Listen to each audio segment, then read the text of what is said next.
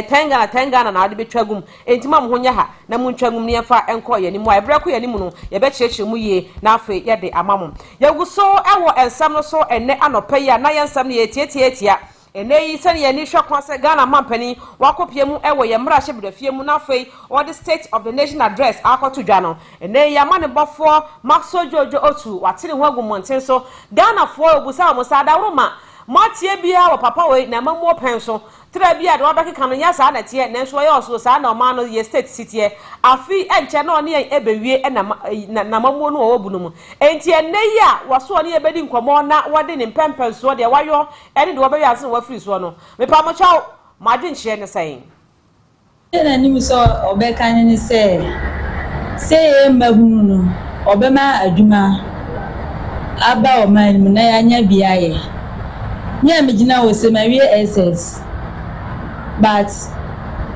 adwuma bia ni o man ni mu a me no level na maduru me nya bia ye nti se se megina ha ye no me ton pure water no na pure water no so aye ton no o pa me ye free traffic ni no nti ensi ano o pese ye ho den.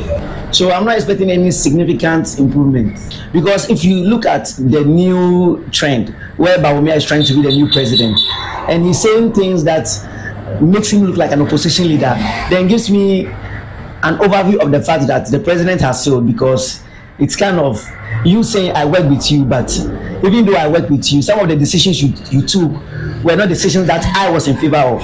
So I feel he's just trying to run down the time. In person, okay, about economics because said the animal obia so bia nkoye. I expect that President Nobema Nyoma Obabeye in this final days because we are close to the election.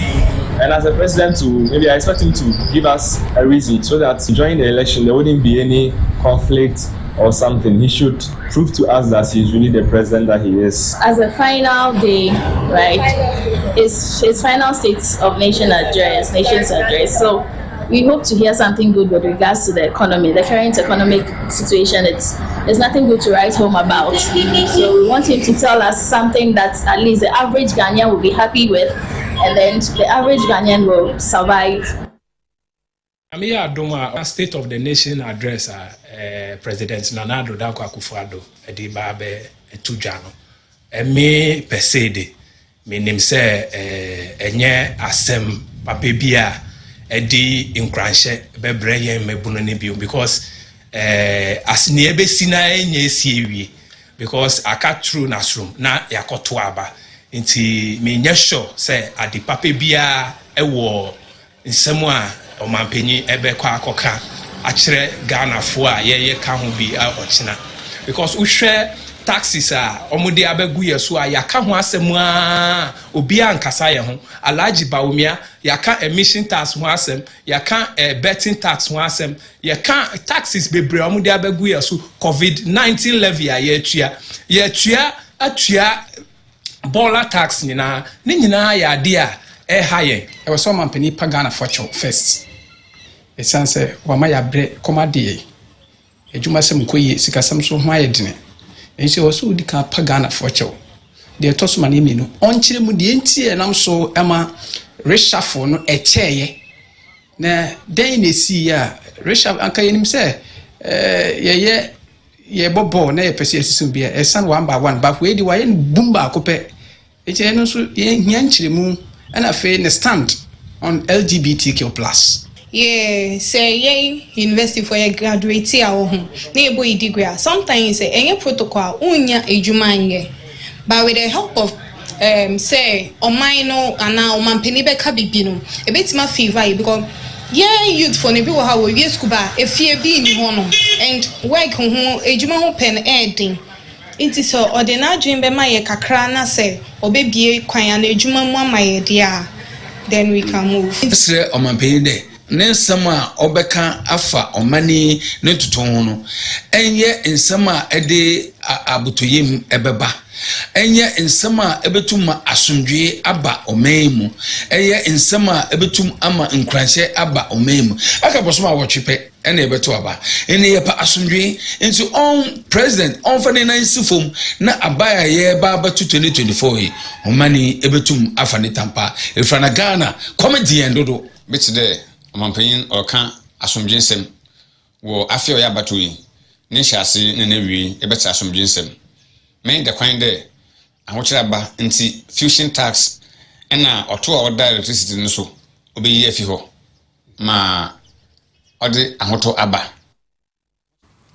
Ghana fobi and wamato nkrafo Onua TV so say yemfa mane yewura na do danko akufuado say and the state of the nation address no a wade betu dwa no eniem omo hwa ni mu kwan so obeke camp so no obobo so bi na wonum afa afidi kase so ede ho amanebo ato edwa no yeguso eto amanebo no so ena no pay Facebook ne dem live e ho ebusia ne ade hia maba be piem e wo so no bo be like here page na share free comment no mo nan no amum piengum so do sa na yenko ye ma omafo ba bi obia won so ohu de yekoso e wo oman Ghana mu ene dadwe na achachafo nka ba mukuo ye wadodo no na e wo man mu ye wo na ate na grat sanso na collection of consent teachers ene wo mo maka mika so mu nya ko ho abom e kire mu se wo mo de amanebo e kwade ama Ghana amoyokofo tito se ye wo election ye mu no se na no mfie bia be se twam ko mo twio mo di saa wo mo do ma ye je ne etwio mokom edi brano na ma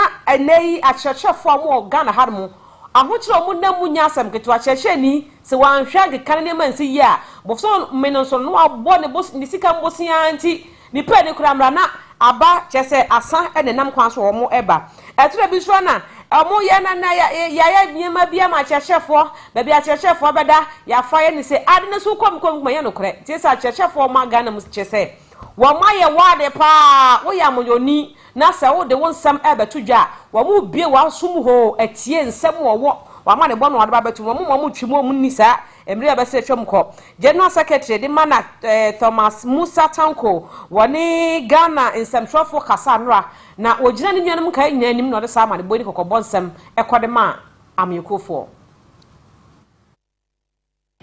The day the child comes to that particular promise, be careful when you are going to respond to it. Because if you tell the child that I'm going to ensure that I get you the fried rice, then you fail the child. You must be ready for the consequences. And that is what we are saying, that the narrative must change, and we are counting on you, the media. You know, every morning, if you look at almost all the media houses, you have NDC here, NDP here, NDC here.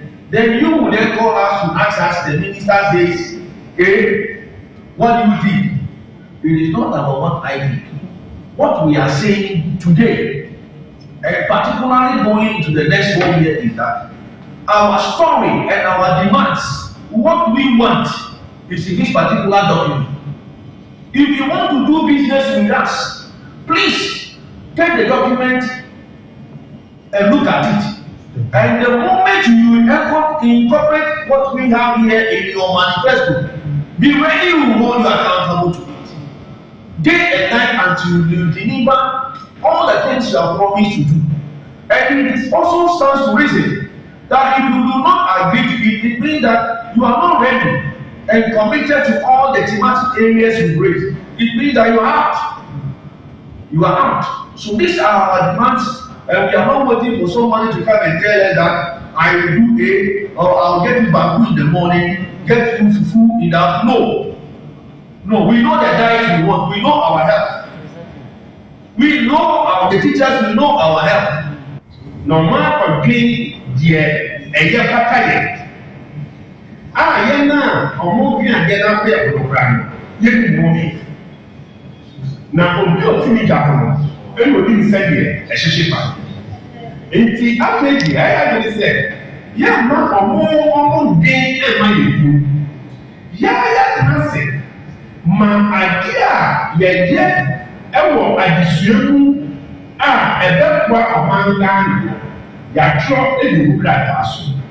Adia ye dey ma chefo ebekwa omo koyi na omo aye aduma no say yesen ya tro edu krata so.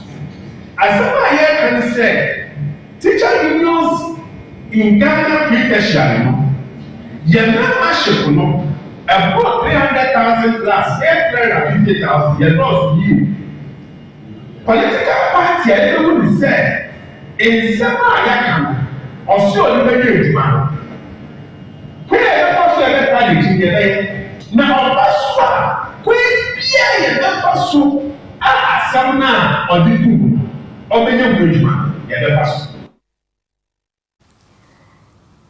Yaguso eto amane bono so na no pay ye catch them say e cash out e star 439 hash cash out one no ankomoboni ho amane bo ene yaguso ede to Ghana fo anim say mo meka ye ho na no pay obi afa ne phone na wontwahum ene ye ma 1000 Ghana eni padodo ambocha bia no se nyame ya adom na atie ye na udi a 1000 ye de ema wo mema owre mfin so se nyame ya adom wa 6 March onua match ye jackpot na se jackpot no enei eye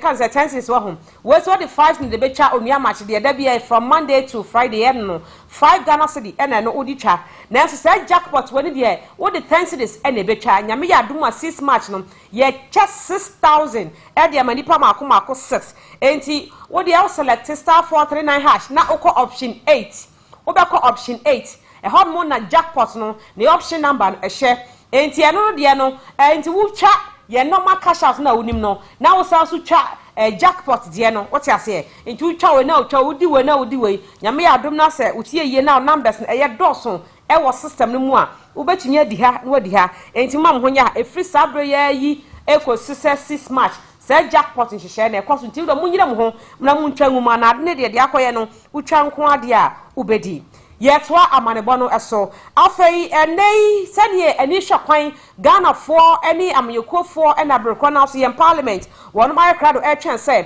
Ghana man penina do danko akufo ado woni ne mpanifo bi o mo hwe de sika sam so abayi emu wa piem ewo emrahye badwam na what the state of the nation address akoto dwa no ene enyuma ko bi ahyase a wonum ede won hawo eto edwa na enyuma ko ni bi eye ICU Measure Industrial and Commercial Workers Union wonum panifo na ekire wo mo kire mu say ebe ye mre kakra ni companies mako enan bi a wonum eye akese pa wo Ghana hanmu wonum adwuma aye nsempi wo home tete anya asem ketwa enti enyumakofo enipa beye empem nan ene ye kira sabe no omo ye adwuma ho meka say omo nyina omo adwuma no abo wo mo a akoye nsempi enti omo busa se adaroma aban ene yo the state of the nation address eba beto dwa no wo bela to be e de ma adwumefo no a wonum ehwere wo madwuma na na trotro penny pad ma ICU no ye Morgan ayewene woni ensem trofo tiso ya ma ne bofo wo media general na wo hwe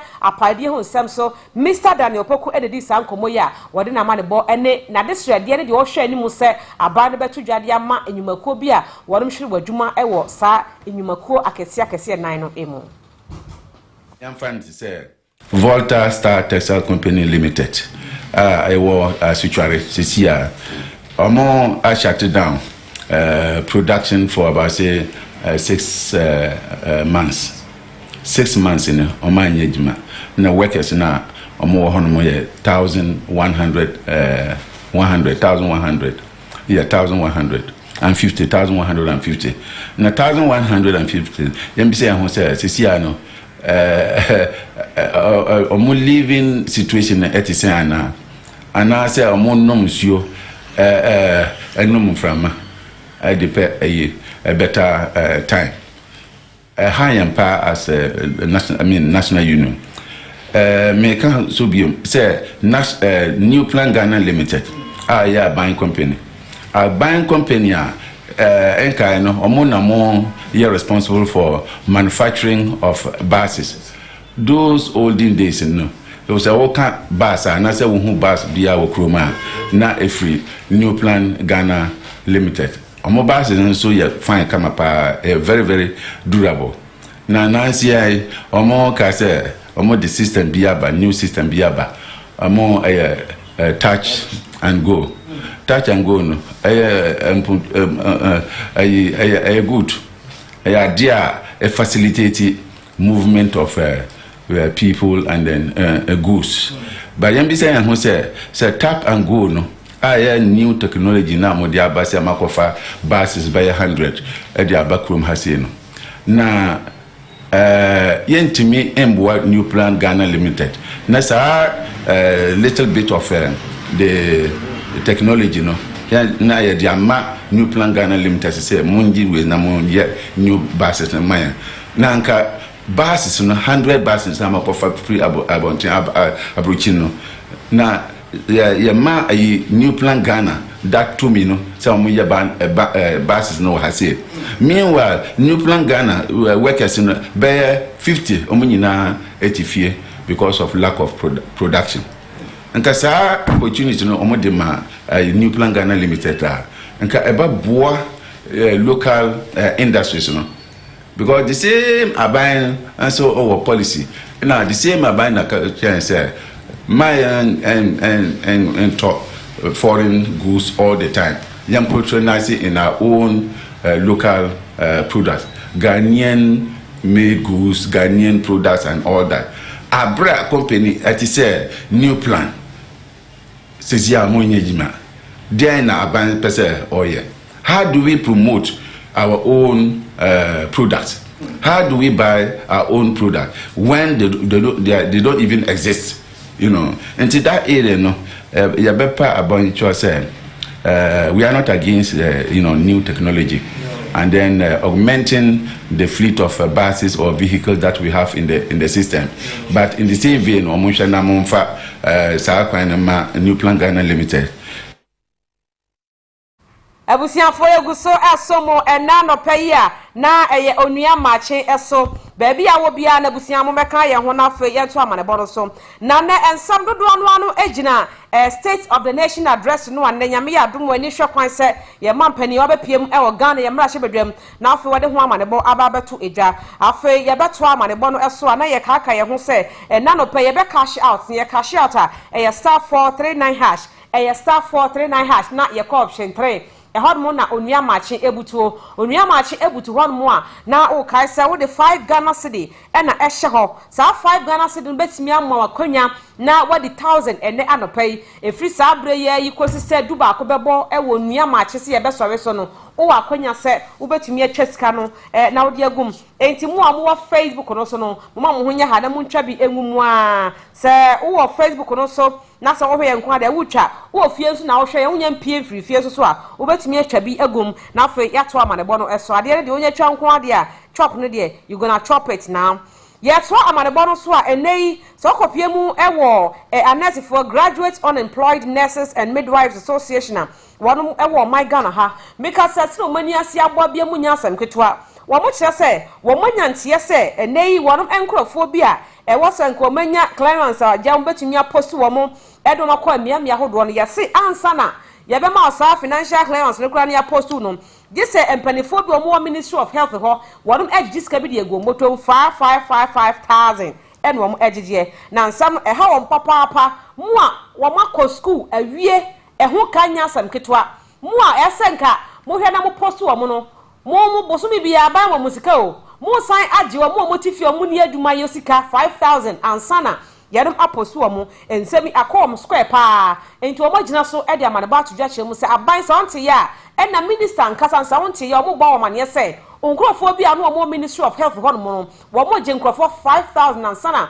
wo mo post nkrofo amomo anya adwuma ayo e wo my Ghana mu Anese for wama kwaje ntitiye wie na wotifi aban emfa modwume mu wo kiremu a wo dodo no empem aduoson enum na wo esra aban se nimenime ya no aban na entumi nhihye se ne beye a yebetimi afọ modwume na fe nimde okwaje ye ewosuapo ahodo mu no obetimi de abeso no man Ghana Anese foi etokọso edensam etudwa ekire se efiti mfie mpim mienu na eduonu mu ebesi mfie mpim mienu na eduonu nan mu ena makwaje ntetiye wie ye a wo moda so TV so aban na entumi emfa wo mo enkoye adwuma na enum no no mode so bo ebo panifobia wo ye adwuma awasio ya wo hwe apomode ho nsem so se wo mo na masumase eje bilimu sika na wo fa bilimu adwuma a wo mododo no atifia wo mo nya adwuma enyeye enti wo mo esra aban se beye saade a enka aban no emfa clearance femra se na be wo mo nyina benya akwenya koye adwuma na nimdia wo mo ekonya ye wo homasua mu no obetimi de be so mo man no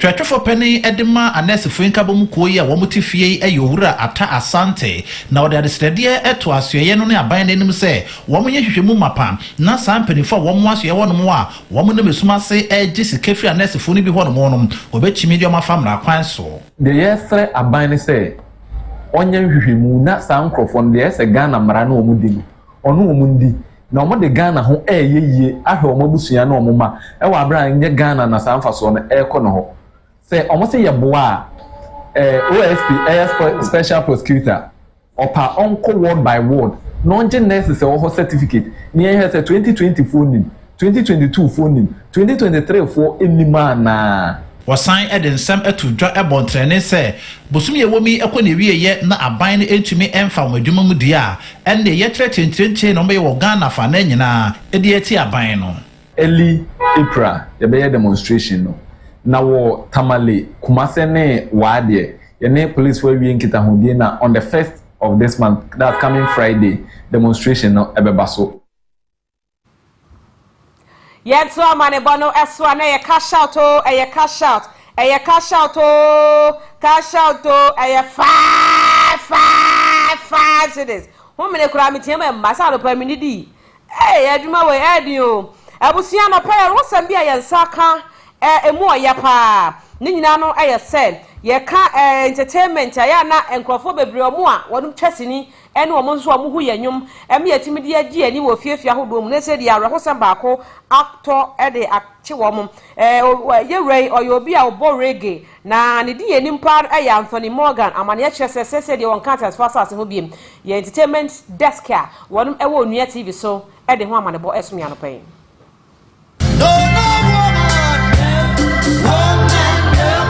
Enyomu gwaworo se ne ye fa reggae music na enyoma eka abrabom nsem enyoma atochima ewo manmu anase nsem a se tumi ema mpenifo twani ebehwe nyoma na otumi esiesie no reggae music ehwase efi Jamaica manmu fi 1960 kosi 1970 ena nkrofo tu wo husi wo se wonimpa se aban nyoma bi wo ho ntumi fa na ni hwen ntino no wo betu ho asiwo e de afa nyomu na eye reggae music enyoma eto asemunti nkrofo bebre epe ama United Nations Company for our World Department of Culture and Scientific Organization. Reggae music as we say, intangible cultural heritage of humanity and no NMP for eka. And then abrante bakwa se ba reggae music odima potene pa. And Peter Morgan was share nyoma say F in 1974 and then watchena nanum ewon siado. And then the boss call Tirega say atwetwen komo F reggae music and Peter Morgan. Reggae music came about as a result of the protest of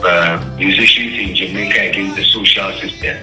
And Atwaso, when you form in the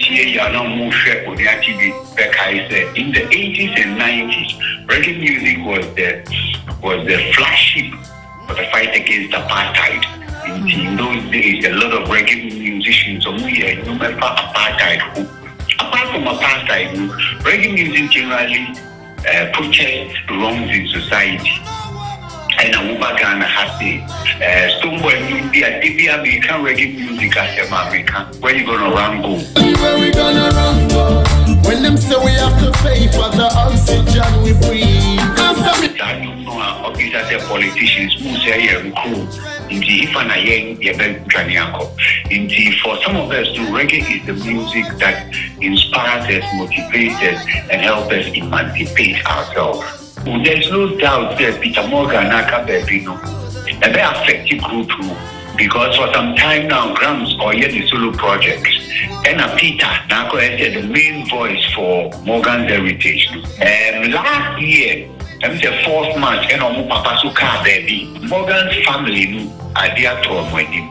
Yeah, you don't reggae Lusu, are there to him, and a Rastafari all over the world. That's true. Jaman, Jara Safari. Mr. Ashu. Oh, whoa. I was young for any yama yerano shedding na yamano said baby or be uncle Pancasano only in a China want to send a more emphasis ye per reggae dear yama shedding what it kafra dear part dear man. Ain't Timo mammy we are young we na Jama also do dear call. Enti oni timo maami nyina ma bai ye hwe ho abasisia Oniama achika siebo nyumeko amaso yasen eye ban herbal divine mixture na ya nyumeko mu ase na wo ma ya de pa ne san so mpene wo mo ena no pai ye be kan fo ma ba chaw wo de eduru ahomache a wo hia ya tete abusa no wo hia ya abrefo abusa no ahomache bia me bo divine mixture ansana ye de mota ne kura fa manim se manye ne sa enye yie esa se me pese me nipadua nkwamo na wo me nipadua ne mu no wo munya ahode de bo me ho ban kotia yarewa ebia mpofri mu wa bomye enti ahode pa de ahomache sore mo amosoro ahomache wala tu wala safo mo amoko dwam ahomache sore de enye ize wo abeka sa ahomache akokwa obowa enkokwa utwu mu tan wo sore a wani di kante ubetwu mu san na wo nan asa obom paye oboa and sorry abesore no na ye issue no mpacho bo modin ase won se betumi aka divine mixture bi na ebe boaw amopo modem nsam asipie sita yade bia mfiri baabi bia emebɔw emfa enkonse do wo ye oba na wutie mi so wo haw ewo won sabuo mu a ena no pe ma wonsa enka divine mixture ne bi na ebe boaw wo a wo de ma betumi ama na bakama na wafu na ye kapusisi wani mu no abesene atwam akɔ wo so so abed bosumi ohoni wo a wonyem wo so a wontwa bra na so mu nsa mesro ma wonsa enka divine mixture ne bi na entumi mu a obu na wonsa wayase yo ya nso so a ye betumi atuase de ama sasabro haw honam ya haw untumi enda mpachaw eye divine no a wo akoko mankani waje sebe oto ase aboso waje wanim aboso honam akwa waje aboso no obetu ase ne be papai se ta na hyiakọ wo so so anyamtim hawo enso mesewa da mansa enka divine enuro ni bi na emo infections ye omu bebre de eye odepua de eye hepatitis sanso ena STDs nemu nsam bia no pachaw e depende wo sane wo infection etie de tie bia na mansa enka divine ro ni bi na emoa wo amoja so ate wo a wontumi eni de enso mekanfo bi ama ena no pay me your band se me kasa magana ma nyina na Mr. Achutu so agina mama nyina na mu a na ye kanfo mo ama mo se pamocha divine betumi aboa wo ye bema no anya divine amfa nsi umpro ati umpa no atifin na wa numbi na ni wasema ama ewo mpa mu a ye mma no ye beja hodom akọ me mpese beja ho akọ ntina me kanfo ama se ma wonsa enka divine mission ne bi na entumi emu papa wo hypertension stroke hawo na hu toba no unya bi numu a ebeboa pacho drugstores ahodo a wo my Ghana mu nyina no pacho ye mobidin wajabi asante manta babia wo bia drugstore bia enu ne sanse papa ntinkrofo form se brato a o magide akogu wonum drugstores mu a wo mu eton only Car Pharmaceutical Limited for nkasa was 0244 422 297 and 0244 990 536 ofra wo mo a wonum ene ebedi enkomo na abusuafo eye ba pacho ba heba hospital adaroma enei wo boa na wayi udo mpenu a eho akokwa na na mabete kekre ase krofo bi ebebu punu ani no enye krofo bi a eye udo mpenu ukoto dwam dompe wachiri bromu ena keka hwim sa no pachaw bomode aso akopiem e wo ba heba hospital ho na watumi aboaw ed ni nduro no yankopon adom wo man nimde na wakeka se ani aba noi aba ne Ghana fo ne abagafo fom no eto na wo mo kanfo ede ma foforo se wo mo ntobie no eno ho nti na nei manhu aya din a me kon ho atwintinti na me kanfo de ama se kopa bitop na so atumi aboaw wo sha se wo hwera se akra nei wa bi hospitals akese mienu se ne no enye papa nko ntimi nko nanim sa asante manta mu say the hospital kese ba ko ho pacho atonso ago ba bi agogo hospital no wono ho no mo a ene wo mo ena nkran krodua mu ho no mo so Spinters Road 18 Junction Temakom to 16 pacho de odu ho no mo apɛ otiemba ba no bi ade so ba no wo kyerɛw one Dr. Bankasa was 0244 083 482 and 0244 988 004 pasha oni ba chamfo nkasai na yentumi hwe emu papa kwa kacha se tago se sika sem ho aden ti o ma muska he udi sika nko na hwewa okwa jolo fe jisika ko didi You feel me? Abusia fa no pay be cash out answer yakọ birthday line no eso na say birthday messages no eso. Wo hwe me na wutie me bia mpachaw. Okay, yesi yenko birthday ni wi answer yakọ cash out. Enti mpachaw and na no pay birthday number 1 di odi kan small boy George Asamoah Dodo friend Oraku na hu se na no pay woda o TV no so no ora o ma me no papa ene wunua no nyina o grandpa obia se wonom ema afinhyiapa nyame onye okese onom ka homo ho ban emfi wo haw amane ene ya obia emu enti Oraku ene ye ma happy birthday ena birthday de to so enso so Elizabeth Bafo ansa Pachao free wabusuafo ehormo and wamo ede emawo wonum ese ne wawoda nti happy birthday to you sister Lizzie nyame on show na onyo kese kosise obeye kese pa birthday di honmo no onu ne di no amma enti ni picture na betumi ede akere dipa na osande ba ofa ne di anka ho enti sister akoda eda onsa so nyame nhira na onyo kese wo ma wa ho ode ni nimde na baby o down na so yi onye nhira emfama na ye wawoda no ye kanfo yankopon ho bambo enadom ede ama say happy birthday to you ena di odi honum ebio Joyce Quartin o wo he fa koforidua oyoko na so ye adwuma as a superintendent community health nurse wo he fa Aguna Nsaba Health Center oba mpacho eneye wawoda enti happy birthday to you ena bako ST's creation ewurai ST enema wo ti mo aware wate me designer no owo so tiom Santa Maria onini onini ST's creation na o se wa papi apakeji na wan kate kago Yesu behweme amansa ba ntuma me nka me no firi nshem na wa egbom esi no wa egbom no firi ma na wa se wa fa to TV no do oye fantini so ana esi am so free fanti o free central reading ho baby ukrom ni ala ene wa infantini so nti ene ST's creation pa so nyame shapa na onye okese nyame ento na adom ni nhire nso ahodi odi amawa wutim pamatade gu na ehome Charesi market unye ofia no se yese wa ware a na no last 2 years nem so ware na last year ene ware ye wa wo ase nti yese ye fa wa nye ye nyesa no pe nka meton wo ju hu sika die ese minti minton nti yesi happy birthday to you nyame nhira na onye okese ye to so a John Arthur John Arthur pacho ene wawoda John Arthur ene wawoda brandom so yes selfie. Good morning to you and a happy birthday to you John Arthur yame wo chiraw na onyo kese pa ena Junior Edu ada Dr. Edu bana okay Junior Edu efru mame eno papa ni wabusianfo nyina ho ene wawoda enti happy birthday to you ena ye next one ye Georgina Atache okay Atache o Cape Coast Technical University was Central Region enti Georgina Atache pacho ene wawoda enti good morning to you nyame wo hwa na onyo kesi kosise obeye kese pa ena Fenuku Chris Wayo also ene wawoda nyame o hwa na onyo kese ohun mobo ewo wade a uye nyina mu na omana adom so enye kese ewo so ena Safwa Dankwa okay Safwa Dankwa oh hefa Presbyterian Church Ghana Teshi meboa Teshi hefa Tebibiano okay Teshi Tebibiano okay ye afa enti wonso eneye wawoda ena ho abiem etimo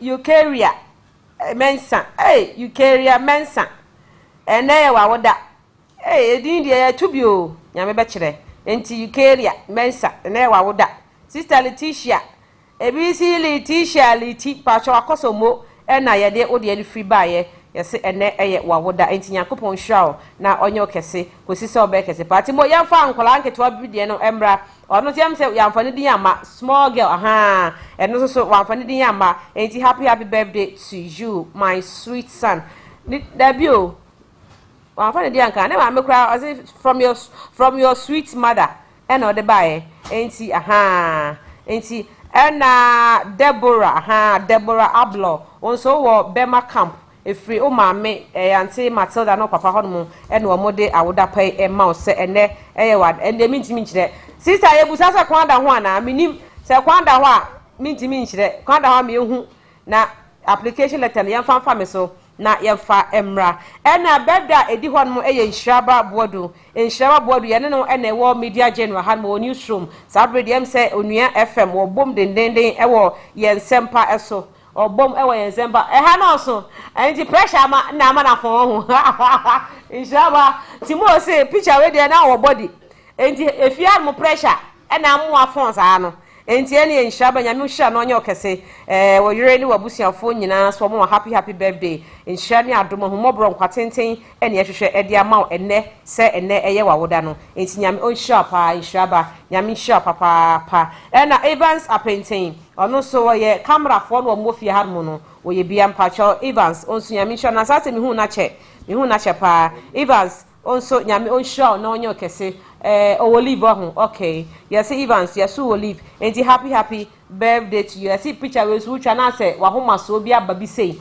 na say wa homa so na ikese pa which na ase upeso o act to say rich hankel be and so inti but it's okay overtaking to is allowed inti eno ano no inti we happy birthday na pamocho mo me ye ntem na for ye acknowledge and Facebook for no a wo mo ebe kan na sana pa sha tare ehye me se ni ba ko pedo pam tare ma me rich hankel ba ko pa mo me so my rich hanty pacho Williams Clothing Empire won sawam in saw ben ECG office ho no mo atare bi a wo pe apam so de ko office o de ko sorry o de ko jaw girl o de ko jaw boy ode jodi koye bia mpacho will so be pump no the amount enti woni no enkasa 0243 498 ofre wulia wonu ebedi enkomo miti nso so eye airport father Roma ene siesie meti homa me wa opese oye otibia say ye short hair oye oba oye be man kwada mo yinkwada ti omo botire wo mo yetire hu dwumadie bia say ye wig bibia na opese oye bia no pasho de ko airport ho mo wo mbe ya ma me ablekuma branch na me meti ye obi wa ablekuma pokuase so ena dome ashoma next ho mbe bi Medina ena brekona so mamprobi ena ese kaswa galleria ye adwuma ewo ho enti Prince Kofi ene mu amaka nyina jo mu nyina medam asepa papa na enche na Ghana month nso so ye kom Ghana month enche ye kom na nyame ya adoma Onua TV ye de dwumadie bi ebremu ye se ahofama enyom eye ewse eye Ghana month nti ya na ye independent month enti saa bosome no mu no ye niema hodo aye Ghana for edia enti wo a wo hweme na wo hwebo Facebook no so efie na sa wonim nwom to enye enemafo nwum bia na mom enwom a eye patriotic songs ahofama enyom no mpacha obetumi aye wankasa short video na wa record enyom no na wo de afa ye social media handles no so anasa obetumi kra de afa sa telephone number so na yetumi ahwe 0561913333 ena sa number no a de fast one anso ye be hwe se audience be ba so person obetena ye studio because a live show o person obetena ye studio ho na wo hwe program no bi se na ye program se na bibia stikos na one so person do wani ebetuam bia audience amo be ba no mo so betumi a WhatsApp e wo sa number so o person obetena bi na wo hwe show ni bia obetumi a WhatsApp ye wo sa number we say so mpacho number no e wo WhatsApp enti WhatsApp 0561913333 the same number no an o WhatsApp ya ye nsa betumi aka na fe ya hwe ne ye invite na so wa betena se na ye di dwuma pepepe mpacho ye ko Facebook no so abna mpoma we hu se wa lande e wo Facebook no so Ben Biggie wo so wa hanum ese Mohammed Dabro ye hu wa ha Timothy Tay wo so wa ha Eja Ben K Albert Afo Inshaba and Sanfati Ahmed George Fifi Costa na Maule mu nyina ma apie wa ha Queen BP Abna wo so wa ha no say obibini ba kwa kukumi wo so anopai wa lande wa ha Isaac Quason wo so utualaya mu nyina no mabeka ye ho e Facebook no so Tadi celebrities celebrities the blogger also anopai o say o share from here from Cape Coast. Thank you so much for joining us here na Isaac Jojo Adam also so anope uwaha Kofi Bediakon also wutie da sese wutie sa also na Samuel Amwakwando also so waha mo Queen Start Almighty Queen Start na no now say ya oma hake o Facebook mi gidi se sabrede wo mo atumi agya mu ama Elvis Isaac Tete also so waha mo say ideas bank portal also anope wa lande e wo Facebook no so Abu Muhammad also good morning to you my sweet heart pacho nana osei bra say de be dia no bra na say ye de ye kumasi ye frɛ wo ye bra na na kra de bra na say ye de be so sister ma abna ye de be so ama nti nana wo America bridgememu anope wo hwɛ me pa me ma good morning to you ye de yankopon asese na anu ada wo ye ho nsenkyerene abra na abato kese ekoso ewo ayi before one constituency mu a nyame adom brapani Dr. Fred Chei Asamoah say offensive North MPP one ye one parliamentary candidate okotu papa no Collins wakotu no kra nti say nyame adom a offensive South doc one na obeginam dia ma MPP nti nim say wa wini one masanjiri nde so wini a wa wini awie nti eno ano nti me wi e be kasa why na meko UK me papa bako ho Yera John Ashmore thank you so much daddy good morning to baby obia me chia Dr. Mark what him Dr. Mark bra mo kan chen say me say me chia na pa Rainbow Radio order de be bank nan enya wa doctor ka me nin kran o bank na foforo na me di me ya me say doctor be ko so yare tena ha sa na nkran tie say ediane kura nkwantre ba kokura hwe amintimi ni sa na abrabo ne tie enti doc nyami shop na onye okese kosi se wo be kese pa ona Rainbow Radio UK ene ya titi wo yare ana awusia fo ya titi sheti wo ye me ya titi so ntia ase se makoga se me ese nkwantre ba kokura amintimi ni mi zo amintimi didi mi medidi kura mi di wi amintimi we na minim nam we ti Dr. Manka dawroma me bank na yanga mi ko sabre nka ni me ka me wesu obi ma so ka me weso ka ba obe 60 million oti ma say enti Dr. Mark baby obi a big up to you nyame o shop na onye okese abutiafo okay ya titi wo ma ye de ye bomum kakra ne yenko ye bogum so na ye cash out na mo mini kan cham say nyame adma 6 match baby obi a fi sabre akosi 6 match Onua Maakye jackpot ebeba so live wo ho enti se ne da bia onim se ye de 5 cedis e de be twa cash out no jackpot no ye mfa 5 in the twa ye de 10 cedis e na twa ye de 10 cedis e na twa ne jackpot option e wo option 8 enti ye be ma 6000 sa da no enipa makomako 6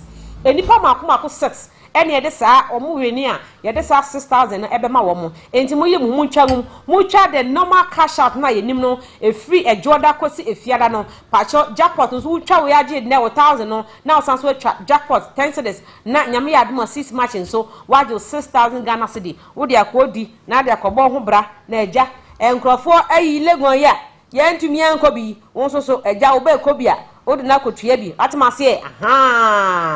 watemase nti mpacho jackpot de na abanana no ahu nti mpacho senete Mr. Chunema ma once de akoto kwadi unya nkate ni bofruit koko no raw koko betimi na once de grad timi to koko mpacho star 439 hash hodum wa na eso say ye jackpot nti no be ka option 8 ene wa ase ho no MG jackpot ho no ene bi ase ho no ho ena be select enti ho mo de all the 10 cedis e de be shem what the 10 cedis ene be shem ne watcha enti e free star brain ekosi 6 match no pacho won so betimi aweni 6000 no a ye de ebe ma Ghana fo no enipa mako 6 ene ye be che wo mo enti ma mo honya ha na mu ntwam na ucha jackpot no ne me ma remfi se e star 439 hash star 439 hash star 439 hash na o option 3 ho no Onua Maakye ebutuo ene 1000 ene ye de emamo endi 5 cedis 5 cedis na se uju sika akwade no mpacho mo yire mo ho na muntwa na ade de onye twa nko ade a you gonna chop esiedu sapon enopay wa ba be kan yensa wo ho Dove Maxwell won so bia ha no sanso na Vanessa won so anopay wo hwe empire da man nyina ma se Labi Joseph, good morning to you. Christopher Evans, also on a pay, also appear with your phone, so ewa hanum said as a pa Queen Stars Coffee Parliament, Uwa Hanamo Yadamunina Mase, Mariama Amadou, Uwa Godwin K. Viglo, also what joining a live from here from Yejusu Wabun East, Honum Ebebi, Yamu Shona Onyo Kesepa, Abram Pomada, Sma Chadada.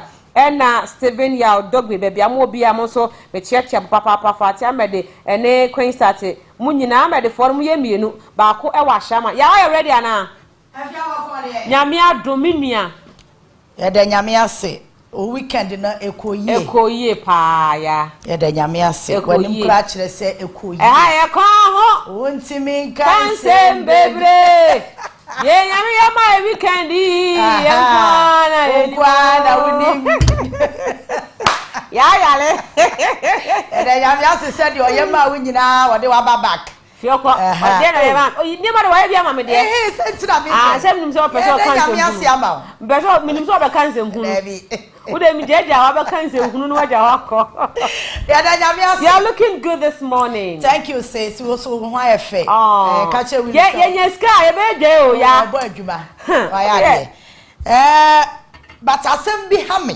kafra asem bi ha me pese me ken no ansa na abekwa awako ya de ka if you are mentia se ne enti Ghana ye ni gi negative news ho sa oh sa na tie say no trending more than good ones no I say ade a ye negative efo bi ho a ye ni gi ho ye di ho komo more ye be like ya share exactly e chen se obi yard papa sure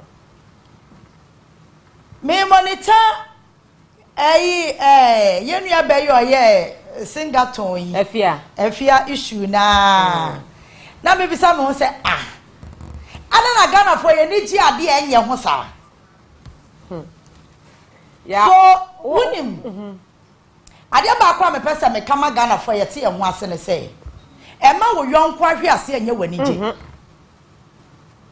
you know why if you do that won kosoro da sure wo yonko ahwe ase ye wani ja wo be ka from hwa enti na say abrabo no aye bibia ho no because any time bia de ye pese ye hu ni say ye yonko da from nipa no chese wa ye vulnerable ni ye ni age ni ya discuss why ya wo bra ma me fa sa story short one ma me fa ntwa mu ma akura hu one ne ma no mko obi makofuom na omo wi makono we ka no apete ma me wi papa wi ne ma ne na wi afa ne ma ne ka che akura ma me se ma me ase de ne we de nye de ase hyehe yanum no ase da bi enye ne denti ne baaye abro nti de mu keka no apragu keka no apragu abro ne eye de nti abro na enye so obawia minti David on the bar obese no keke won se ade ba ko ne se abaye Ghana hana sa tonton no na ke mai ono osore da kro no so wa wo se bibi ikoso yes Guinness word we se hwan hwan se je tonton to ono so be bi ya no di ka no ye senkaton and I think say as a short memory na JM kai na ya ha ye yo ye refi ade entem dodo Christmas is anya abaye ya me sure time anu oye na ne ani age a ye kokwa na yetimi ekosa na ya ye excited at least wo sorry a wanya baby a o me kwa afu asengaton aba no akogina ho no asakakra Akaba village Akaba village anya hwe Christmas yi ehwo na obi adi ye enti anya hwe kura no sebe ye manamo and you see sure. It's like I say na go for chance ye disqualify no and then abenya ye disqualify no ya disqualify no now she's moving on ma wadiani ni ya contract away say onya ya fa bra it will problem pan say na go for trouble ni kunu and ni kunu what is wrong with us and then I gonna for ye tisa you're sick ya so ni ya panyu fa ni anya omo na wo mu ya no asa ya dwene na da ye tirim ne ya dwon bone dodo da bia ye pa yon ko so won hwi ase ne yesere why and adane major discussion on our airways social media baby abefa bia no ana adane topic a obi e ka ho asem ye disqualify na ye den e de bia ka wadi ane ho da bi a job opportunity bi ama. And you see, the more ye no, and ye no na be say company bi person ani ni ye adwuma. Stop it. So stop it. Mama yes ye be encourage ye ho ni ya support ye ho se obi abekosoro. Ni enti a ye nkwa ye nim ne se de bia ye benya anka ye yonko sere yen. Ghana ni hu ahwe ase a. Na ni agi. Na adane nkomo. And you see today I'll mention name. Today I'll mention names. Shall somebody to talk to our GH page, you know. That particular GH page, blogger, somebody should talk to him. Meaning no. But it's like that particular page is fond of trending negative stories about people. Grace gift who ye the same thing and a blogger just say who was our posting any positive thing after your sister and what that. Enti Grace etiasie no wanya de papa mo obi ada. Yey. Wan support obi ada. And I know any bema way. And I know anyway. And so what? Does it put food on your table? And the aduane table some bois. GH page. Minimum. Oh yeah, Juma. But let me tell you something. If you are fond of trending negative stories, I won't call for one. All in the name to get following, eyeballs and other things. And wow. Say, I've once sent me by you. When you say, no one quite and who's negative stories. No opposite way, no opposite way, and no opposite way. No, I said, I'm my caption be a mama Ghana for the atom. Why? Why would you do that? Why? And I'm not interested in Adiana, but their harmony say it's becoming too much. A yabroso. As I dear negative, be a baby will page in the kind post. Why? Why? It's the issues, baby, what Ghana ha unemployment rates. I'm a Ghana mabunu, a two kind of hat. Ghana mabunu bre, a common Crawford, two blood give you a ye. And you see, if you are me, that's the reason why I mean to be an entertainment journalist. You know why? Me who say yes, woman say, my phobia warrior baby, see baby, na me discuss it. Na my phobia brabo, na me diabesi, what I be discuss. So at times, may I be entertainment of one eye, na me crano, or my dear mammy, discussing somebody's personal issue. For what? The same GH page, yeah, Nana Mama Grand, the same thing on the year. Every single day post negative stories about Nanama. Why? Nanama didn't create Jaya, then the Bayamau. They pan the Bayamau. I am not. You see, if you continue like that, you won't last long in the industry.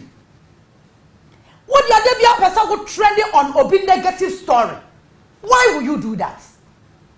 Adiachia, Nanama, Adiacha, Nanama Brown, Adiacha, Nanama, what blogging and negative stories, and the son and part one is that solid that chrono, near Casa or Ninu Kunajai. No, aren't you ashamed of yourself? And you see, Nana, ABA, son, a kiss, a Palona will be no. I say, some for for you, said then you. A young woman, yes, sir. Mommy and yasa, obi awaresem enyo wasem. Obi awaresem enyo case. Oneti na ade ho. So aso obetina wawu a, masa owa abusia allow the family to deal with it. What is your beef? Our beef is the beef. And I say ye near brina eno Ghana bloggers munya botre wate. Munya botre because trend na monam no. I say the yaji nsemu. Because caneno, mu postu ba emaya you amoto na mu postu. And our yakoye we no more posti. Just what me say, senseless content. And your project on social media. And you don't know say it was so one kodanke to one or more banaso. And I mean who secondary school for be a family railway. Oh.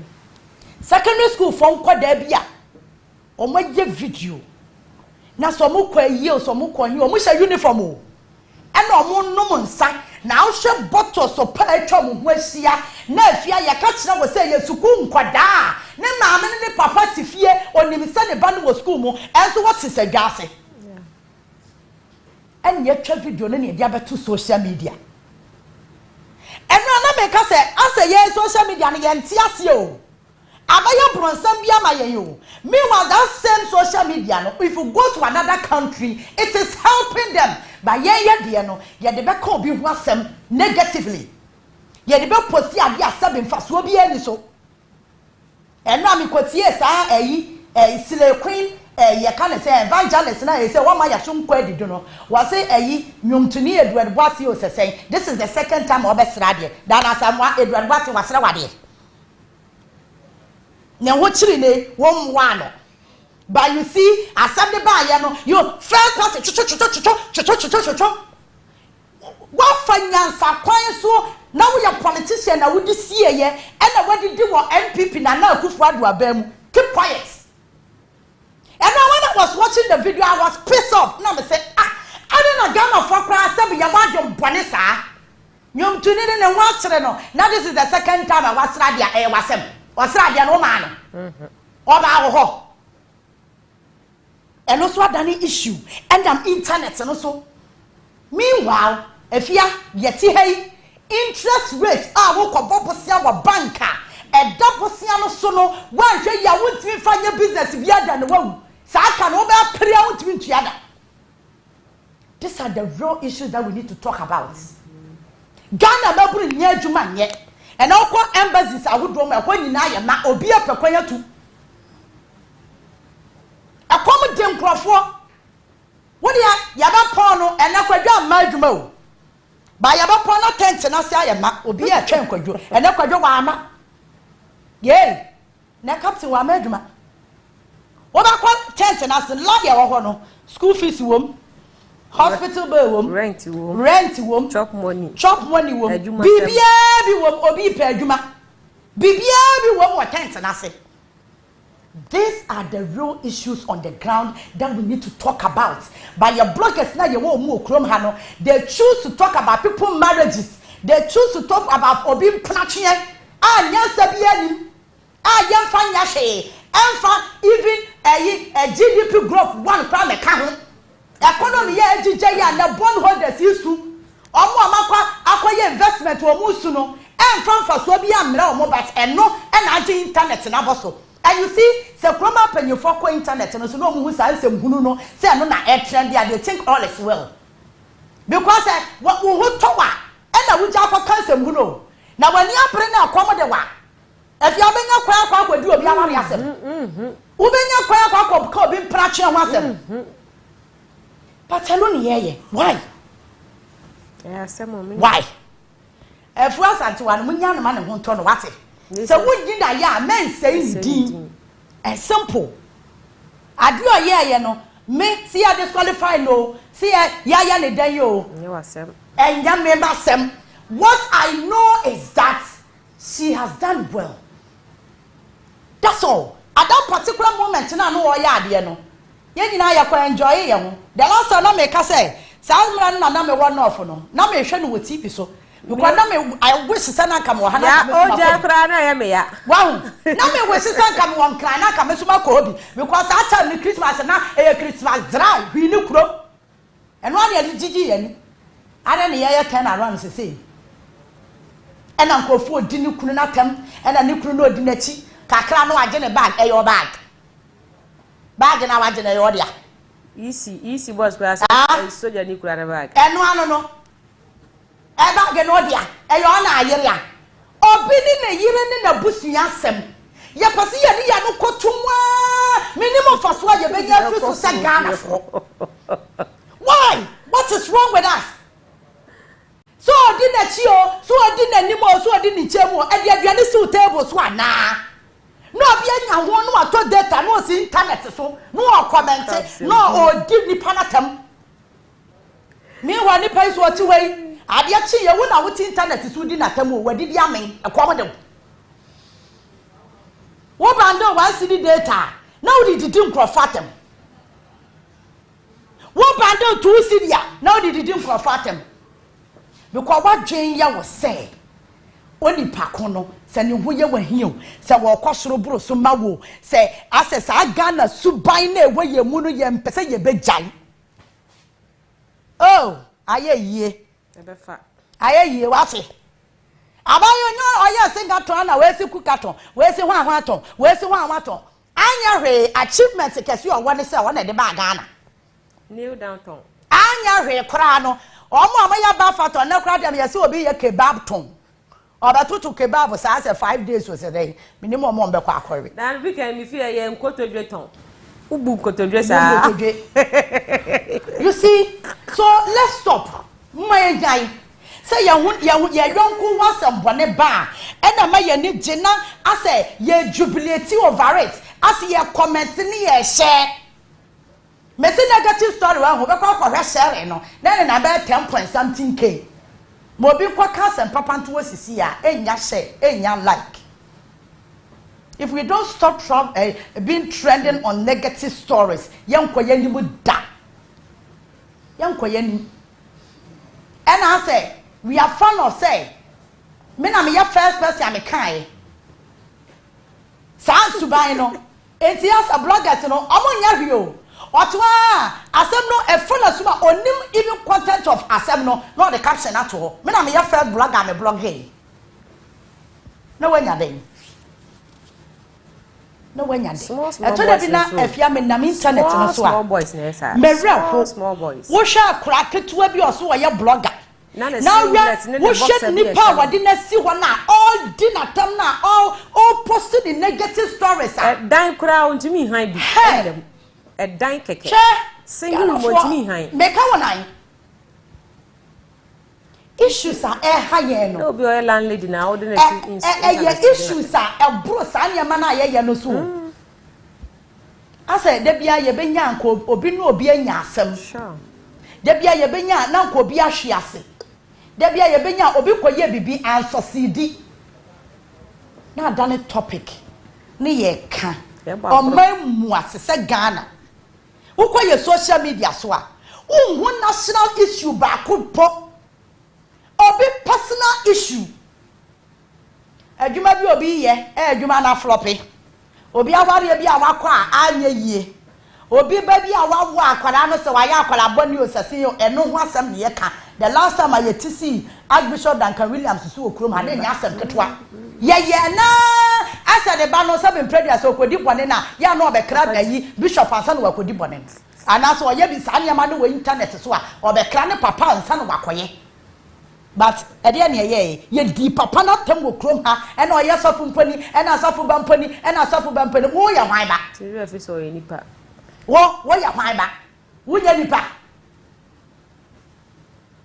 eye wati Ghana fo eye na mo pesa ade papa ye nsheda ye bone oh what the video to why share why na be say for naked but what say oh be say ye naked video to was see ya be say obenya followers see ya oh Ghana it's too much na I me be some say your social media is so some developing countries ni advanced countries no some no so ya that time people are busy and for you busy wo ko sa areas na amama ya hodo no ma developing na for you busy mani abra wo mo wonim so obi wo hono ma wo be hu ne se wo internet so a na opeso wo ye bibi e ma na busua ya proud na ni abre not internet so ya de no ya de gu ya hu ani maseni ya proud.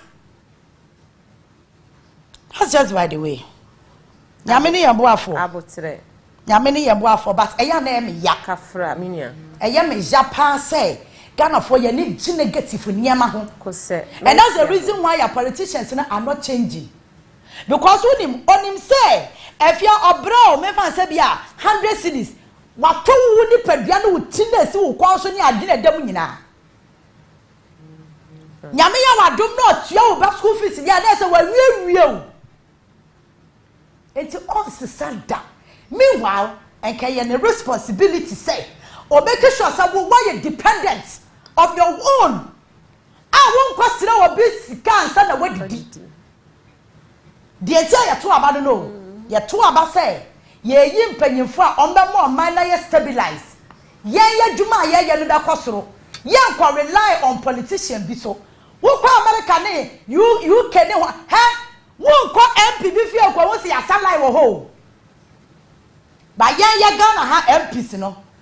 Wo be kwa no ma sheda bo apata tent kama. Edim konya lane adukwaso mu ni sa wo yo hia ni. Wo ho kire wa kom dew. Wo be ba salai wo ni fie ho. Nti odi akonya si wada da ken. Ena sika na wo so ade ye kwan.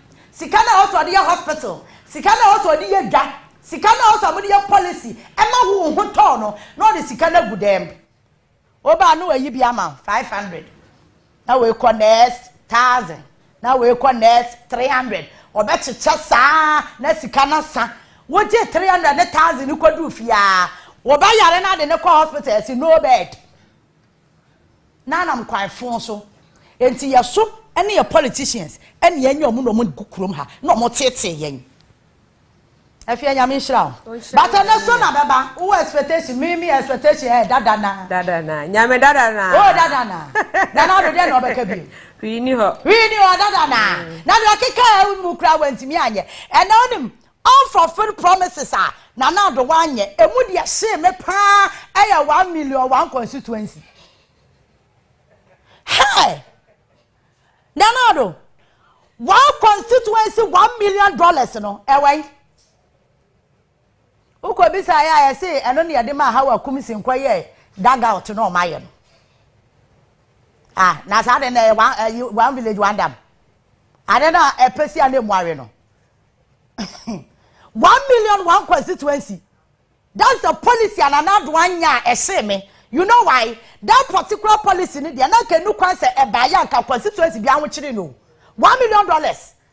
Etimi ma say 8 years mu ne ewe. Enti ka every constituency enya $8 million. Every constituency near the $8 million enya cities oh. $8 million about constituency ya. Efia hospital na yensi ya na say Ghana ki yentimi nsi ana ka coin yentimi ni $8 million. Oh my God. Anyway, if you am say by your parliament. Na ene so na beba. Ba me medical catch us say me expectation bia. And already daily graphic ma o say eyi. Papa de say Apostle Eric Nyameche. O see you review taxes. Na me say sofo. Na dada dey wo ba ya se mi kwaka bia be ka se ya nyame nipa no wanya ni me so se mi nya nyame adu o anamboa me nyame nipa ni bia etu osofo watena se amata sisi ebu ye komu a se review ya wo kan da ben pa na adu be sa review no onti mi nya because unim wa kan budget na wie enti se obeye review kura na ene na be supplementary budget. Supplementary budget so maya. Ya be na ya review. Enti say asama wo ke de. Me meka no kra kire say sa tax review no enya adwuma entimi maso. Apostle Eric Nyameche, President of the Church of Pentecost. Chairman, we enya adwuma enti yiwani. Why? Budget ni akan ya wie taxes e won bia ye betua. Ye gushukura ye tua. Nti eno ano no. Ana we so osedan president presents sona today and ye away. Ye better ho asemaka. Teacher unions make proposal for parties manifesto. This particular story me were interest one because some manifesto no kwa wase ye ne atwam emwayen. Hey, political parties say we krom higher manifesto so sa amwayen. Ye ya plan and kasa for mine no. That's all. Ye ya plan na manifesto ni de ya tia ya bre. O ga daily Ghanaian Times say Zoom lion just sponsor there. We breaki you border until so when I'm Lagos we akosa contractor no so Ghanaian Times said they want some amba. And na afa attach here one also edge come over SMLGR Ghana Revenue Authority Revenue Assurance contract and also want some ewa commit to free SHS and Civic program review in manifesto where not two other teacher union demand from political parties. Yamene Mobuafo. Where a daily statesman, Akufo-Addo account to nation today. And the Papa Bayano Kwakoka. And we will rescue this country. Wallahi. Mustafa Hamid. Wase Ghana has the cleanest fuel in the South region. Yenim dada. Akasa ne buwane beko from ene here. ABC News say Kwame Pianim root for Bawumia. Hey! Nanya papa yana. Nansanu adwalai. Anagwade mebwanyo onwa. Kwame Pianim. Nansanu adwalai den sa omutu na nadufo a ontie. Ena sikasam na ya basa. Adani o. Ana de nani abre wa ya campaign ma Bawumia. O se John Mahama ya president da. Bawumia nya president dentino. You consider Bawumia. Oh really? It was the main reason why I was Yama Bawumia president there. Me papa Kwame Pianim, me pacho with all due respect. And it na me dem ma wa no pay. Me sro no kwa de ya nsom. Se Bawumia anya president da. Da John Mahama ya president dentino. You consider Bawumia. Hey. Da. Where I am fa? Why?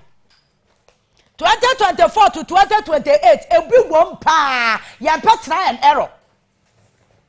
Ya ni brabri wo kroma na come dem crofo no. Ya pet try and error bia wa ya brabom. Where the new finder or also the yes son and no one sama banti. What kind daily guide and not speak to MPs today? Yes, tight security bia ya de air core parliament in no. Minimum dia ho. Man another de security no air core honum. Nti say ya den ya yaso ya be koho ya be ni ya koso wo nti ya de tie security ba Mahama 24-hour economy empty slogan ya da se atachia ne de eno no anya atachia no o ka kire Ghana fo say ono ni nanado o mba bubu ni ma no masini foforo no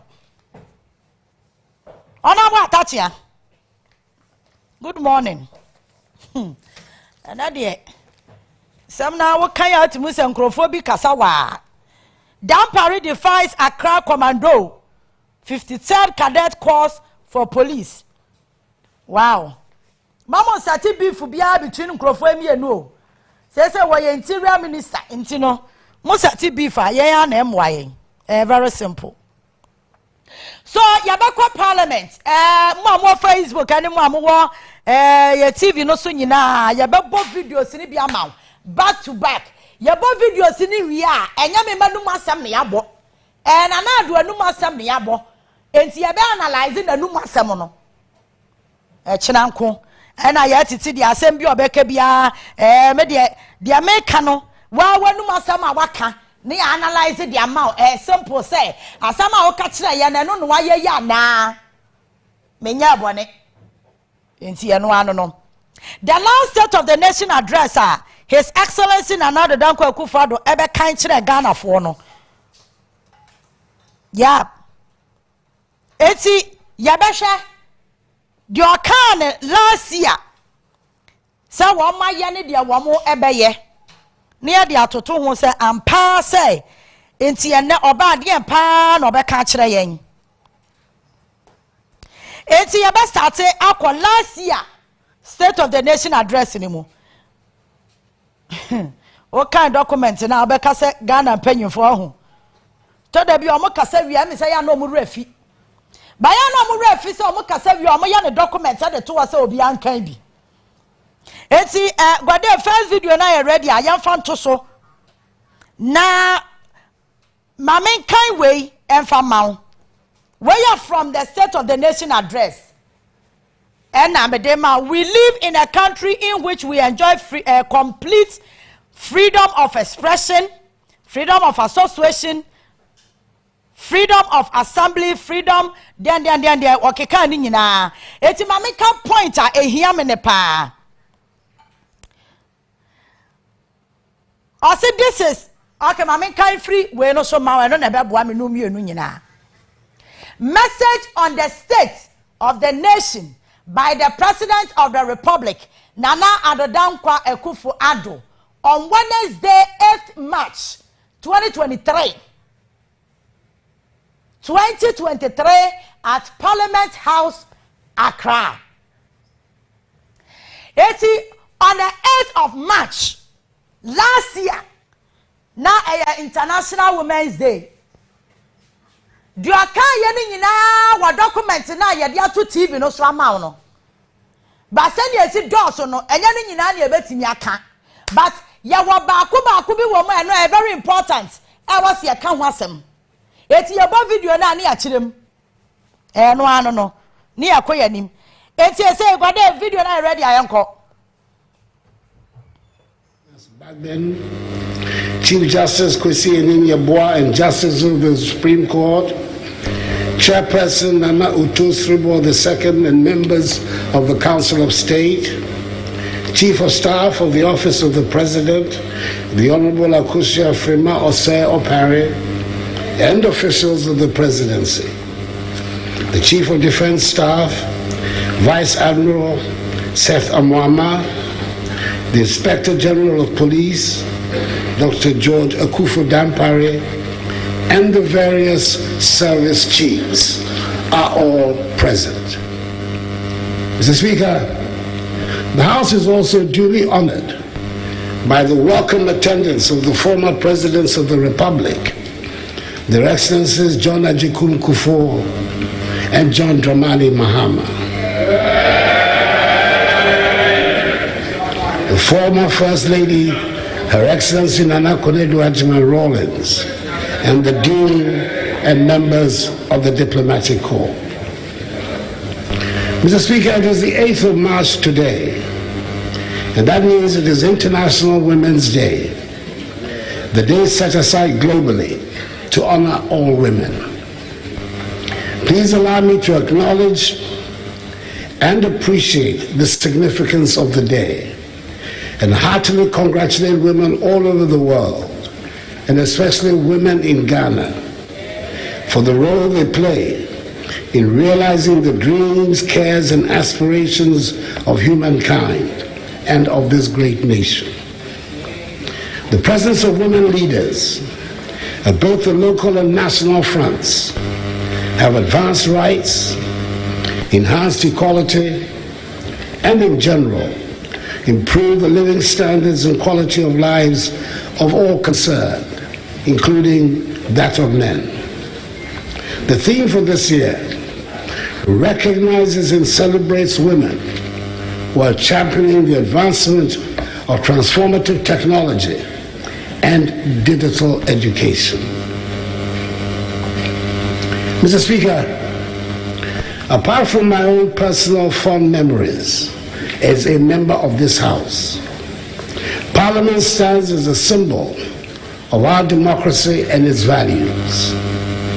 It stands as a reminder to all of us that our country has chosen to travel on the path of democracy, and at the heart of that journey is the idea that the government can only govern with the consent of the people. Mr. Speaker, it is important that we stress this point, because after 30 years of democratic practice, we may be tempted to take it for granted. We need to remind ourselves that our compatriots, the majority of whom are in their early adulthood, have no personal recollection of the struggles that got us to this point in our development. In the same way that only a small percentage of our population can recall life under colonial rule, similarly, the memory of dictatorship, one-party rule, and military rule is receding into the dim past, and the struggles that have brought us so far are disappearing into the recesses of history. However, because Parliament directly represents the citizens of our nation in this hallowed chamber, it will always be the reminder of those struggles. It is important we never forget that democracy is not a static achievement, but a process than means continuous nurturing. Indeed, Mr. Speaker, we must remind ourselves that in our country's political history, it is the restoration of Parliament to its proper place that has always symbolized the restoration of power to the people. And dare I say that when constitutional rule is interrupted, it is Parliament that is shut down. The other arms of government continue to operate. 30 years ago, this House convened for the first time to mark the commencement. Years of the return to democracy were fraught with challenges, but the years have seen the deepening of our democratic culture to a point where a candidate of the minority side in Parliament today presides as the Speaker. This is no mean achievement.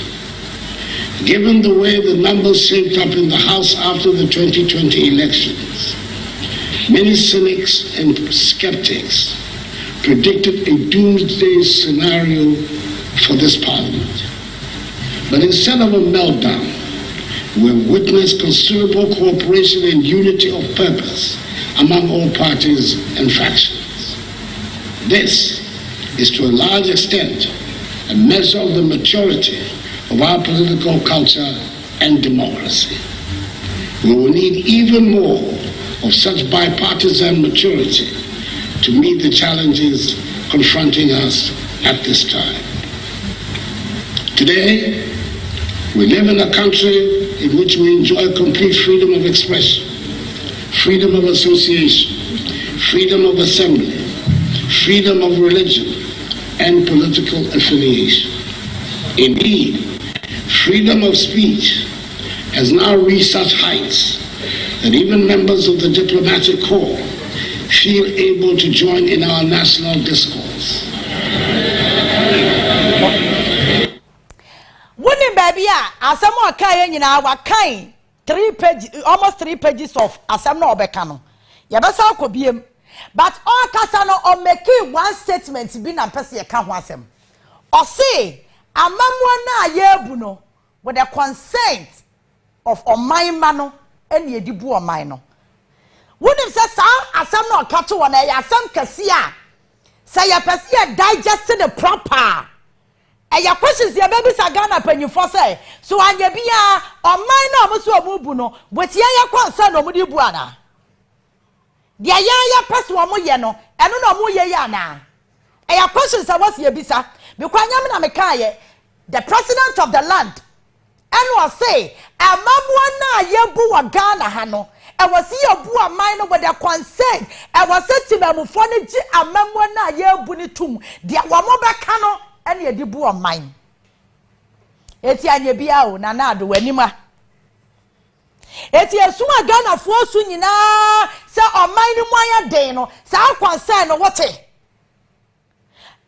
a mere talk of coming to say we agree so on mine moya den. That one is just a statement, you make it and you go. But the first thing remains to say and come Ghana fo di ya concern na ye raise no. So when you be a bamu pen you 40 or muso saying, or would you boo a minor? Wouldn't you tell me, Cassa, and some none Kayano? I make colors of Poyatron Wabekine. And I dear from a Kumba with Tinum no Muma, dear Muno, Modiabeka. My young can't send me to a gun of one dream by your almost say, Yano money a cover. That's no money yan echo. You know why? Ya the tax bana Ghana focus a tax way the anwa she to me to ya. Na ya kwa bundle MP so mo yare no mo ma tu kwa nyina do ma sha ambulance ne flight ni. Ni ado ma betra parliament say e kwan bi amba fa so e be ja tum bi am fa so ne anyintum. Abra eno na ye Ghana for ye concern na ye ka no. Enye no mo patie. It is some particular statement na do kan ye no. O kan wa kan keke no dia to. But so what if say and someone can draw soon to know you not even pay attention to that particular statement that he made. Eti me person me bisa say Ayana Ghana panyefo mu hu yensen omu bu Ghana for sen say wo mu bu yensen ya dwene so ana say omu bu yensen I don't know me person me hu say no mo dwen fa ye ho because uwe niam omo ka ene niam omo ya ebu ebra now ti asema na na do kafa inflation ho na ye hwe se sa asem no ka ye no ye de toto na anya bia sa na ti ana bode yenko. And I quote, Mr. Speaker, in 3 years, we have reduced inflation to its lowest level, 7.8% in January 2020, since 1992. For the first time in over 40 years, we've had a fiscal deficit below 5% of GDP for 3 years in a row. For the first time in over 20 years, the balance of trade, that is the difference between our exports and imports, has been in surplus for 3 consecutive years. Our current account deficit is shrinking, interest rates are declining, and the average annual rate of depreciation of the cedi, as it is lowest for any first-term government in the Fourth Republic. Our economic growth has rebounded to place Ghana among the fastest growing economies in the world for 3 years in a row, at an annual average of 7% GDP growth, up from 3.4% in 2016, the lowest in the last 3 decades. May we listen in silence. Please, it's my duty to protect our guests, and I will do so, Mommy, without pause or one, Mommy. Ama panyina na de kwa kufu ado ka kire Ghana for say for the past 30 years na buy na the inflation abafom owi aka ba ku bia me yam sheme or say interest rate abafom is declining, and our interest rate yes saying and I wouldn't say some no ma panya kufu ado be ka no 2023 no na ye 2017 2018 and come on ni ye bedi ni sabre no eti na me catch us say on my Ghana state of the nation na ye say ya omo nkwa kan no enya no na omo kan yo omo wiama na omo package dia be ya sum de na omo de ko sa time na no aka say inflation aba say single digit to say aba he no ni e wa IMF sa time no na John Mahama ne setekwe na omo de ko IMF eti ti say dia na ye wa IMF ya inflation akọ be say 51% air drop ba no near wa IMF eti IMF conditionality so de ma yen ewusu so ana do be kan kire 2023 ebo na what's for hine any the inflation about single digit for the past 30 years and also the foreign you see the depreciation for the history wase Ghana bakosam nyina omo penso and I say depreciate no ejina afaako assembly bo ho wo ka wie na say wan to bo an radio be pie free wan aba ness no ye be ka say wo mu ade na so na nyemea because ba obi aka kire yen say if your fundamentals are weak your exchange rate will expose you no em say sa abrofo na na do ni refie and I will pardon him because on no say won economists na se ba umiana mu waka sa asem no kwaso na oye metia na na do nye den eti sa time na ma panyi be ka kire Ghana fo say inflation wo mu na matimi di aba for the past 30 years no na ye IMF aye call ye no e wo sunsuaso na no wo kan kire ye no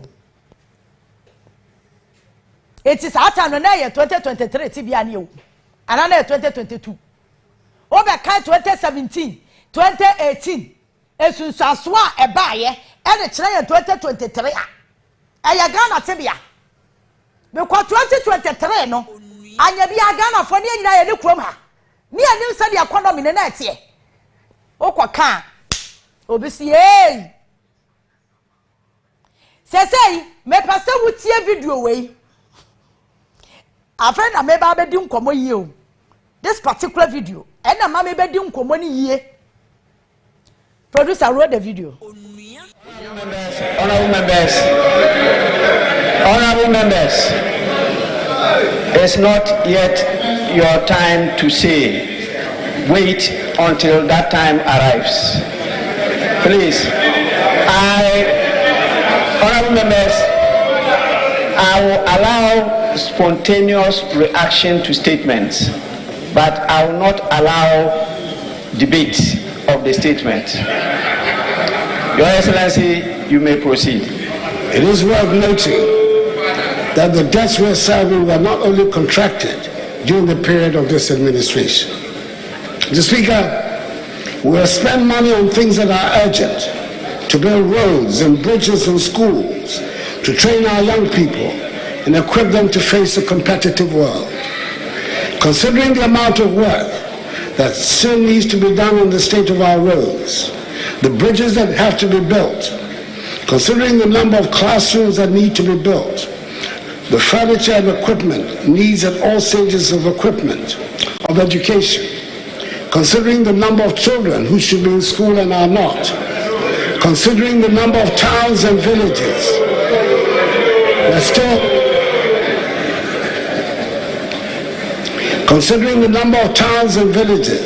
that still do not have access to potable water. I dare say no one can suggest we have overborrowed or spent recklessly. Yes. Medase. I someone another Becca Hanam issue. Diana Becca Yenin Hanam issue. Or say Bosiana Wama Bubono. Yen to me can't trauma so Maba Bosia recklessly. Just Wama Bosia and then send him.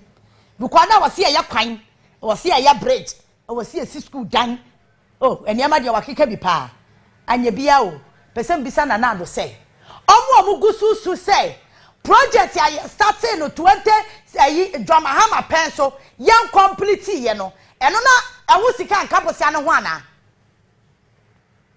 because I can tell you on record to say projects e wo krom hanoma ya started from scratch ya wie no me nsuro nyame na meka me nya sure say ebeburu 1000 na me so kra de nsebunu na mkiken 1000 ada jam yare. Wow, Diama sa particular some way bomb me damn say. Sa Afari hospital no. E ka here na ban here no dia bia ya sabia no.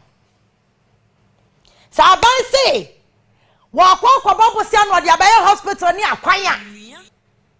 Afari hospital here na ban here na wa dia bia sa ya sabia no.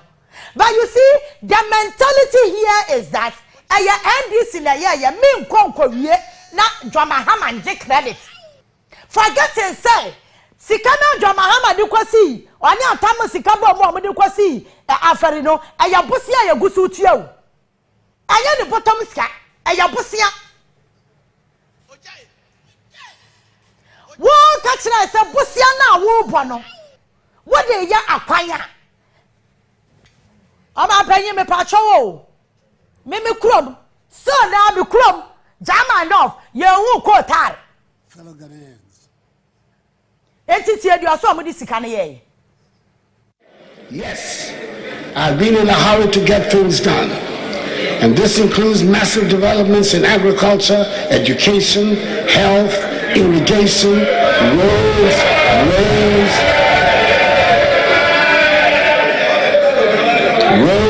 rails, ports, airports, sea defense, digitization,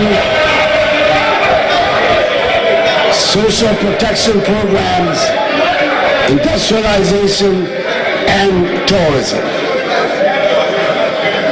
We can be justifiably proud of the many things that we have managed to do in the past 6 years.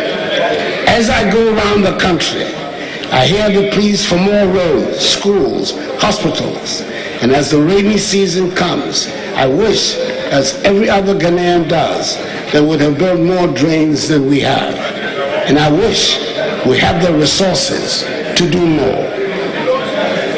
Mr. Speaker, I'm proud of the amount of work that we have done, especially in the road sector. Road sector, Benya. Chebi Diana and I said, yeah,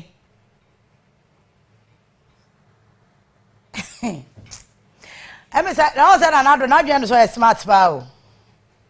Oh, Nigerian so a smart spy, and since some people have a car, or himself, some rock kind of 2 of years, no, I don't know. Also, I'm the Sikana day, already are crime. Already be at the school dying. And nobody be see a day. Port. See defense in a way.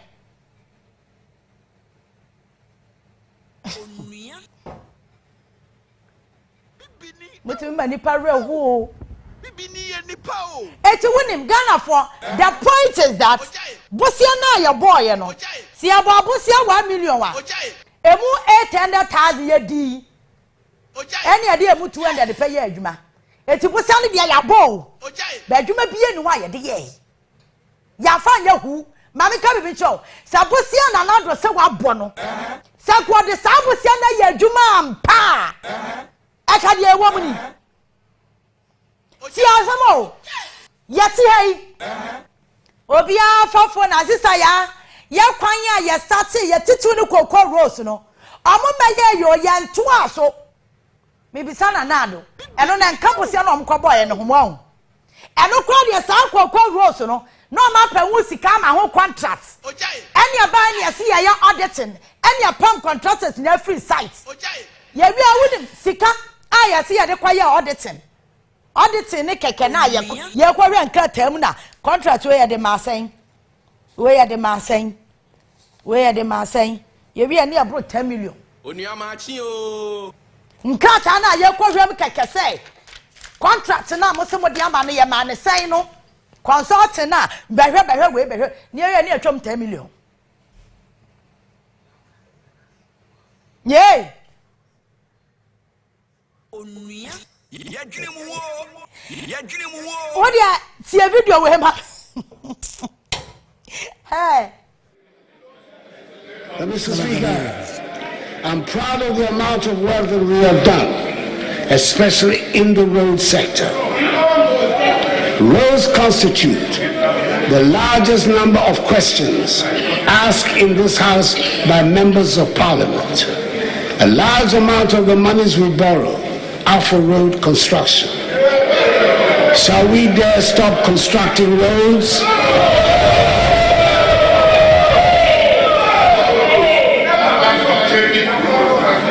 Mr. Speaker, I would like to state categorically that this government has built more roads than any government in the history of the Fourth Republic.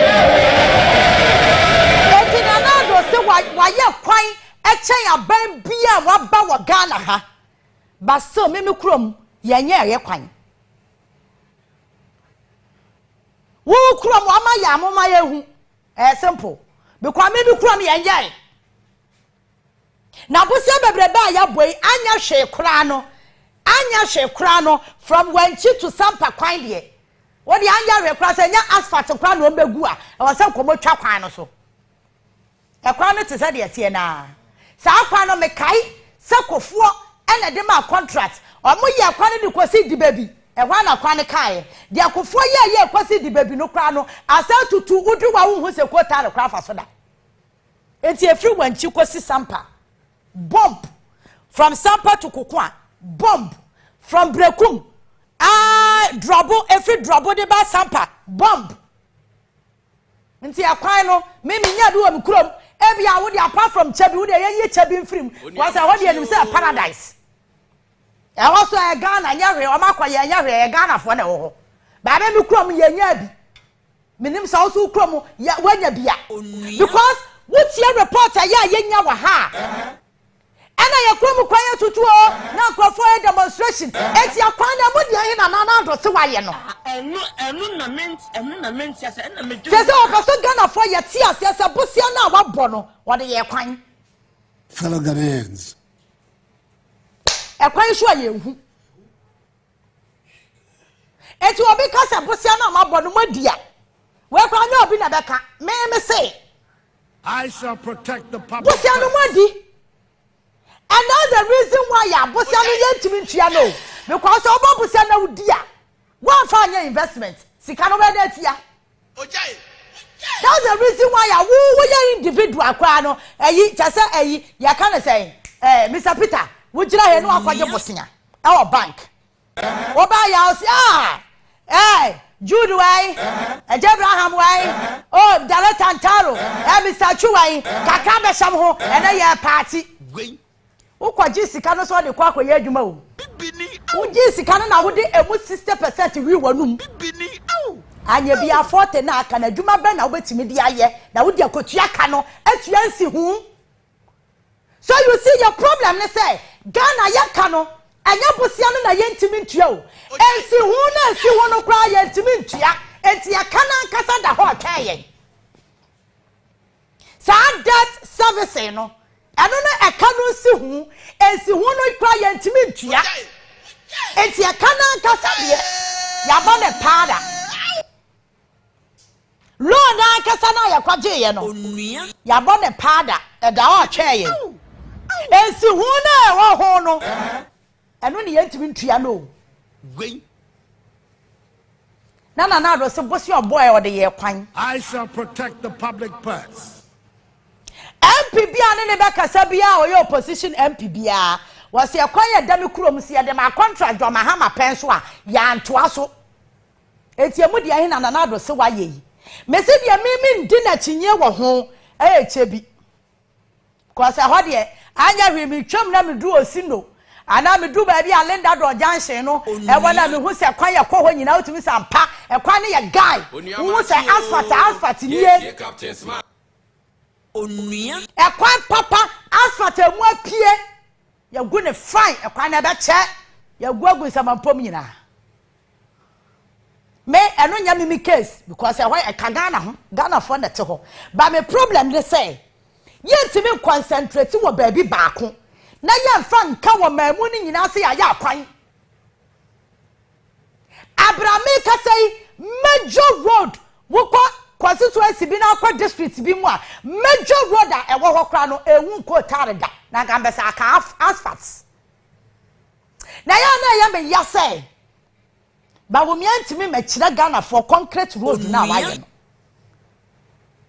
ana no so makabone also by concrete roads ebia concrete roads ni aye bi wa ha se hunu kura bata ho ne say tama kwan tama motorway no kura concrete no concrete na tutu no ye nyansa bruce nti ni ade ayiko talent tem e kwan na ye concrete no atutu no ni ade ko tare teta concrete nim na se de atutu kura na wose ade concrete ankasa ko fele no ye atimi anye a full concrete road ene ebetimi ayemboa onua anopa be se me bi sa na do da kwa akufa do se eti ana ba wo be den pa no wo be ka kire fellow Ghanaians den de wo biem hwidi ho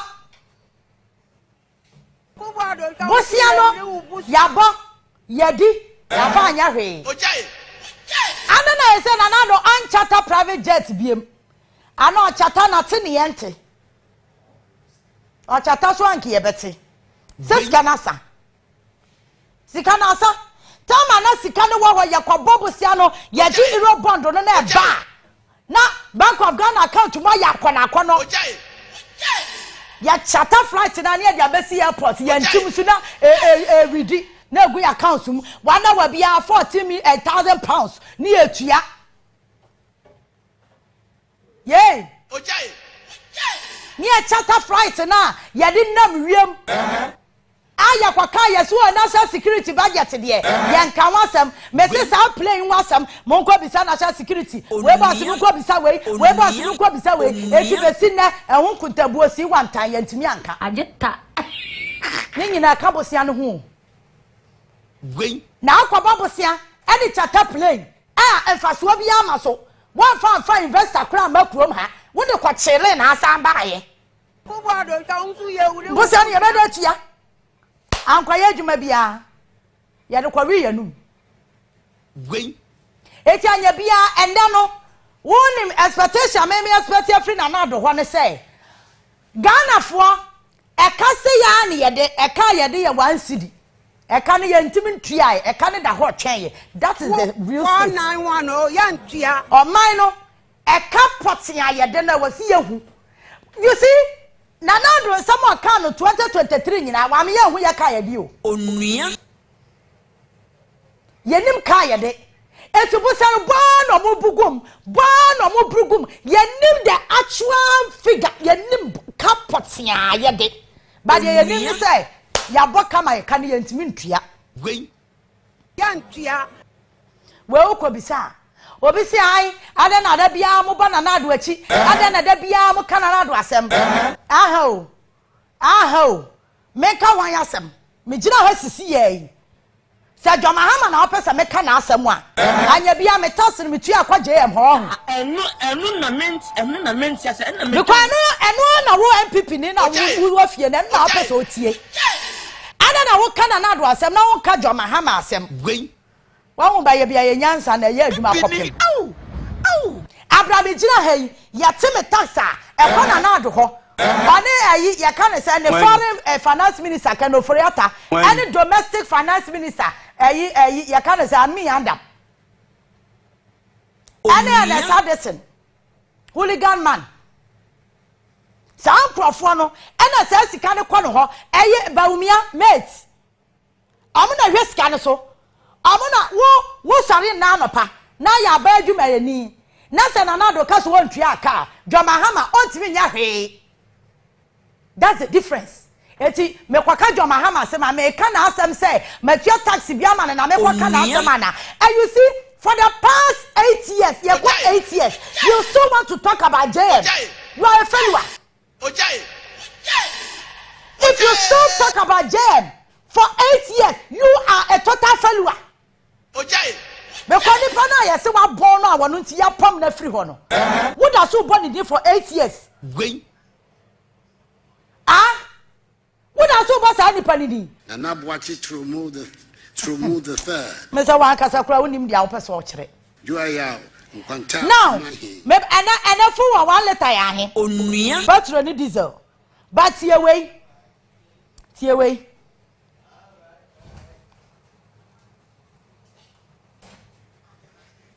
Producer seeking and implementing some original and innovative ideas to try to solve our problems.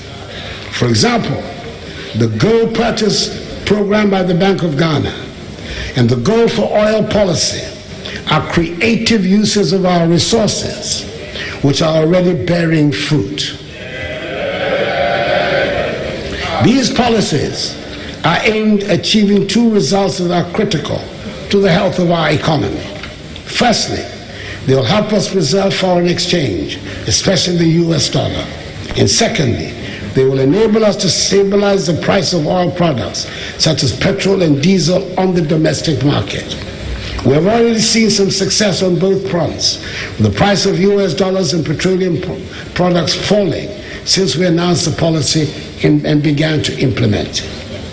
The average price of petrol at the pump, which had risen to 20 cedis a litre in the middle of December 2022, is now 13 cedis and 80 pesos a litre.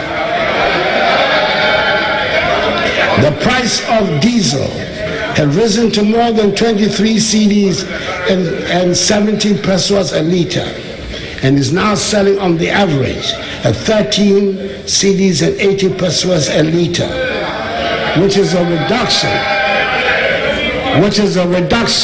of almost 10 cedis a litre.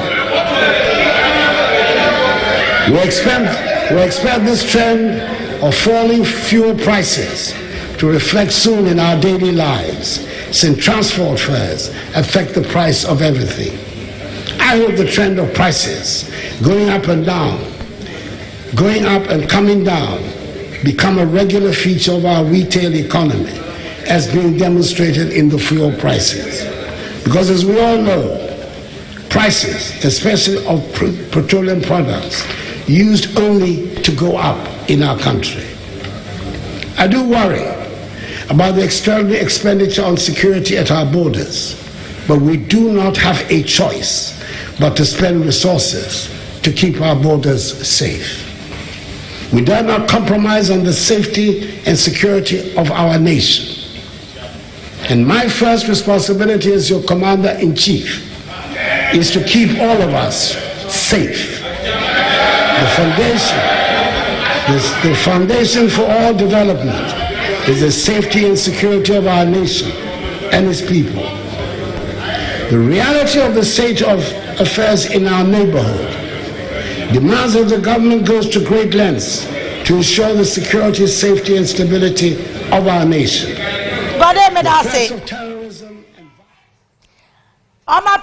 Gold for oil. NMA oil and I said petrol a boaba form and a petrol no 1 liter yahin. Is it 12.99 on 12.99 pesos. What about there 1 full gallon 14 cedis. Now you turn 1 liter 12.99 you say baby cry 13 na. As at 2023 asem na no one ye ka no. Never be take petrol so. Sa voice no cry dey mo bo ana no pombe ma mbu afu GH. Never be take petrol so. Onua. Eti nan last year dey na obeka ye no. Ghana for me nyam na meka. Se na ye true state of the nation a. Ye nyina ye nim. Se ye true state of the nation a. Ye nyina ye nim. Ena so obeka. Do you abeka no? Say a true state of the nation. I would fie wunim. Fellow Ghanaians. Say a true state. Me jina hey minim. Obi abeki pene de. But adia ba kwa wasi yeti asiye ne say. Onua. Ghana man na ye no. Ye no based on political parties. It is a one junior was a supporting political party binti no. Ya asem na ye ka no. Ya asem etia wo nti ubu afu a. Me emfa me ho. Bibini au. Say ya dey affect me ma brabo. Affect Ghana ni nkwa dia ye beka ho asem. Very simple. Enti ana me expect she. Sanka ne papa mu a. Dem person kananado ka o kan no mpo no wanka hwe no kwa. Say Ghana ya de ka 2 cedi. Ghana ya de ka 3 cedi. Eno na ama ye ntimi ntua ye ka.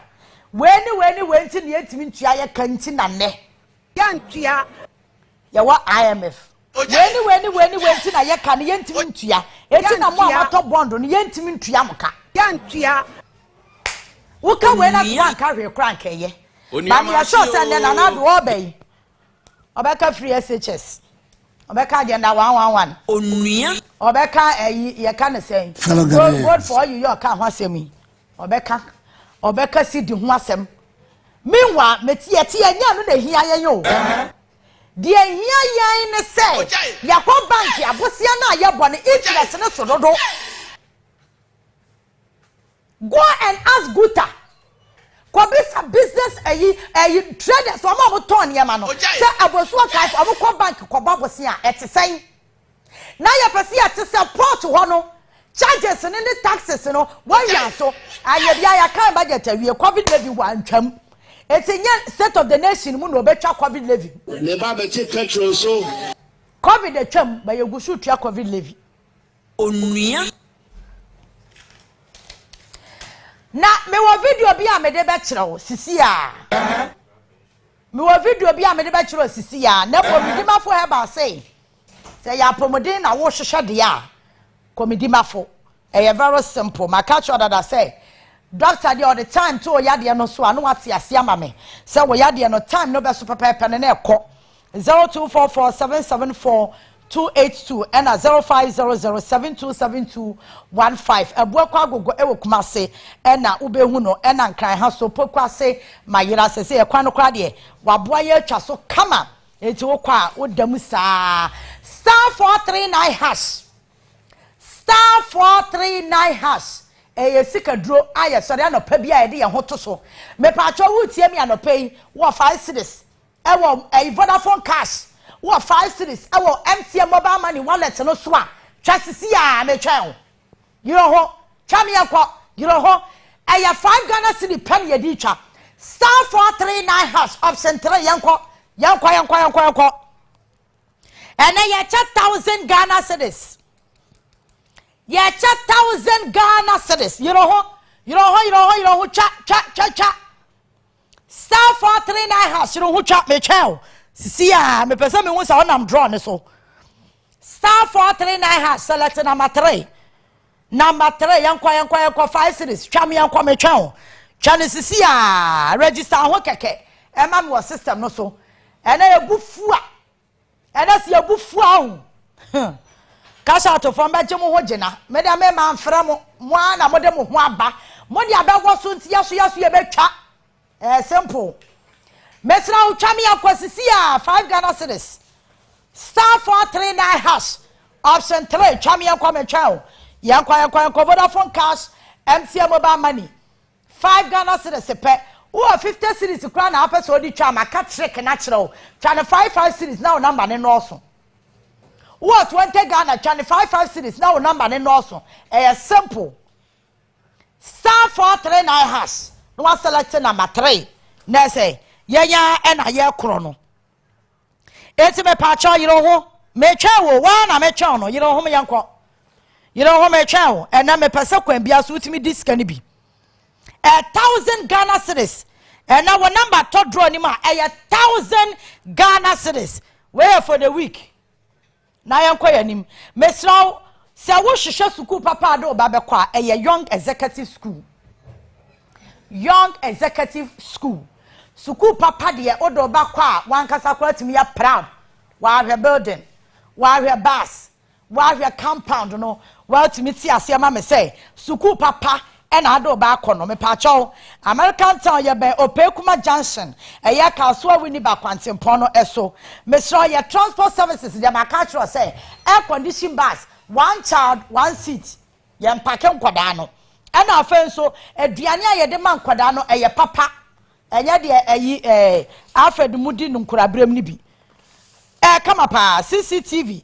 So ewo ho yero ho na bon ho modern se ena anopai odo ba ne beko enu achi oba no oba se ne ho mfa no a ye ha wo adwumam ye wo sick bay wo ho ye be hwa akwada ne kama ye wo library ye wo computer science lab HS and equipment ayemu ma hwa classroom papa ya ye de nkwada no etna ye wo church auditorium kese enti akwada no osua de no ne ye de nyamesuro so ye den ta ne so enkwada ye do am kochiro BC last year no ye de 164 ne koye 158 enya 6 ones emu 5 enya 7 ena emu ba kope ono kwa na yese wa anya ade o onya grade 8 ube ko school bi mu o ma ha yese kra bro 10 80 196108 ena 0561 807 015 na one ye eni enkomo Sahara Betes Sahara mama spell him out SAHARA Sahara yankwa Sahara Betes you know homa me say enano pay say wutie me a obepe Sahara Betes ni bi na wanom enu achi ye was Sahara fever enso woni nyina eye du papa betimi aboa Sahara ne de mesra wo ye obi a koko tete obi o say me de me tukwan a mentimi nyame na oboa yare o yare se wo yamatim na de nam pacho esa akoyin from o ba bi a wo de asem aba malaria ena tete wo wanum atuna se waposo ena ye wo ya utu kwan na esa ukoyi ye utu kwan esa udi aduane no dabi omo ye se afanyere utu kwan ye di aduane mba wo yemu aden wanya na wo problem be se wo paso dabi enya eyo ye na aden wo yare me say you are sick sa wo yare intime mehia no Sahara wo yare ana baba me aye papa kese na okwan no so ye sisi afanyere se do ye nyira na ye ntweto eno ano no okay ento ntimi a ya ye tukwa ntimi nne no wo yare Sahara enti ya ye tukwa ye ntimi nya ye wiye no ye nya Sahara bites na bibia be kama and na sam na mun kan sabi okay sabi ya bo number no because it's to nipa de o hono yembre no tumi ja wonan yi a sabi udidi afacha ye but we so be jade we say 2 weeks no nye yi da jade boy No yare nti bo first na 4 months and a man GH where your body promise they are sick people. Okay.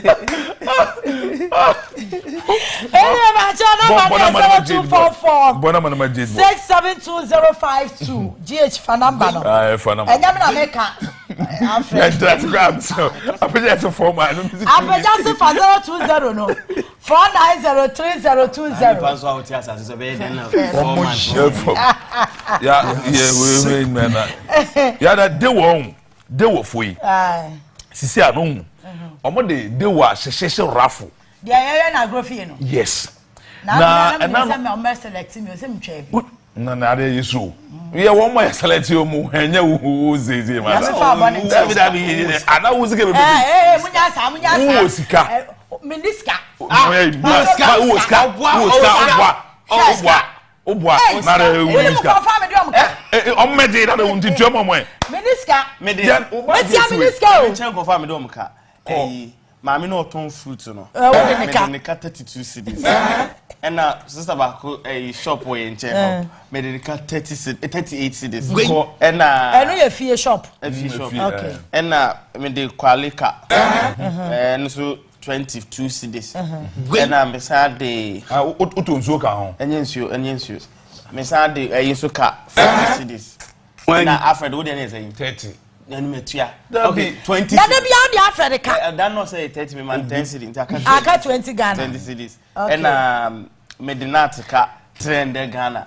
And not the baby away on ye. And I'm the adwa so ka. Or the betcha. Adwa ye. Okay. The adwa so 4 cedis. Adwa kan yedin. 4 cedis. 4 cedis the yedin. And I'm the Masi Tago Mami. Medinata 7 cedis 30 pesos. Nti ukambo ma 500 Ghana. And I car with them. Nti u ka ordinary. Who would them comedy? Ndi ka ordinary. Yeah, me do way ka. Me do way so ka. Me do way so ka. Me do way so ka. Ukambo ma. Me de ka be 3,000. Where no de ka? Me de ka. It's Dewa best what you just dial star 446 hash. After Henry say the car. Henry. Then after the Henry okay yeah bobo cafe we wa baby say no Henry dey we. Me.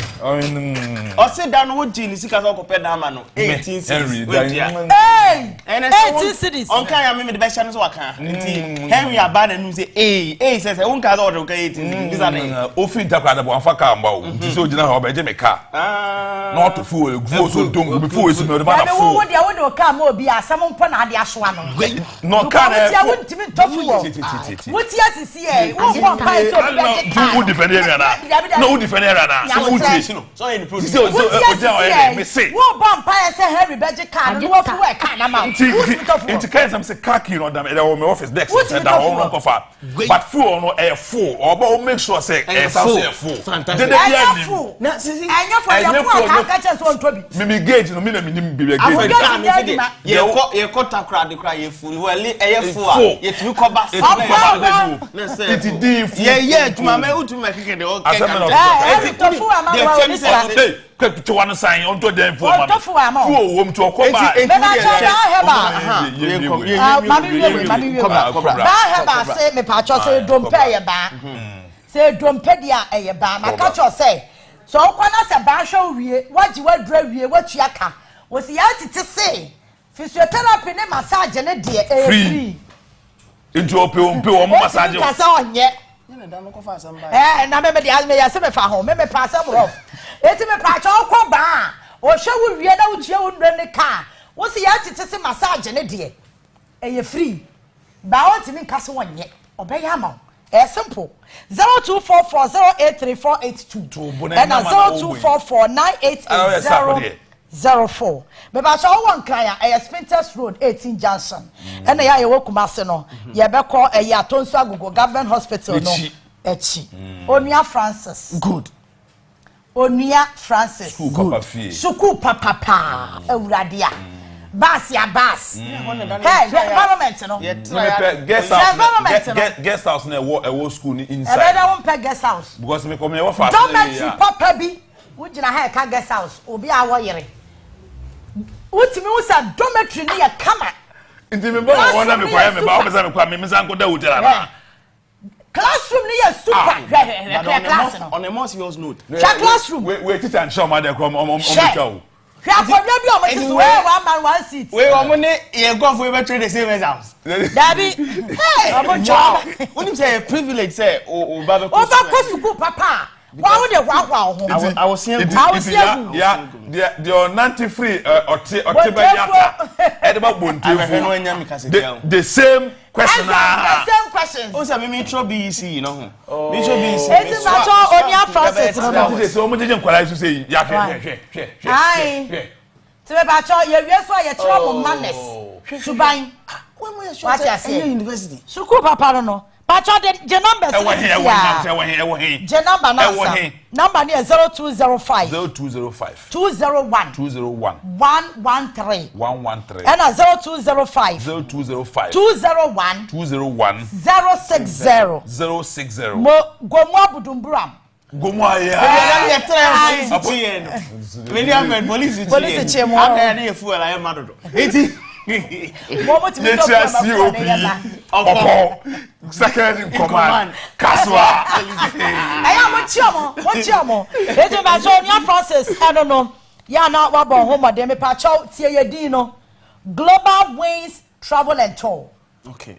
Global ye tour ye na wiase afa na nyina ye local champions. Okay. Ye international players.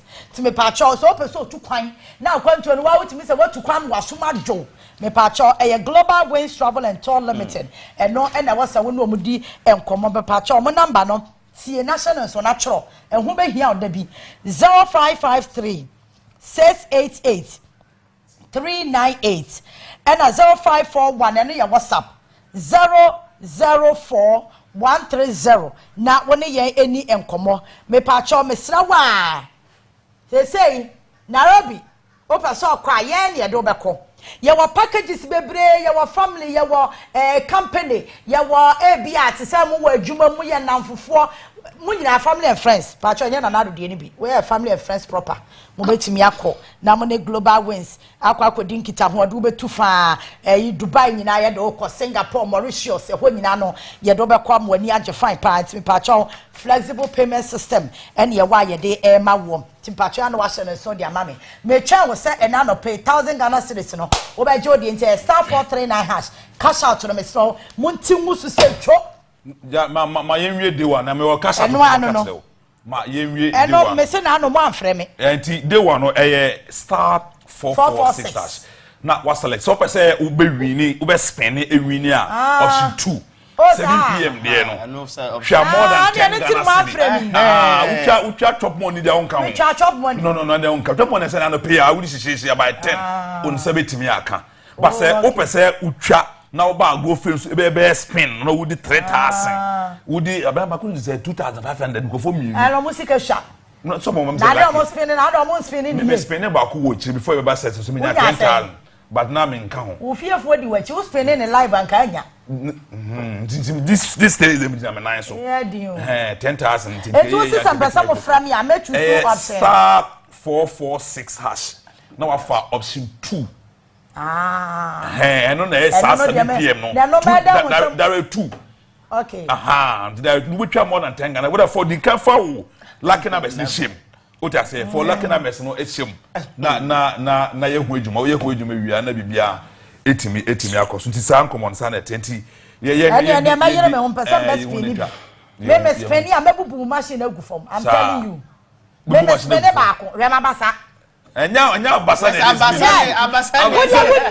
experience yeah the experience abasa we spend ebe try again inshiraba se obespeni agem beboa no and then the man nkasati abacho inshiraba se obespeni agem beboa no because ahia machine mu be du a che ne nsa and then inshiraba baby men nkasati ye mfansi and then inshiraba and then Evans me ametwa biam enti birthday too.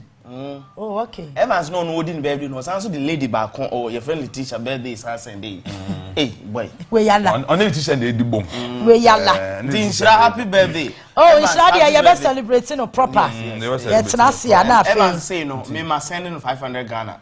Na send Inshira ba say. Inshira say me hu no mama discuss on fentoko. Also be party am. Wouldn't say Evans ni ha na wa confirm ya mai. Wouldn't say Inshira ba wa ha obetimi confirm nti wo so hu no. Na say abrabo na wo bodo say you obetimi also make it us a quiet da ho. Na say mba wa from we dwane akọ. Opa forever bisa no. We ya Baumia proper. Hey, Pasabra. Baumia proper. Why hwe ni am me swashe wo. Ya nkora so e bia na. So wo so mo video bi. Video wo de be che. Video ben. Me wo video bi. Video ben. Na kwa me na mfa so amomudi musika no. Sika ben. Ade.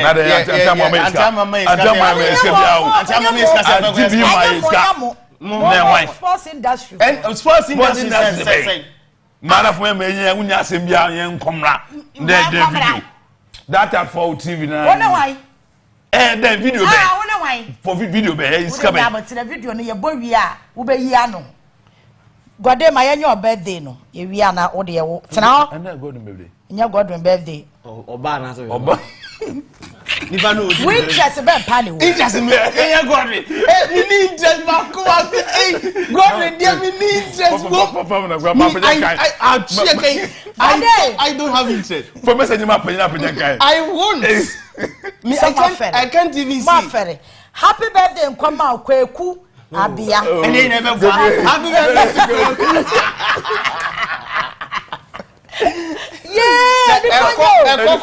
Oba kamin kan bi da hwe na me say Kwaku Abia happy birthday enkoma wo nyame sha pa efro papa Bernard Kwaku Abia unia no nyina ho eno mo de ma wo Kwaku happy birthday atafu nye nyame atafu nye nyame you can meet with you Kwaku come afere Kwaku happy birthday apeja videos bi ekuta god so Kwaku happy birthday Kwaku le da hono Kwaku happy birthday Kwaku da mi so na bi asmo be we do ma me sister na ye happy birthday Kwaku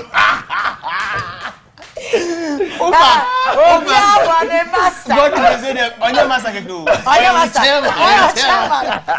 ezi Kwaku happy birthday enkoma nyame do sra JB dia no monfanto me de beto akire me ba oba yenye we yenye emo no na me we de me amekan God nya wo de we JB say happy birthday to who can me can say it today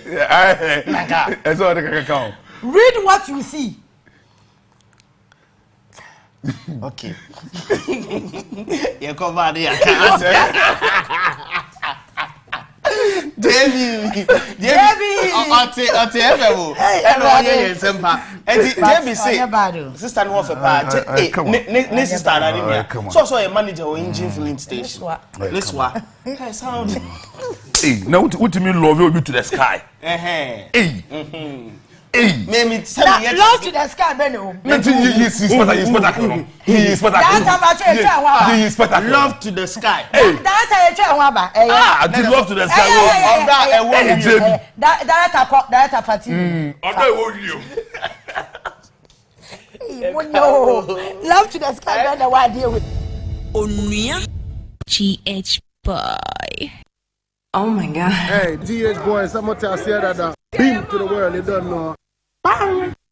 Hey, GH boy, someone tell us that beam to the world, you don't know.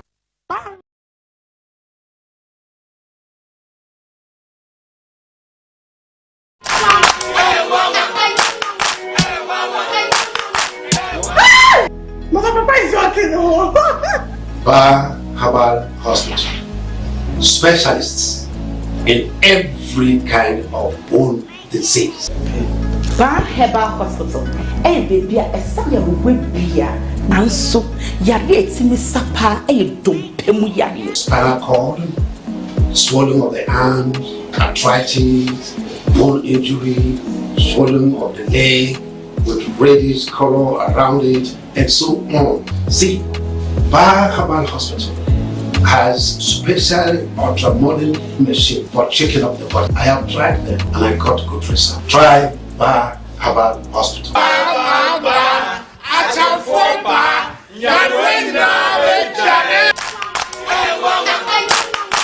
Milo All-in-One Nutri-Mix is truly milky and contains calcium, so no need to add milk to that rich, creamy cup. Grab yours now. This advert is FDA approved. Mira, wadanfo no na eba se Sahara bitters and Sahara hair fever no and all cybersre will be no. Say yawo. Hwe, yi kwa champagne aso. Ayo too late, Martini nyina.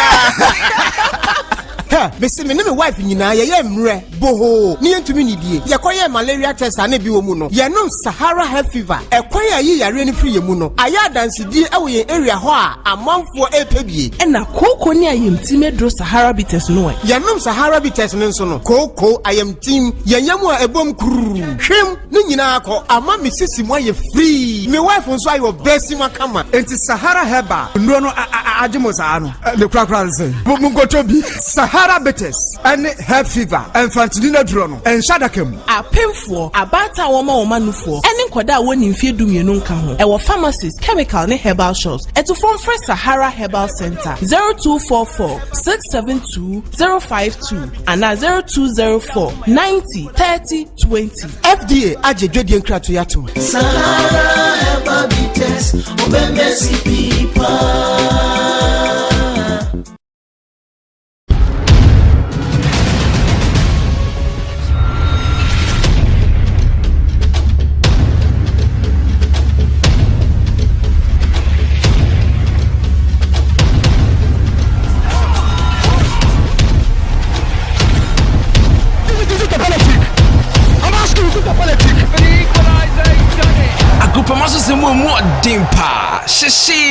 Agrofie, ye no ejoda kosi yawada 4 p.m. ewo Onua TV so. Onua TV, ye dwene ho pa. Enam ye dada sitena ene akonia ba ye die nti. Ye ni adaje a ye de te ensam a edi akotene ewo da obo krata mu. Ene abafo ntentafidi so. Ewo tifisam so. Ye bobo asam ni na no. Ne ni na ede abraw, ne ya penim difo a omunim de. No mwanya daje akyerɛkyerɛ nsɛm a ɛkɔ so na wɔtwe mu nyinaa ɛwɔ da obo krata ne abafo ntentafidi so nyinaa ɛde abraw. Ewo tifisam so. Yebebie Ghana so e de akyerɛw ne enya adagye ayi nsɛm ni na ano e de ama wo enti tobo ase na pɛ ba bi tina penso kakra no ne efetifisɛm ɛfa mbrɛw Shiame Jerry ɛwɔ Onua 95.1 FM memenda wei ene memenda bia abrabɔ no wɔtwe ɛkɔpem sɛ no ndu bɛbɔ na efetifisɛm ɛfa mbrɛw efisɛ ye dwene wo ho Etifinsem, memini debia 8 a.m. ekosi 10 a.m. ewo Onua 95.1 FM. Erosor and a pay to be around enyaza or the foam, many papi. Nemisi, minyo biara beshamum crano, kept me there, and brother ya, ebe shower danasi ye. Mob woe, none summer waste sin, ya to pray, ebi sebisa no one some. Na yawezi iya no abro zoru kodo wo wonkwadon kwadon yezi wunya no nyinara aka ho za bro iyi onenye za ohyem nkran ma na pediara mo sofi mimpem na meba wa aboa no bakamo ana pediara owo oman bapa morning show do connect 97.1 yanyumonam Wedie eya sudie kese pa o minua ba enkosi da ben na odi sadi we besi obi bia se wawo obaba na mmom enye bema Eda ono ankasa ebetimi asori ejina ne nanso Afe mame nko school ma ne mame nkwa ebeda esan mu esanse ne mame etwantro Empenifo ka sembise suban etise nyinsen utwu mutanya ebepie na tibia bi nso etumi de nipa akobebia eni se okọ nsɛmmisa pii a ɛfiri akoma a ɛho nni asɛm ho. Ma, I didn't know me now for. Ɛyɛ dayɛ so. Miss me pese me dia girl. Asoɔden. Ma. Wɔ saa tebea bi sei mu, maame amba. Obeyi ɛnadɔ. Anaasɛ tebea no ɛbɛma n'abɔ. Waris Enchebia Ebaso Ewo Onua TV so. Onua TV, yɛdwene ho paa.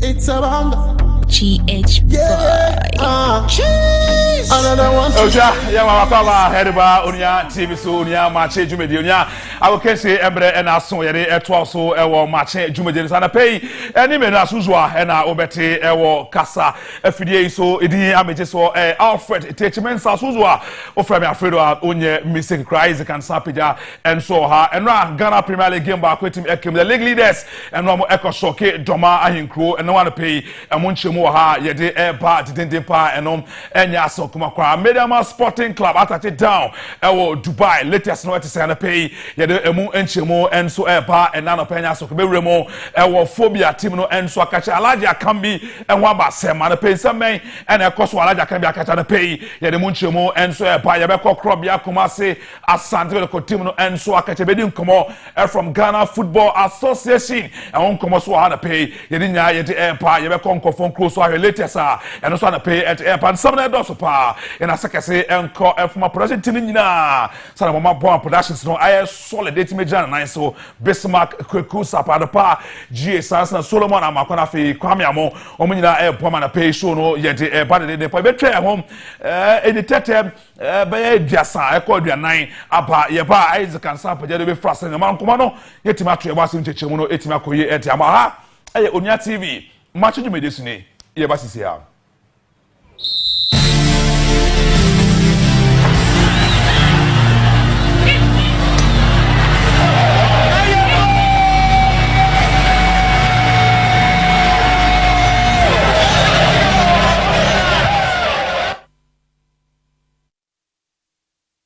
Yes, sir. Yan chance I'm say Wabra joining live on Facebook. Onua 95.1 FM. Samson Onua TV. Would like page for comment to us in and share connection to say okonuaonline.com stories we no ya script ego an obenye bi entimi akenkan enso ewo hono mo Ghana Premier League week number 18 last one of March no etimi eto fem enra ewo doma na boboko ndin ere Aduana Stars certificate elusu by a goal to 0 to a team our moting eddie 2-1 Samates ekwa away ekoko tisa enkonim Heart of Lions and so any asantiko game no start Friday ti enra any edi baba wie ya Samates eto Aduana Stars ekoshe ne ka mienu a wo team eba ko yenkodoma ne enkohwe kwen fast wa yimano keke ene Amando Musa enya 2 goals edima Samates omukoshe Aduana Stars by 2-1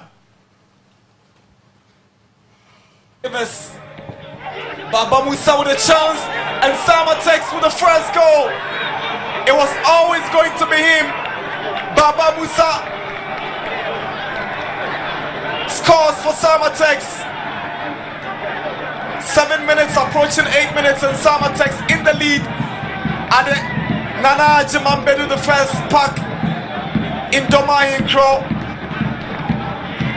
Poor defending from Aduana Stars. Capitalized on by Samatex. Baba Musa at the right place at the right time to hand the league leaders. The lead here in Domain Crow is Aduana 0, Samatex 1. Here is Baba Musa. Still hangs on and finds Kayeke. Lovely play from Kayeke. He drives one. What a beauty! Brilliant finish from Emmanuel Kayeke. This is an absolute beauty. Glorious goal from Kayeke. Wow. Samatex get a second and they get it in beautiful style. They're up by 2 in Domain Crow. Unbelievable. Emmanuel Kayeke. He doesn't often score goals, but anytime he scores special goals.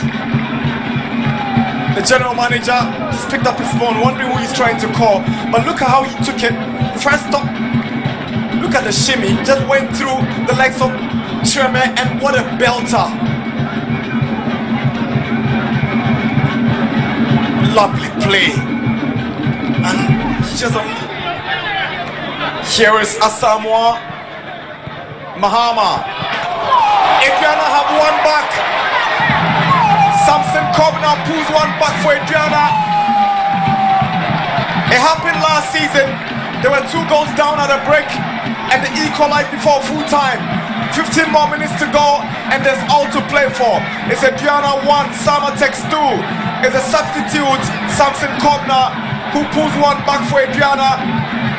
He's half the deficit. That was Douglas Owusu-Ansah with a header to Asamoah, and it's a good 1-2 between Mahama and Kobna, the 2 substitutes combining to half it. Yes, it's no any the Kotodra and the Boboko Samata Sekoti and right after the game. And our coaches know a day and Komaka Eto for Dodikai, a yaw a champion on a coach, Edmund Stars, as no Kenny, Samata Boboko Boy, but Adeba Kwam won the team and Ra, and it's almost considered in Temdoto, and no S sign you might be and until more etic and back up on to me, Amamet and Yankundi. After the game, yaw champion, name some any. I think I'm satisfied with the performance, especially in the second half, but we conceded very early and it made the game very difficult. You know, normally when you concede early like this, you see players panicking. So I think we will see what we do in the next game. No, there's no pressure. It's just that the boys have to raise up their game. I think lack of concentration in the first half. How can we conceive 2 goals in 10 or 15 minutes? It's unbelievable, but it's football. So I congratulate them. Not bad, but we have done the needful, and then they did well tactically, and then we took our chances, and so it was a good win for us. Sacking them mentally and then making them believe in themselves, self-belief, and then playing to tactical instructions, and then issuing some technical, psychological elements of the game on the pitch. You know, second half they had to come on net. We knew that's definitely, but. The man of the moment, Emmanuel Kayeke, Abrante no go and now say said you to me now, but train defender and Jan Kwan from her, no planted born to net and I said Ukraine born one in name papa. And also as I'm talking beside say Lake more Kwakojana or see one one colleague once and woman target to pan say on because we winning matches. Emmanuel Kayeke and now only man of the match. Then come on any. It was a very sweet victory as you rightly said. But I congratulate the boys. We fought very hard for this victory. As you rightly said, we were motivated coming into this game because our previous matches we had a very good result with them. So coming into this game, we were very motivated. Our target is to win matches. So well, it will put pressure on us, but putting that aside, our target is to win matches. So we are on course. I would say it's a training grounds thing. I've been practicing on our training, and I thank God that it came during the game. Yeah. Yeah, so Ghana Premier League home come right after saying na Samate saying the Stars ebo game ni we na ma table no in Sakraya abam kakra ti ma me fa onko and go through na yen share so far how Ghana Premier League standings no sibina effort here do din kan so Samate omo and Islam edin kan with 35 a point. Edina Stars and Ra omo edin chuno so omo etoso emienu ekuta 30 points so atamana betoso miensa afi Kumasi Asante Kotoko etoso enai Nations FC etoso enuminsia Brekum Chelsea ensom Bechem United na afi Mediama etoso in Watrin Kunom Accra Hearts of Folk eno first half room and so the second part of the table na say na edu Great Olympics 24 point Lagos Cities etoso eduba con 24 and after Dream Sales is also Dumienu Ekuta 22 point Dumiensa Bibiani Gold Stars 21 and after Dunai Kerala United 20 point on Kutana Accra Lions also do enum Dunsia Pando Heart of Lions 17 Bofokwatano relegation zone afi Real Tamale United Chatua Okuta 17 point say and as start about here top scorers now still Augustine Okra So we only Ghana ha, but also LED with 9 points. And so and Isaac Minta and so it's a kind 9 goals and Kutana fe Isaac Minta and so it's a kind Edema Jonas Stars and also about 9 goals. Phobia about the Hamza Isa and also 8 goals and a Washena fe 7 Mukwala Isakama Kumasi Asante Kotoko and also as 8 goals. Baba Amadou Musa yes Takra the boy and also about 7 goals now for Prince Ousu Kobna. And so it's and Baba Musa goal the Kawa 8 goals and after Prince also come now goals and also Ashes 7 goals and say and our top scorers in the chart and so ACB FAT or Ghana Premier League after match day 18.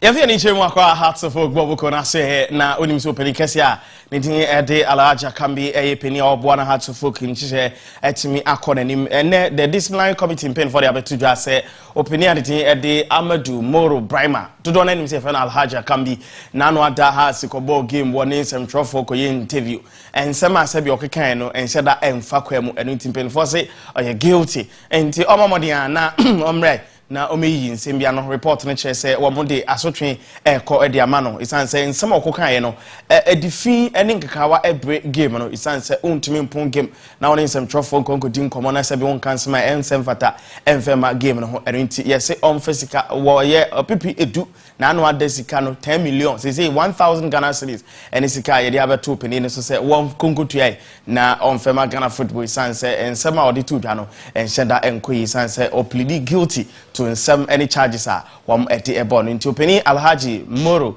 Brima Akambi Alhaji Akambi openino or kwakutia 1000 Ghana cedis edia to me and some kokaye after say and your man koyan femanity mel and sada enkoyi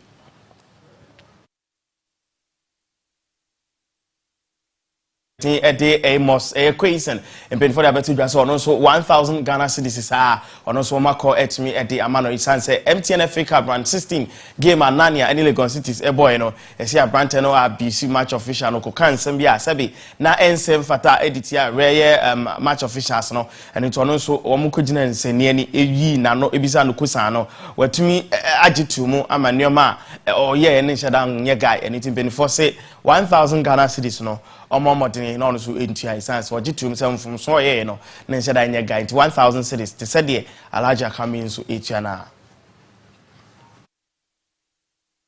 away from Accra Hasselfolk Yeremo our Black Queen system no and so akachina here latest and free on Maakye and so Eddie ba unim say team no a movie a street no when ashemo and so will be mine so Zambia and mamno e kasenyame yadoma ochina and second leg no bas we Olympic qualifier ye hear him say betimi atofem team 24 a confirm e amesame yadoma ochina Levy and stadium e ho and anyame yadoma ochina big game no hwe na etimi atofem Ghana hwe ni mu say yebetimi ate ekaba kwa dey nim no na yetimi enya qualification manama enso etimi akokan no atimi no training ma atum sampa na mayo no nyina ampo musisusi kamo bia honde no ewo ho obia hwe nim say betimi akoyie na nyama enso etimi akoyie etiamonde no atimi no enya match and say day 2 enya training section 2 ana enya so kuma hwe basa mayo no extra mo e de ekopie mo ewo ende park mo ekoteto mpo ma chese ampa mayo no focus so metimi ahwe dem yama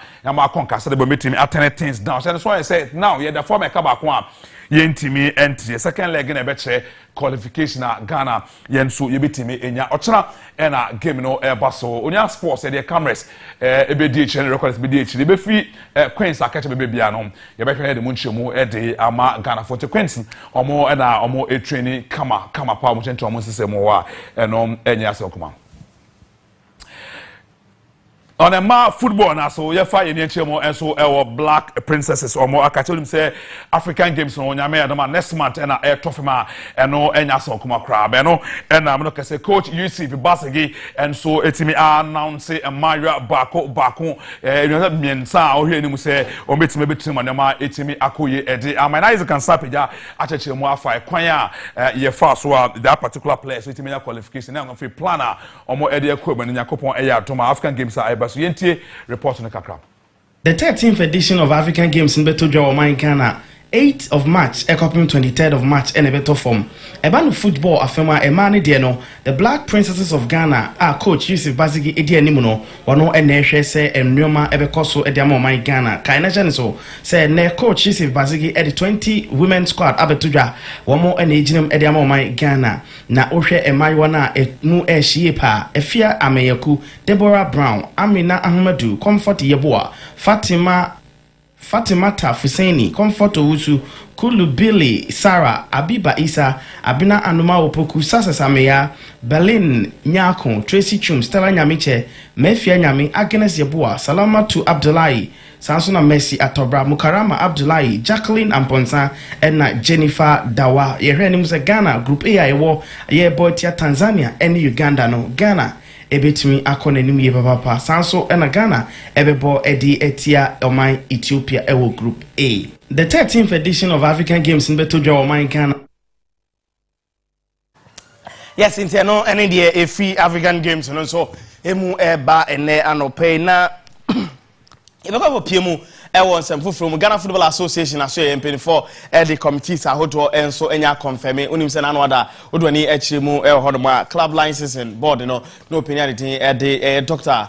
Kwame Banuako in a lady and new appointment by no ono asan so to so as chairman the tieni odwani echima opening kese lawyer Clement Opoku Jemfi vice chairman edema committee no club license and committee sanso and Mike Bonsu member Mavis and Mano and so member and the Tiana's Papa, Eric Donko, a member, Delali Senae, and so a member, and a Jacobi Boa, and so a member, and no a the club licensing committee. What do I need HMU or the other committee now say in the city, and no a the finance committee opinion, anything at a Mercado, or no a chairman, Sanso and Nana K. A Apinkra, a vice chairman, Sansona Samuel Dubala, a member, Sanso and Samuel Williams, a member, Alhaji Abu Hassan, as a member, into Udwani Echima, a select committee, no, one more any penify, nay, one more FSF finance committee, no, one more bit me a cosway, my papa, and so to me at the Ama or my Ghana football.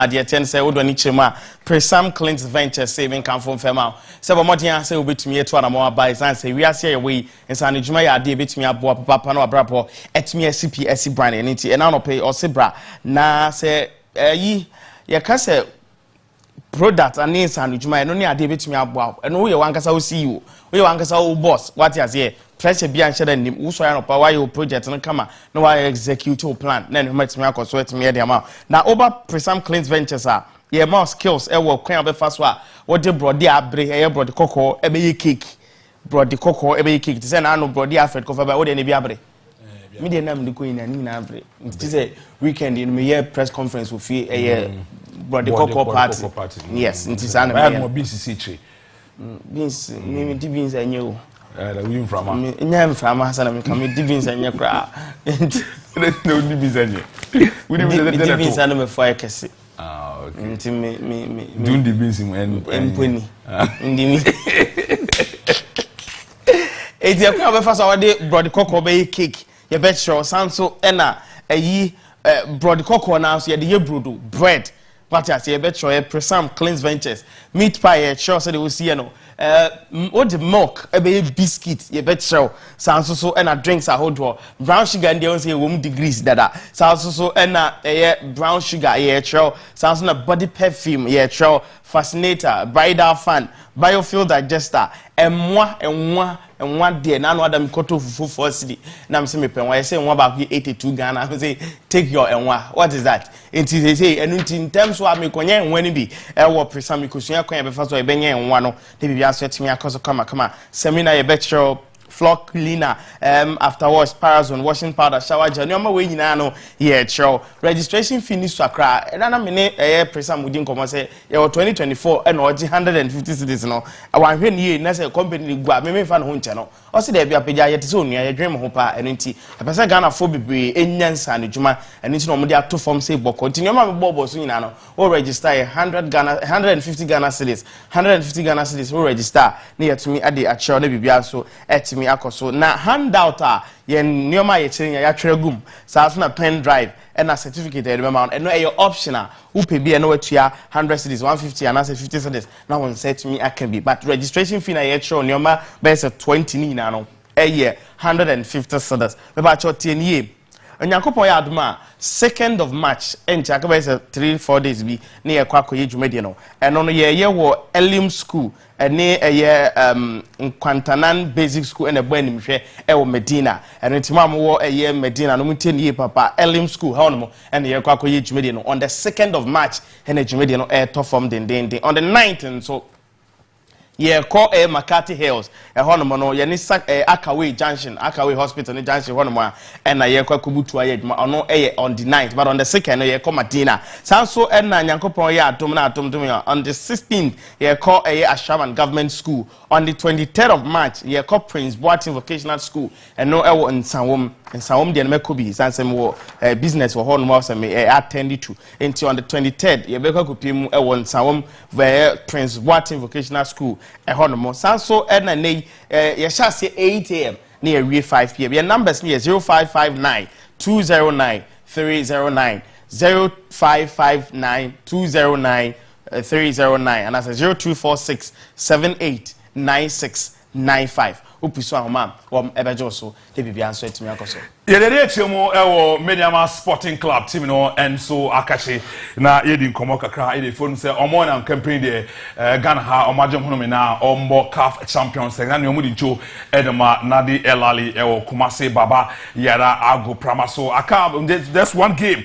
na and the group stage na no omo etimi de nto omo edomo etiemu wo Algeria na omo ne Belouizdad edi abueni but latest yen saka from Mediama Sporting Club team na kache team no abom ketem every Ghana aha ekopiem ewo Dubai eno anajo na team na touch it down 24 say and they omodi training prison training sheshepa ekoshe so abra omone Cristiano Ronaldo the team Alnazo yomo ekoka bom no motimati ntomo mpom sadaba na ma enso betimi akoyi enso ede amo Mediama Sport and sana omo ewremu enso ewo Algeria na game no omo timi da boso nti we reported the team na kase Mediama team no ewremu enso ne Dubai omo ekohwe cotton ntomo mpom sadaba ya omo last leg and last match aka no omo timi ede free weekend sadaba ya CAF Champions League no omo timi de so mabetoa Ghana Premier League no tindana pay the Mediama Sporting Club team no omo ewrem ewo Dubai anan peyede ho nchiemu no yede ma Ghana for enso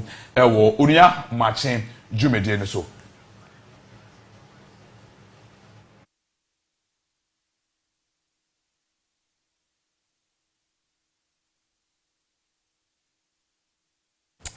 Dreams FC Abrantia ne de Ede Abdul Aziz and so Eden Komo kakra from Abra on a little Edin Komo ekakra concerning omo and the conference kapa omo guso omo bonu say ame adoma omo so weekend omo the last game no and so to from and so Ede ama Dreams FC and African ama yentie Abdul ne Komo kakra Abra on Emmanuel Owusu Edi ye Kumase baba da go pramaso we dey go to sinetire me ne me ga say dey na me dey ache me na dey bia me pitch ne so do mo chem sem ko pitch so na me ye na me so me dey kakla me nim na me so me dey account and lo em rumo dey Messi na ni time bia me share ni video so na dey bia pesa me etse on the first person say ya qualify and dey nim say pesa ye intis ye ko the next you know we so say bina the next target and so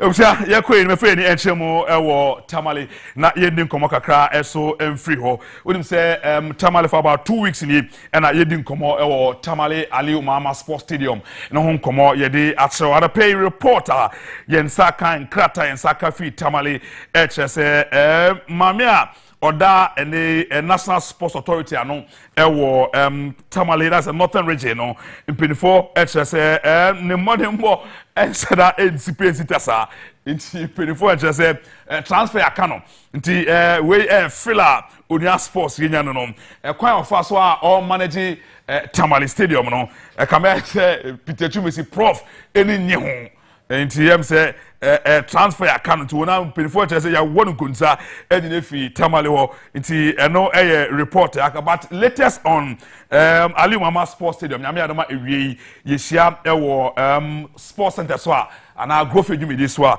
ye be hwese bre bemu a ye be ye share sports center bra mbemu a agrofi ye be so na etime edi nkomosan se ye nchiremu ekwan a ye fa so a ye je edwuma free mama nsem ewo tamale se na na supporters na ye ka se musicians ne beje no mama minister on ve maintain ni ade no me agent be prof e bia na prof nya prof be Professor Peter Chumesi ya NSA boss yes why then MP woni unya 7 and the fact why then me say ono na e oda NSA boss na so na e NSA boss about the reason why mama na feel and say letter na wo so ada one kind letter no no person me question na makan mama na body more from any ye na feel was simple city letter no so nje dey tin ye yi obi afi baby o wa ne body more fam mostly interpretate to na time letter abroad say ko yedwuma akoma the next 1 year and so modern more from the you with akoma eh twofold but my me subject to the modern more form in the sense say the facility not managing is not in good shape ndo manager across sports ya transfer across sports the one manage do manage Cape Coast ya transfer na Cape Coast na me Cape Coast ya transfer no minister man minister issue statement yensa omuhwinti or the minister asam ya bibi a public account committee anymore asam o kan no anti penfon council disrespect minister no anti jaja infasa ma anope me bisa what's ma me no ya there what's ya transfer what's letter ya state wom ya transfer letter no wom say ya transfer but the reason why okay you know what transferred more there and make us based on the facility the current state of the facility me who no say the money more fam baby e do ne kono adwuma ne nko yie wo ho nti yen fancy cha asem so nam there yen hwe handball draw and dan wo ye na yen fancy na yen African games no gegu so a enche sha se okrom ha aye the Egypt group A man handball o man in Nigeria Mali and Togo wom wo group A and no ye member no handball o come member na fema Ghana member e buto ye group A ye group B still ye Group Ghana Guinea Kenya DR Congo and ye member ne de no e draw and na ye so ye de atum wona we so tu sa na mon ye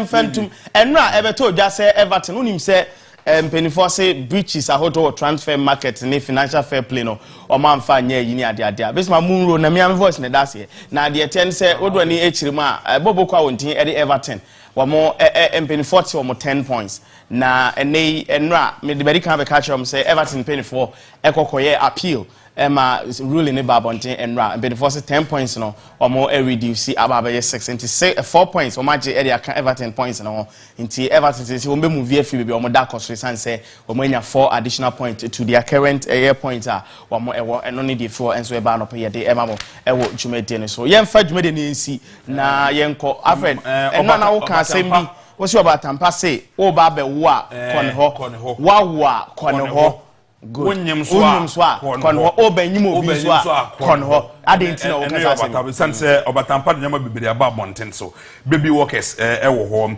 baby careers ewo home baby bath they say obatampa manufacture ewo krum ha na fe baby court and so na fe naming dresses and so obatampa say odnyina and sweet media ba me so ma awo ho nneoma nko ade Ghana baby bakope na the whole Ghana ya jatum obatampa madake emfeni agro and so pe and the imitations ones are wadawroma obatampa de ni chemo ho original ones na won sabetimi aka bibia nso etimi akoyi ede amao correct one pa and original ones no ye de ema obatampa say odo ni echemo e wona kache wo kaso a bibia betimi ai kama e wo old market ho sanso na malam market enso ni echemo ho a onsa ebetimi aka bi okọ Madina Zongo Junction market wo so a onsa betimi aka obatampa afia shama obatampa enso obatampa na ma no 0540 777 590 0540 777 590 wada wada ma ofro batampa sa unin kran hampo na wo takrade wo Cape Coast wo sunyan Kumasi and asa wo tamale wo bolga na opese yem batampa em packaging in nice emrawa batampa be na kamade yan se wo from batampa e wo 0540 777 590 hard time say uba koto no mo wan ka say ukum try so betimi ato no ma no won kran say the be eja and ma betimi si ye bibia so etimi edama ye fancy if happy birthday in confirm ye inshaba boadu woni Evans happen to me na ye adwuma ofia nyame inshaba yes sanso na me pa cho be ba ma offer se ba unfortunately me twa picture na mamo edin no kra no chese won fa sefo a ma bo mu din Phil Bell tanana akua boa asare ansan nim na ade papa no wa kra me wo no na me na kasa me ya na hwa na kasa me ni ya na say wo fa se am no na me boy na ansan nim Alfred mami na sole mai nti me ni abrepa ma wo fa se nim pon ne ma me friend ma me esi mu ni ma ka me be pon me ya ma don nti Philibert na ma wo fa se wo din kra kasa ye Philibert na na akua boa asare Uko school University of Education. Why? Ba campus. It's me pacho me chow. Sisi a star 439 house. Cash out. It's what them me pacho you know ho. Me chow and 1,000 Ghana cedis. And yeche and ye beche 100 million.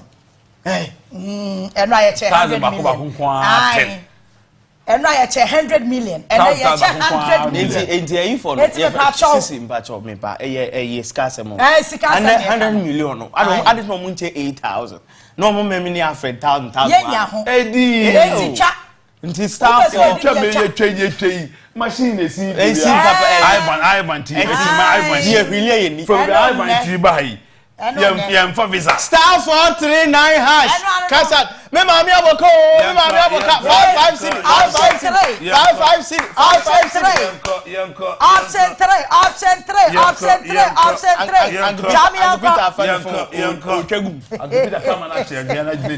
Chami akwa me chow. Chami akwa. And I 100 million. Ekwa bia so dibi. Ekwa bia so 100 million. 100 million. And I 100 million. 10,000. 10,000. Eti mesraw e wo so timi nya sika ni bi di me pa cho sika de ye ro ho e na e be bodro no back to back. Ye ko heso na to the fancy na me expect say na be kan bibia fast sports ho on carry ho nti pa cho de ye kwa basisi a on carry to say timi ko na me I got this spot game, got the manner and the way that to push it in my brain, girl. You are Intuitiasie no menene kunu eware wo odrop ene asumdue kwanso ya wore na chi no mene kwacho ba hotel pop pebi say be sepel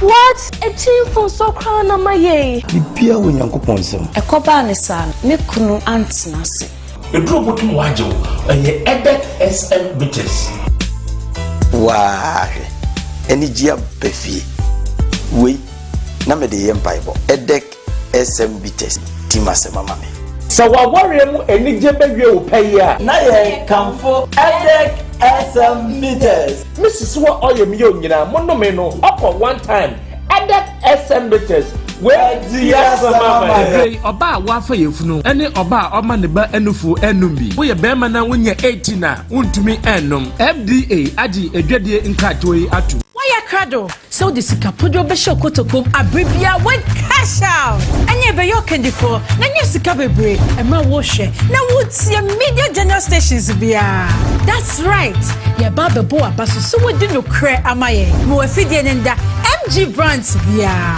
TV3 3FM 92.7 Onua TV Onua FM 95.1 Ninyina ewon kran Akoma FM 87.9 ewo Kumase and Connect FM 97.1 ewo Takrade Sa ubeka kasha rafla media general station edawa Kumase no ane dial *439# amnumuwa na mia station edawa Kumase wala wababeka nipeduwa wababenya sika bebre nemo kayo se jumede eya bribia de bia ewo media general station bia so Cash out and win big.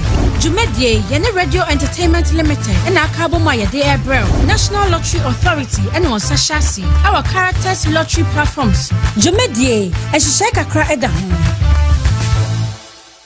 It's your friend, baby. It's who she had here. Give me a little thing at the one to Calamba. The baby when you're making out of. So one family sit down and you're jamming. That's the lowest of my father's car. Oh, hello. Thanks so much for the $1,000 I received. $1,000. I blame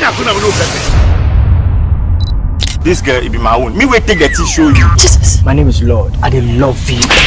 Doctor, you didn't want me baby for you. What palm curtains are so baby, baby frame. This be my girl. Right now I go through and for hostel safe where they come. These are my friends, the ones I told you about. I'm thinking whom I'm thinking about. Doctor! Let me call him. I'm at the hospital right now performing a surgery. Can we meet tomorrow evening at the restaurant? You will cross your senior day, bro. Imbus herbal mixture. Inside Media College. Yamauda so bell. Happy herbal mixture. Usunumbi. Sankofa natural spices. Didi. Living Bitters from Capital O2. One day. Yesha se ukiada. 6th March 9 p.m. Ewo Onua TV so. Onua TV. Ye dwene ho pa. Your friend Yatiti Okra, Iron Lady. A bano Ghana Manifesto. My yester precasa me fiti kotia. Na me mwaji afiemo. Obiane mense. Me no ba betu kwemi. Ye besua de. Ye bebie nsem so. Me ma wakwaba. Eba pemu kadwumedie so. Onua 95.1 FM. Ane Onua TV so. Ejoda kwase fieda. Ewianom yenu empemu. Ekosi no nai. Yene wo mo maben. Ewa manyesemu. Sikasem tutuyemu. Ebe sinkonua ewo studio. Ni abon komo. Mebe ma analysis on trending stories. And some are ekoso ewo prom. Na pemu kadwumedie so de. Wonim se eya sese dada. Or how bay and awa ewo wumpetemu. Fafa me social media handles ni nyina so. Facebook Yatiti Okra. Twitter ya_titi. Instagram and TikTok ya_titi1. Me tipa buka ko ya kasie mu die. Anye bia ya na sede ya be body plum ni ya hyena ma na ye. O my God wodonti e na me num die no. Ye kwaje plum. Pa buka dwumadie e wo Onua 95.1 FM and Onua TV. E joda kwasi fieda. E wianom ye no empemu e kwasi enwumre no 9. Nyumeko amaso ya sen eye ban herbal. Onua TV. Ye dwene ho pa. Sad link. Wabema bwana. Waboto. Unyam paibo ananya kupon sra ebe so nkran. Anything representing your image in the spiritual. Yes. As you pray, you are redrawing it by fire. Lift up your voice. Uye nyakupa basa wo so se ne be ya enema bi besese wo brabo mu ana. Ene abusiafo emre na anie emre na so otumfo nyakopon ebeji wafi o haw nyina mu eno ti bomode ase obeka Pastor Elvis Ajimai ho abra wode Alpha Hour Ebrayen ewo Onua TV so Onua FM so Connect FM kwesiada ekosi efiada 12 midnight pepepe from the Lord. Every confusion happening in your marriage, your help will be from the Lord. Uchi mo afidie ne to baby a eya de obeti yen kaye pa Alpha Hour ye de nyankopon usra ebrew eno ti bomode ase obeka ye ho Sadalink Alpha Hour kwesiada ekosi efiada 12 midnight pepepe Onua TV. Ye dwene ho pa.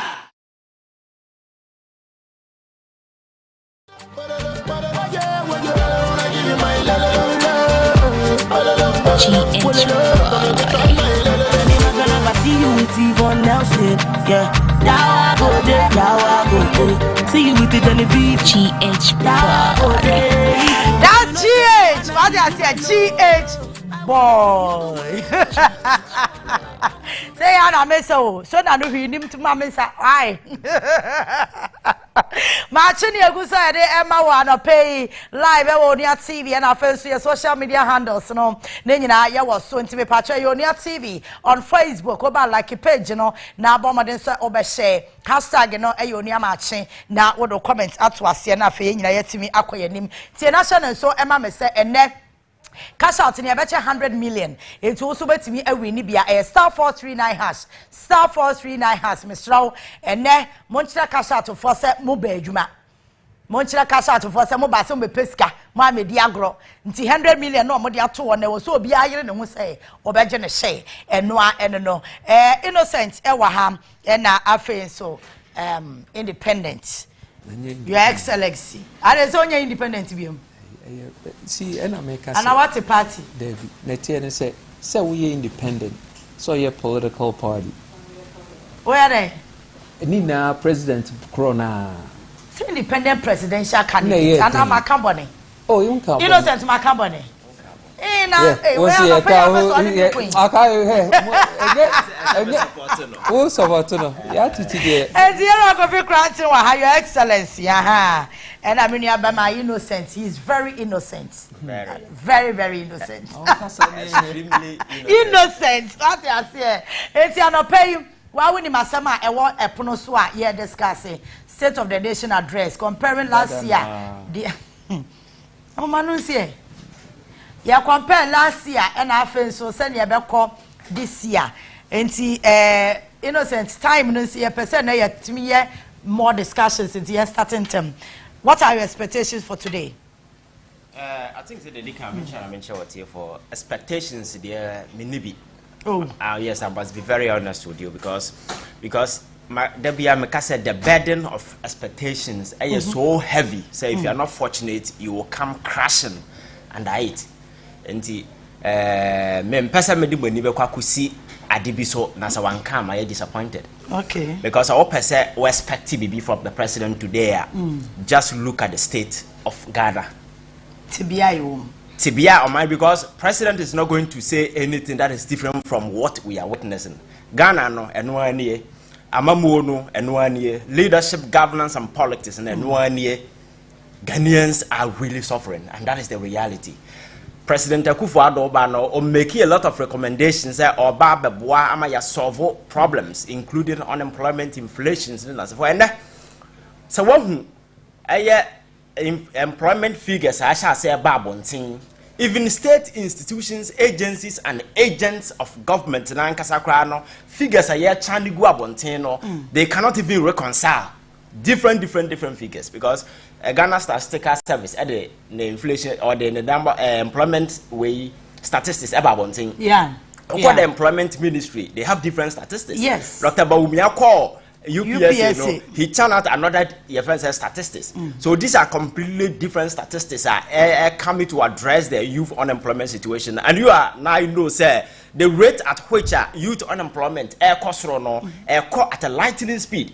And nothing is being done to remedy the situation. It's not as if it's a but it is your leaders have decided to pursue perverted priorities. Are those priorities and synchronize it with the needs and aspirations of young people in this particular country? But the Biamekase, we are buying away in Tanzania. You need to realize youth unemployment threaten national security, threaten political stability, and threaten our cohesion. Even your social stability threaten. Because the part to no near Jumaya. If somebody he has nothing to lose, that person can do anything at any point in time. Yes. So those people, that is why some of them desperation to me force we be mama mutimi kwatena balu so your friend is saying Italy na say for no the life no no nim so kwa but after all he has nothing to lose, so they will go. So that is the level ye kwa kodru. Enti sa wotu anywhere Middle East kwanya saade we sha say North Africa haya Algeria abra Middle East abrante bi nyuma semne na sefo man ko twa jatu ni mu a se bi trigger your friend saying massive revolution North Africa sense aban bebre etia akosoro ho ma se bi eno sunsanso na akofa Al-Shabaab na sefo de abai because you to know eni adwuma ya they become desperate, they resort to doing whole lot of stuff. See about Kromana yet agency like youth employment agencies. These agencies become an extension of political party offices where we siphon money from mainstream politics to private pocket. And to Bakohono, a party boys and as for na yafa, yeah, Chessica Momo, Sankaye provided a Juma Sabi. Are sustainable? Are guaranteed craft for these people who are party people? After all, we are Ghana for. Exactly. But they will not even provide them job. Jekoto will be leader kind of staff now. But at the end of the day, budget in the bano. Nesika ya wasting on that particular area. And yes, why ye na se for go there and see the rate at which maslog by area. Yeah, they are buying sika kotoka near chama manfo. Yeah, chama ya namfo for na se for. So if you are running a country like this, that particular country will always be on an autopilot and kusiaga. And I think the reason why you have nurses, you have graduates where and nobody is making any conscious effort to say me abang me di jumadi we A B C D neguwa to make sure say the surging unemployment youth situation may address it. But like I say, you will never meet a 70-year-old man asebi.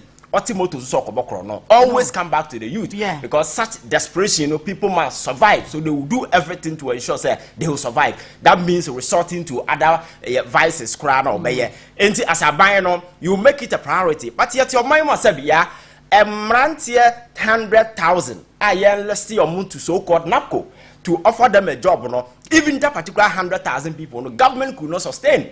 We could not provide a guaranteed job option for these people to the sense that we couldn't even pay them. We live in a country where the time on a national service, there was not even a time on Misika come, but we've gotten to a point where people are doing national service. 4 months, 5 months, they've not been paid.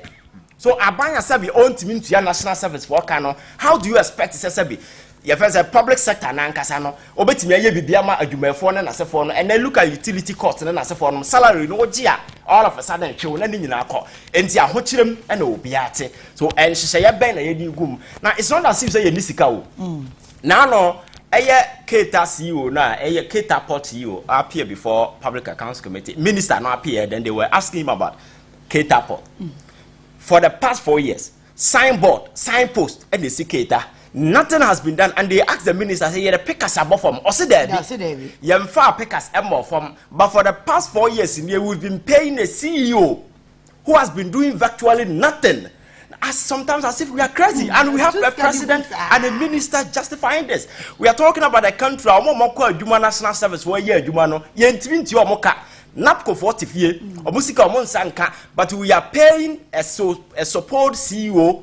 A huge sums of money for no porter. Yes, you baby. Nasabi. Sometimes you take decisions and I said, "Dama the Nipani so said." Then you begin to wonder. But this is the reality at home. Yet Kroma now know what to say. Say Japadi. Aye.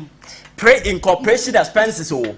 I then Ghana 40th year. Say yenya yenya obi free say yenya no. Yes, a pray incorporation expenses in Kwa go to a tune of $12 million. $12 million in Jessica Ketwa. National Service, NAPCO, among 40 feet, Sabi, I do a munya bin there. Yet Kroma and I buying and a colebu through whatever. I shut down the rental department, our colebu. Emma Ghana for wuye because you know how it is a obi kidney function. All the metabolic waste in the winning will accumulate here a tenetoxic. Affected the major organs of our body. So always and always, so obinya kidney failure and I say on to me excrete urine other stuff na okọ satama so ko use dialysis no okọ na machine no enya adwuma and I shut it down a death certificate death license and was signed the money pa no. It is the same as ya can't say a command firing squad because it's the same thing. Nipa no need other option be as be obetimi akwa. These are sensitive and emergency situation. You expect a government or sebi or empathetic towards people abaya sebi the suffering of the people no sebi odwe ho no will do something to ensure that such a situation will be remedied. But baby ebenya sika kwa akodi Babia, yebenya interest be what that is exactly what we are doing. So it's not as if say Obi interested in the youth unemployment situation. Aban is not interested. That is why baby say yedi sika shema make sure say ye bia nyuma amamfo ye bia ye no ye nye na mbom ye betam of my sika ye the cathedral ye nim say ye ko waste sika no na ye tua ye damfo for de enuanom ka amai sika bum ni asesa momo say youth no complain say adwuma ni ho they will tell you say oh come on. Your friend say Abang cannot provide job opportunities for Bia. Nobody is saying Abang provided job opportunities for Bia. What we are saying is create the enabling environment. Private sector, and I say the engine of the economy now, and the sustainable growth, how well are they functioning? And taxes and then as for the hippo go among force be yet high and kodai, and almost emission tax ever. Look at the circumstances at tax we buy. Just that certain people have realized, and they need to raise money to finance their reckless spending, incompetence over the years. No more people on Ghanaians, but for them to have the courage to approach Ghanaians and apologize to us, and some we did the contrary. So we are sorry. Going forward, young coming out with proper measures, initiative for making sure that you make it a young people priority. Because if you go to places like Europe, America, Samara title 42 they could have stopped migrants from crossing that particular border, but they realize so we bet from Guatemala, your friends at Mexico, from Peru. Now what from across the border, it means that person is energetic, and America is aging. They need your friends saying people who are very energetic to be able to at least work for them. And that is what they did. They said, for 200,000 and as for Germany and other places are incentivizing people to give birth because the economy it depending on the young people because the energy need to be invested in the economy, the productive aspect of the economy. You need labor force to do that. But the question is, your youthful age will go waste. Your youthful age now, you need to invest in something. Productive. What did you know? And then that particular way, waste. As the reason why there is this veil of desperation that is hanging over Africa, and you see people on social media complaining and so forth because willing so about travel out there to go and find work. And the people know more travel, how well as I speak, there are a lot of Ghanaians who are locked up in Egypt in slavery. I almost from Kadama, almost for them. Beautiful ladies exactly. And these people, the kind of inhuman treatment they subject Ghanaians to the government is aware that people are doing advertisements on various social media platforms selling people to modern day slavery. I'm for engage in sex trade and then as a forum. Go to the Middle East. Videos in the and I'm sure say Ghana from one Middle East. Your friend is the Middle East. Yes. Kuwait is your and we see me crowd obi kobo brana sanka ye be create environment a sound a human friendly manner. Ya kwa tete ne na for there are a lot of makwa e bi beba no de nani ba ko na beba obi yakuno obi kura be si na busuan for free say oh but oni ho yakuno wo hwehwe na wungu no. These are the realities, but why will people know say conditions out there no are desperate but yet they will go because avenues do not exist here. Your leaders what they are interested in is flashy cars car na bam mono America for current to me nto ye mpani for the sika kwa koto na ye damni nam na ye shekoto akase honorable because to us leadership is about impoverishing majority of the people and we live at the top and then always they will respect us. That is why poverty has become a multi-billion industry in our part of the world. Every youth to be they are underemployed. Sika won't even for more bra. And people have become desperate. That is why there is this moral decadence, moral fabrics of our society. Because I don't know, everything to survive. Because a buyer is not creating incentive. The private sector need the capacity to do that. And even the existing private enterprises, look at the way a government at the bad policies taxes upon taxes. Exactly. Yet the banking sector that has been one of the way for you see a crisis. Now sabi when the batifie no say the banner so the or country I won't into a tam the banner not to toilet him. That is what happened during the banking sector crisis. We had a genuine problem. Yes, people were engaging in a whole lot of mismanagement, reckless waiting as for. But as a president, you just look at it from a larger perspective. Now, who say crime bed remedy the situation by the same time making sure that individuals culpable will not escape punishment. So you do that by ensuring say capitalization now be able to because we will not be the first people to do that. I keep telling you say when Obama came after the recession, America was going through the same distress situation, but they realized that they need to make certain emergency package available for firms are credible. A bit of JP Morgan Chase, they gave them money to buy distressed assets Gwana kwaje na making sure that people don't lose their job. Make sure that the company do not go into extension. And as I speak, most of the companies now become a major way and a man for can give testimony that particular package, you know, you couldn't do the same thing. The president decided, say, you shut all the banks, you kill it to the extent that microfinance in your Google, and see, people are creating employment, you are creating unemployment. Because I'm told that there was a gentleman who was a bank manager today, or to Prako.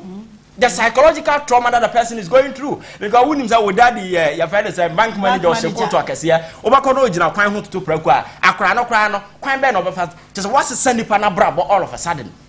But abine, that is not your job. You are not supposed to create unemployment. You are supposed to create economic incentives. Because every young person be able to be filled with a lot of potentials. Only say in realize Africa no that creative ingenuity now you want to unleash the potential in the youth, you know. And always and always, you know. But who say ni pana na namho sa no waste bebre resort to drugs, some resort to alcohol. No life asisa. All because of desperation and as for because I would do age bia. My culture said the most difficult thing to do is to go to people and ask them for money. And then Baumia said, or behind I am my young people, I got pissed. Come on, the young people in Ghana are not beggars. Nobody is calling for help. Nobody is calling for assistance. Africa, that is a mistake we do. When we see young people, we think that they are desperate. Either we are going to help them, either we are going to assist them, or we are going to... No, all they need is empowerment. Empower them to become self-sufficient so that they can make choices. They can lead their own life. But a helper, and they open our money pado. Ebia and the one that sort of over my phone. I can't just me here phone. Ebia de me here the for. But and I'm say help. No, I'm unable to ask you. But if you empower me and become self-sufficient, I can buy what I want. Exactly. Okay. That is what we need to do. Then lastly, the desperate situation in North. So sometimes it's not money. Most of our politicians do come from the North. When they come do politics, do everything. Even going back there to ensure that particular place in the make your man better. Sabaya the young people, because I am very much concerned about the young people there. Uba Kumasia, very beautiful young ladies from the North. Who will be a ultimate said who you find but I want you to know Wajana Meho Abatile Kumasa or Yakaye, and you have a politician promising that poor lady say, yeah, Baba see hostels Samamo. And you know, when their counterparts are doing well other places, why can't we just look at the North and say, okay, these are a priority area. How can we do to ensure that migration now man for a bahado? Sabana Mobana Bruchilka no Mokwa, you know, say their life will be better. But Obia offered North to Kumase, to Accra, Obekaye, the life better. So we need to make sure, say deliberately, we provide necessary job opportunities, maybe factories in Nasifa, because over there are vast land. I able to go into rice production. Ghana penny farmer who saw me abro. Wakofa benti na mameka. Okay. Christmas na some call. Okay. You follow me page bian we say me a live video from Bamboy. Okay. To Sola. Okay. From Sola to Damango from Damango to Daboya. Do you know something? Enkutonia from Bole to Bamboy.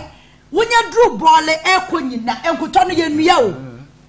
You drew her enkutoni yenuya. Na ewo ho bebre anu na fifiri. Yes. Esi assess the omo ya na se eye esoma na aprugu a. Efie bia be ra bia so bisi. Ekwanya na ho ni nyina ye nkuto. Enye obi na aduanu na afifiri. Eso na paigu foma no makosesa. So omo de bebe ye aduane, omo de ye aduane so de ye de pa ko ndibi. And you see, omo de ye aduane na omo de bia ye nku ni ade. It is a Greek minister called Gia. It's a whole institution of itself. And you bet me creating employment. Or the end of every north Abaha. Yes. And so, Nkutone say, Edru Hamatan, no much Shihonina, yes, I was sent on the Esoka, a baby. To Bedru Hamatan Biano, not bushfire, no more seno. Now, even there on Maya Sabi. Desert is no moti. Desert is no moti cry no. Look at the way they've been able to transform. If you go to the north, apart from shea butter factories, I know people who come from UK to buy those shea butter from here. And they call UK to acquire the papa. Ah, but is going waste. And then the land near the hono, rice farming, and as for them, how do we incentivize young people to go into rice production? Even regional basis, how do we make sure that even you grow, then you have that agric minister, that joker of a minister who came tell us, yeah, planting for food and jobs. But this, we are not on by anybody, our ministry, and then yeah, West is there is absolutely nothing to show for. Okay. So I think that we have a problem. Youth unemployment situation is a threat to national security. And I would 2014, Carlos Pijomo and Ninkru for El Barcelona. The internet they were amping to break away from Spain in unemployment situation. So we need to be very careful because on my way, German Toma, I started from the youth. And we are the majority.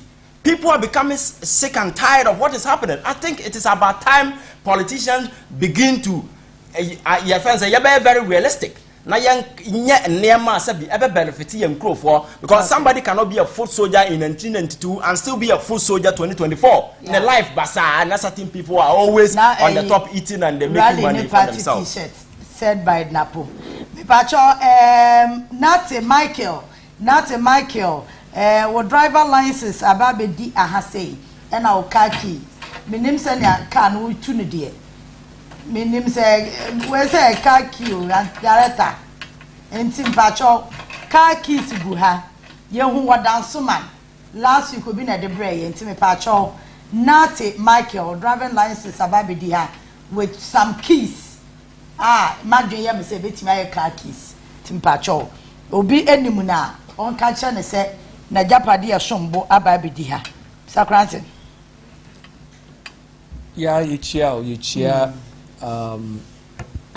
unia family ne Ghana funa yichia ya the mind and the hand it creates problem no erin to me the mind and hand a fixed problem.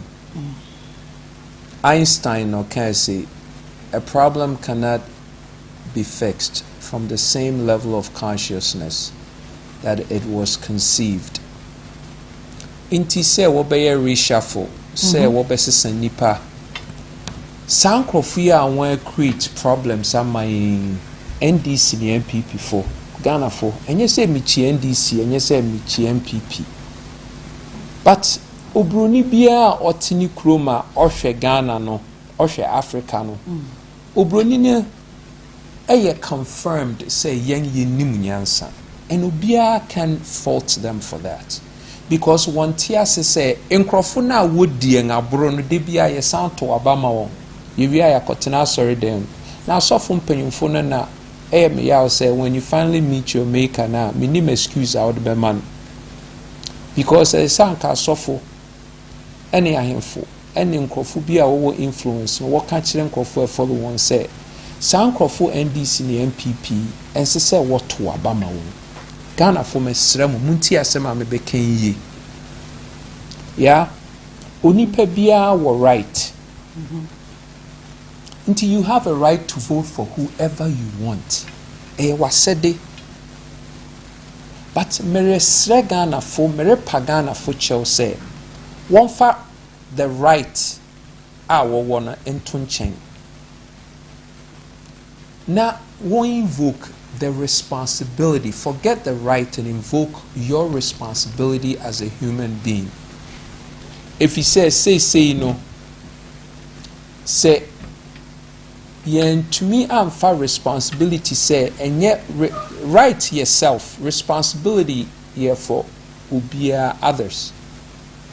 Inti say yen to me share yen responsibility so say ye human beings ye per se yen fellow human beings di ya ni e say oh I have a right inti kufi jam na mento ade a mepe eyi enye Chelsea ene Man U erebo eyi nye kotoko ne house erebo eyi a fight for our lives. For the last 67 years Ghana a degenerate to a point eba be dubribi yerin tumi nsan ye echibio de bia ye ba hanoma de aye be ye oyi be kasa oyi nkrofo ba no kan wo examples no it's to cause you bruni say it's to nudge you to think the right way say there is all the evidence wo ho say Ghana fui we have made the wrong decisions in voting for the wrong people. It's evident. Wuntumi nkosu asori dem so Nyankopon moa. Wuntumi nkopo bi che so bi ma osika de bia me mailbox mu kofi mi ntua me rent ye kofi mi hia sika edidi mere bay graphic road a mere young woman kaya ye fu na mian for graphic road anim ho na from brewery hon all the way to junction aye Kwame Nkrumah Kojo Thompson road nipa gu ho bibrea what the jene aba from Burkina what ba betu no akoton. Is this what we are good for? Emia wo krom he na one precious asset ba ko ye pan award so niama one asset wo ko bia ko ba bi okura pan o de besi ni ti so Ghana for me eye mobo aden yeah the number 1 in gold for Africa, number 6 in the world. Oil, cocoa. We show revenues of 6.8 billion in cocoa or Ghana. No? Na one year galam say one channel so uko gold souk wo Dubai will show $22 billion of gold that Efi Ghana. Obviously, it's a $22 billion. I made an American say, the absolute minimum value add factor of gold, from Ghana na year 10.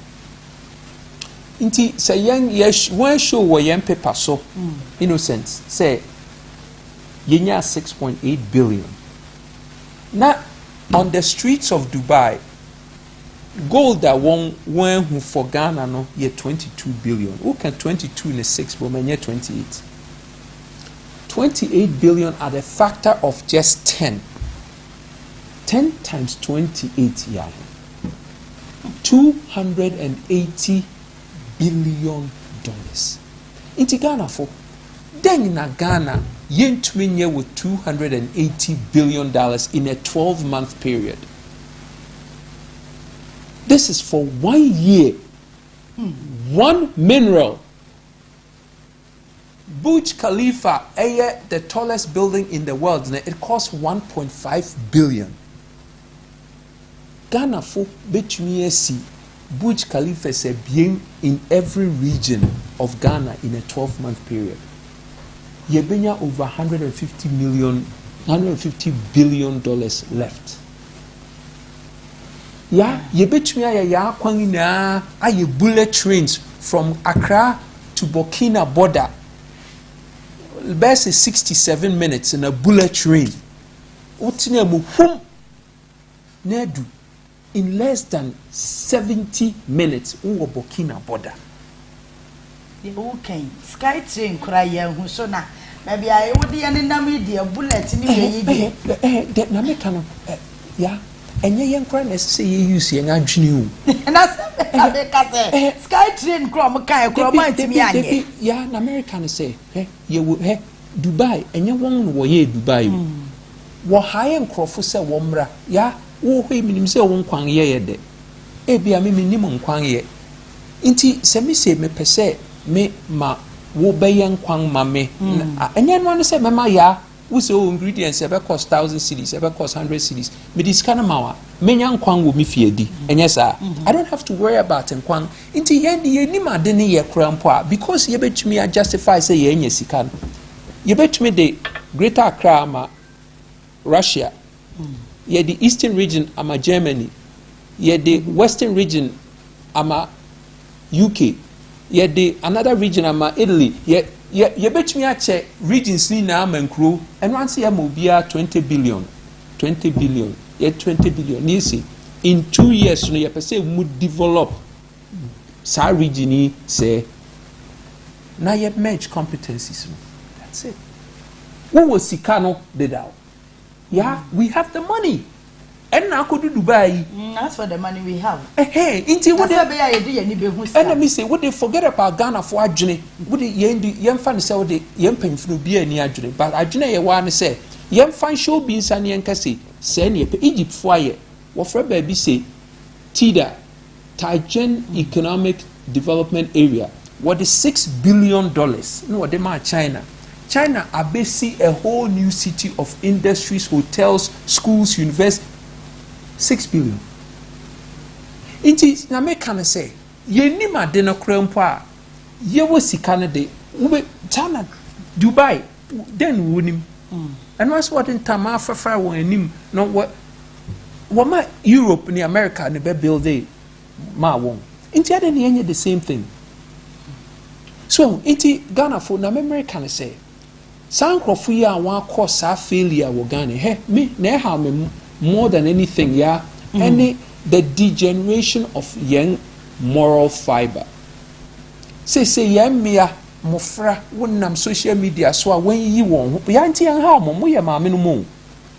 Person na young girls say I say just say no morals. Obia ye bibia no ho kro to me de kire wo social media so emfa no ho.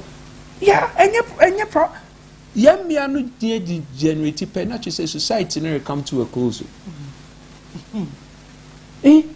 Yeah, inti and how Ghana for may I am on say doesn't it bother anyone? Say every nation say we are say is investing for their people to do well. Excellence of the human experience. Now we call Ghana no now wonam kwa ho a fi emia soniema mofra so banchi gotema ye finwe tie gu ho potholes wa ha traffic lights abubu street light traffic lights kra nya adwuma say nkrofo na individually no nam no direct traffic light just say bibia ye basa now ba na so beba state of the nation address na wo dia ye den adwene na wonni bi muntie na mekan adwene na mu wo bi anka mo dia ye bibi to you bibia about justifying failure anameboa about justifying failure. More fairly, until they be able to justify. Listen, the people of Ghana don't need justification. The people of Ghana all need here and say, Niama tena de be America. Ya me say me a president. Niama bisa. Number 1, you be change constitution. Number 2, you be eradicate corruption. Number 3, you be institute a national development plan for the next 20, 30, 50 years. National development plan to develop a nation, do housing, healthcare, employment, education, transportation, telecommunication, security, recreation, markets, and a functional central business district. No nation in the world that actually developed into a first-class status in 32 years of the NDC MPP. Nyama 10 years making mama me one. I want to me aye one. One I want to me aye one. Want to me nye. How can the same people that went fail at even attempting to develop our nation? How can these same people not come back to us and say, "Yema want another chance view"? No one find them. No one find them. Yeah. Okay. State of the nation. No, it's just a verification. It's a confirmation. Say one year failing. And I. Yeah, no any expectation. Yeah. Oh. Okay. All right. But last week now I'm buying no. Now it was an alleged kind of right every position for yes we yen 2 months yentimi ka ho asem media memeti me na me say dan ya be no kre ba say yes yeah for official document ma ya ne de it is alleged I said you ye pre ye ho abo position ama no confirmation number is a domestic finance minister foreign finance minister. Yeah, don't you feel insulted? You see, hey, that is how we are elevating our politics at that level. We have elevated. Oh yeah, you see, governance enya ohena otina konwa so otumfo okumase sesi ona ya asante hene o take decisions a ono na chese hard na betimi challenge no because traditionally no he feels microphone no ehye na seda and obe making sure and some oka bia no the subject no respect no so very often no most of the topic no cry enye subject to debate obetimi my instructions people will follow questions and also say traditional settings but so wo bu o maya citizenry no are active participants or more partners so it's like a partnership so the kind of your friends say must be respected at any point in time. Yet your mind more citizens have been calling on the president that the finance minister has been reckless. Guy, the decisions are what taking has been nothing but foolish.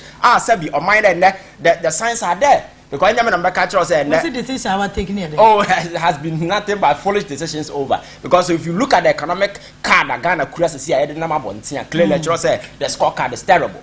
So this is a guy Onua and the party have come to a consensus asking the president that the guys in the track record and credibility are so poor, get him out. So President reshuffle.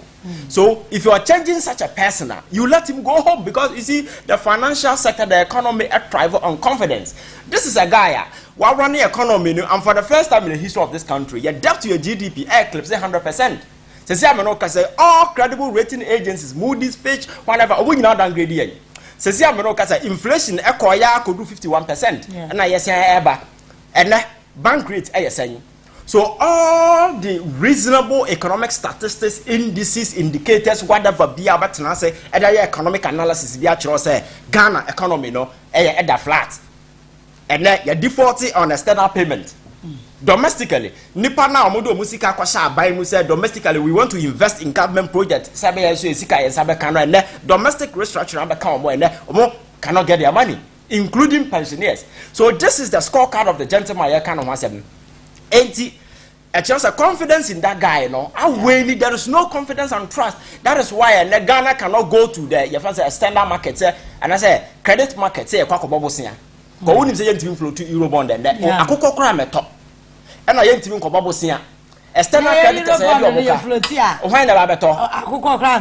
Because a car because these people are investors. Or musika no they make sure they will get profit. So this is the kind of credibility Abrantia no wa odinam. So if you tell him that he's an envoy to international whatever, he should go and negotiate on Ghana behalf on then the guy has no credibility. So as a president, prioritizes those family kind of way, over the interests of the people of Ghana. He doesn't respect the people. And that is the fact, because the president or respecting Nipa or respecting the party for no. So Nipa can't say because we are president. Every single brain in the country is at your disposal. Who and I'll be decided why. Won't mean can't apart from Keno Forata, there is no intelligent person in the MPP. The MPP as a political party has a lot of intelligent people you can bring on board. But he has decided say unpack your money and see China, Nipa na wakasa on an ordinary because or the bush or no one or day. And so person economy why we are here today. San nema way as so day meka your car means you didn't for no economy and there is no hope. On my end, a ma moti on my new nina to chacha day. Emma, women are engaging in gambling. I deal with your way. I have normally winners in a yachake. Emma, me nature. Me say me radio station. Be now or Bobby winners. I did be. And I host to be saying, "Mamma, who is the send a shame or some 1,000 Ghana or bad 10 million at Chachao." Oh, Kroma say. That is how desperate and hopeless the situation has become. Easy mo bia say oba timide 1,000 Ghana eto chacha e radio so clearly a say the situation here desperate.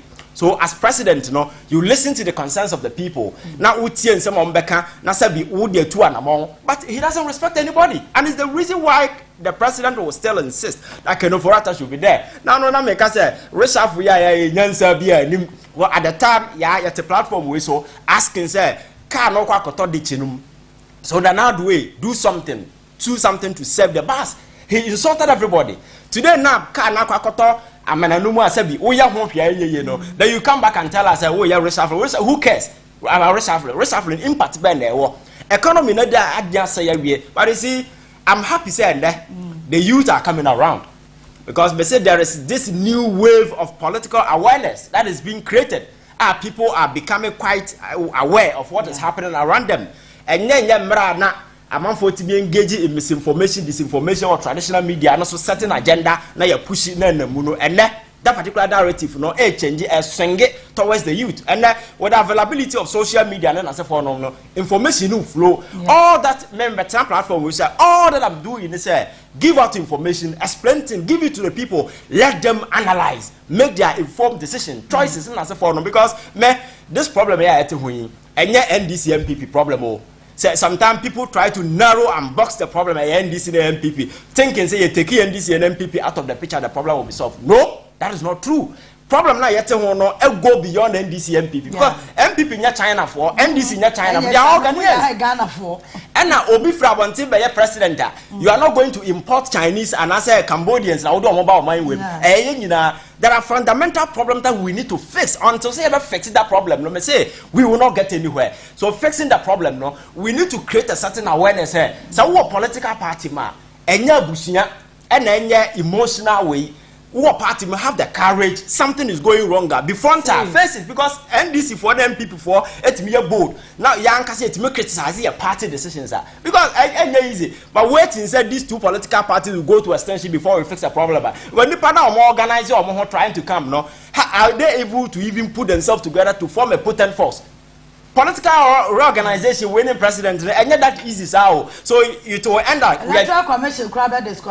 it will be like we are just joking around the problems but me say the fundamental problem is we need to elevate the discourse beyond partisan way yes we NDC yes we MPP but problem no course we have the courage to confront because senka there's a within the middle, no organization, you see a certain potent force where you know, say this is a force to reckon with, and the end, you know, say Ghana for you not tell your attention to her, say a bit me as I don't do any middle.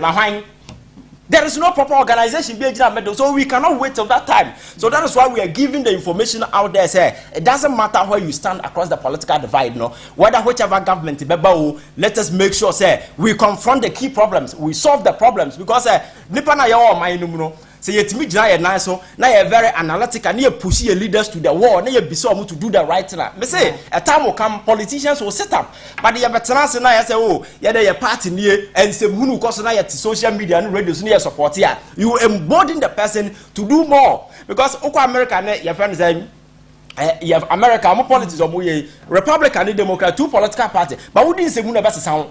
Almost system no. Net say your friend say NDC and MPP 8 years.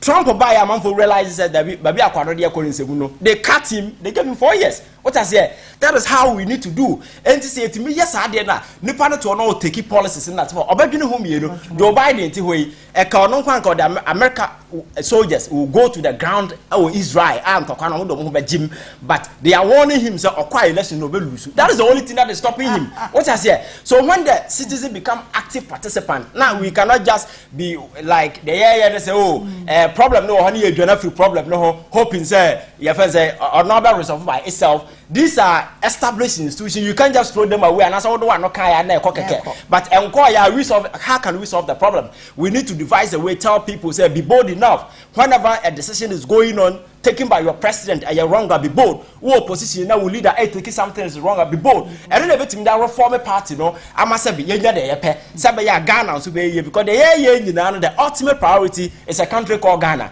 And then we have deserted Ghana. Prioritize it. Party, individual, men are made by the say, and I got another one essay. Who is proposing how I bet me the award that I know, and I said the engineer honor, you bet me I set up system, I said, I bet me Abuama Ghana ni, Abrabo Matono. Because if you're able to build the right institution, you don't need a buy or bow. When we have the systems and the institutions in place. In America today, they say the mercenaries are running America government in the economy, you can't change it. Because the systems are there. That is the kind of way you're building, you're making sure no politician will come and influence or put a break in that particular machinery around the state. Say you to know must be very focused. Now you're making sure you na nyesa you invest emotions then as for our politics. It is about time I ever invest yadwen reasoning and the politics. That is why the last time I was telling you said the proponent of deliberative democracy and never for fools. Democracy is never for fools. Answer na what democracy be manipa no make sure say nipa dey nyansa for obetimi atenase analyze a process information na who the best choice o take here be bo man no. But giving democracy to people who are emotional, who are not reasonable, people who go to social media and do whole of nasty things and then Ghana hayati amam for over social media maame panyin order so ko ntwitwi ne not the camera na tabe nsem hunu nko ano moto no mokeka gum saa keke how can such a man no ebetimi focus we need to be very straight na you say oman na ya building. We are not building any interest. We are building on my asabi. You bet me live. You the judge generation. Omo ba asabi. Omo mebre. Na you bet me akoye nim. Sakwante. Yeah. Innocent ba. Say you deka 600 billion cedis. And I current. Me the economy said that nim. No credit okay there because unim. Almost said anya specific my young say a canopati. And yet because they idea a dynamic. Egusunim. Egusu baby you do say you know. Na America say yedeka 600 billion cedis. E kracho more than 6 months. 6 months. Oh, and you be abeka ho. Into the emphasis be ameka ho kra mpo Ebi dia bi abeka ho. About it with the emphasis 600 billion. Yeah, fan 600 billion. Not to say Ghana for ye 32 million. Not to say obia share it was 600 billion cedis number. 18,750. Ah, the papa ben abano waya mamia. And no sa kanu in my name. Inti na tioya the average family of Ghana no. Yeah, husband, wife, and ebia 2 children, and ebia one parent, one grandparent. Well, sa constitution Indian fan say 5. Say ye 5 no bia ka ye 18,750. Not to say times 5 no, not to say family bia household, every household bia no ye 93,750. That's kind of obitini din krada. But that's so 93,750 a fact say every family beer of 5 people no car mudini onipa bia de car 18,750 inti what the yemfa ne say yenchemu 10 years na yemfentua yenchemu 10 years na di chia times divided by 12 no every month biano ubetua 780 cedis ya hwe wa brabo ma ode wo ho cedis very good. Now 30% of Ghana for population live under 5 cedis a day.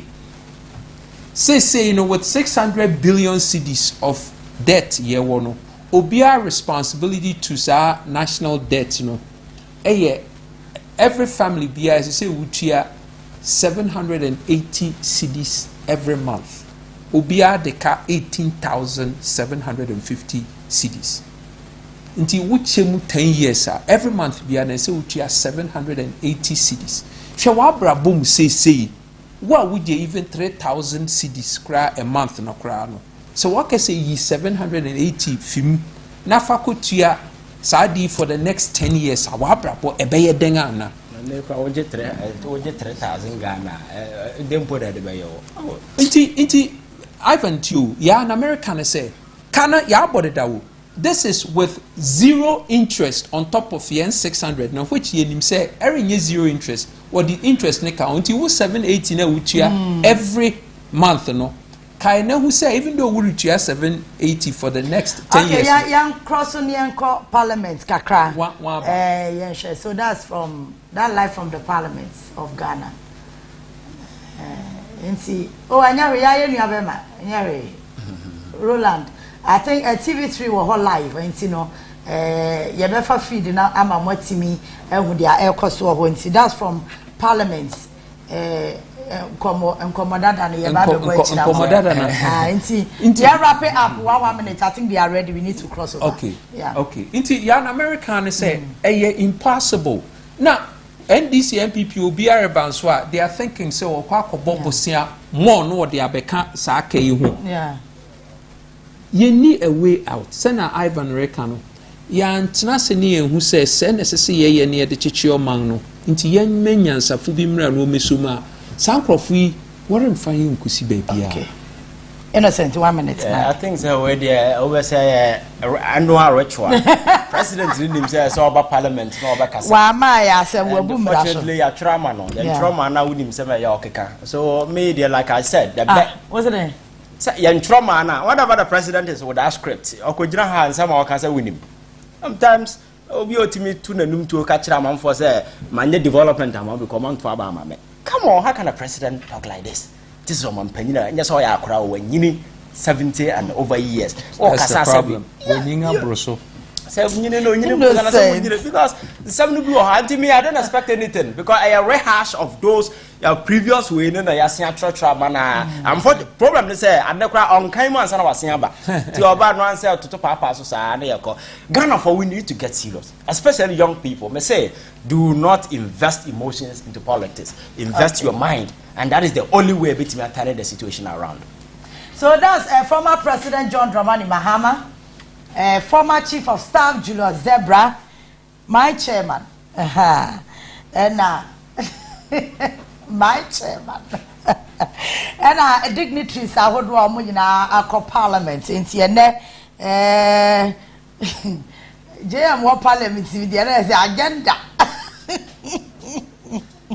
Enti o ma panyin na nadu dan kwa Akufo de ye hwe ni mo sem obeba na afi o man Ghana tibia ye wom no watimi ama yehu say ye gina bra ne sen tibia ba ne wom potin say de Ghana the 1992 constitution no eka no I think Martin Ebika me do too o ho ana so ni ho enyo no okay okọ bi so anka nya bad because I'm saying I am pia ya no ota atoto na wosan ko no ankasa ko bi na eja owia watimi a kire mu wo ho amayen ebe se obeba around as to ye won panyimfo ahodo bebra mo atena se e wo parliament I need akwan say ye betimi ahwe nti bacha mo betimi ama me short ni biemu a na ka ye hwe se ne parliament eho etie anopen mo hwe se thank you very much.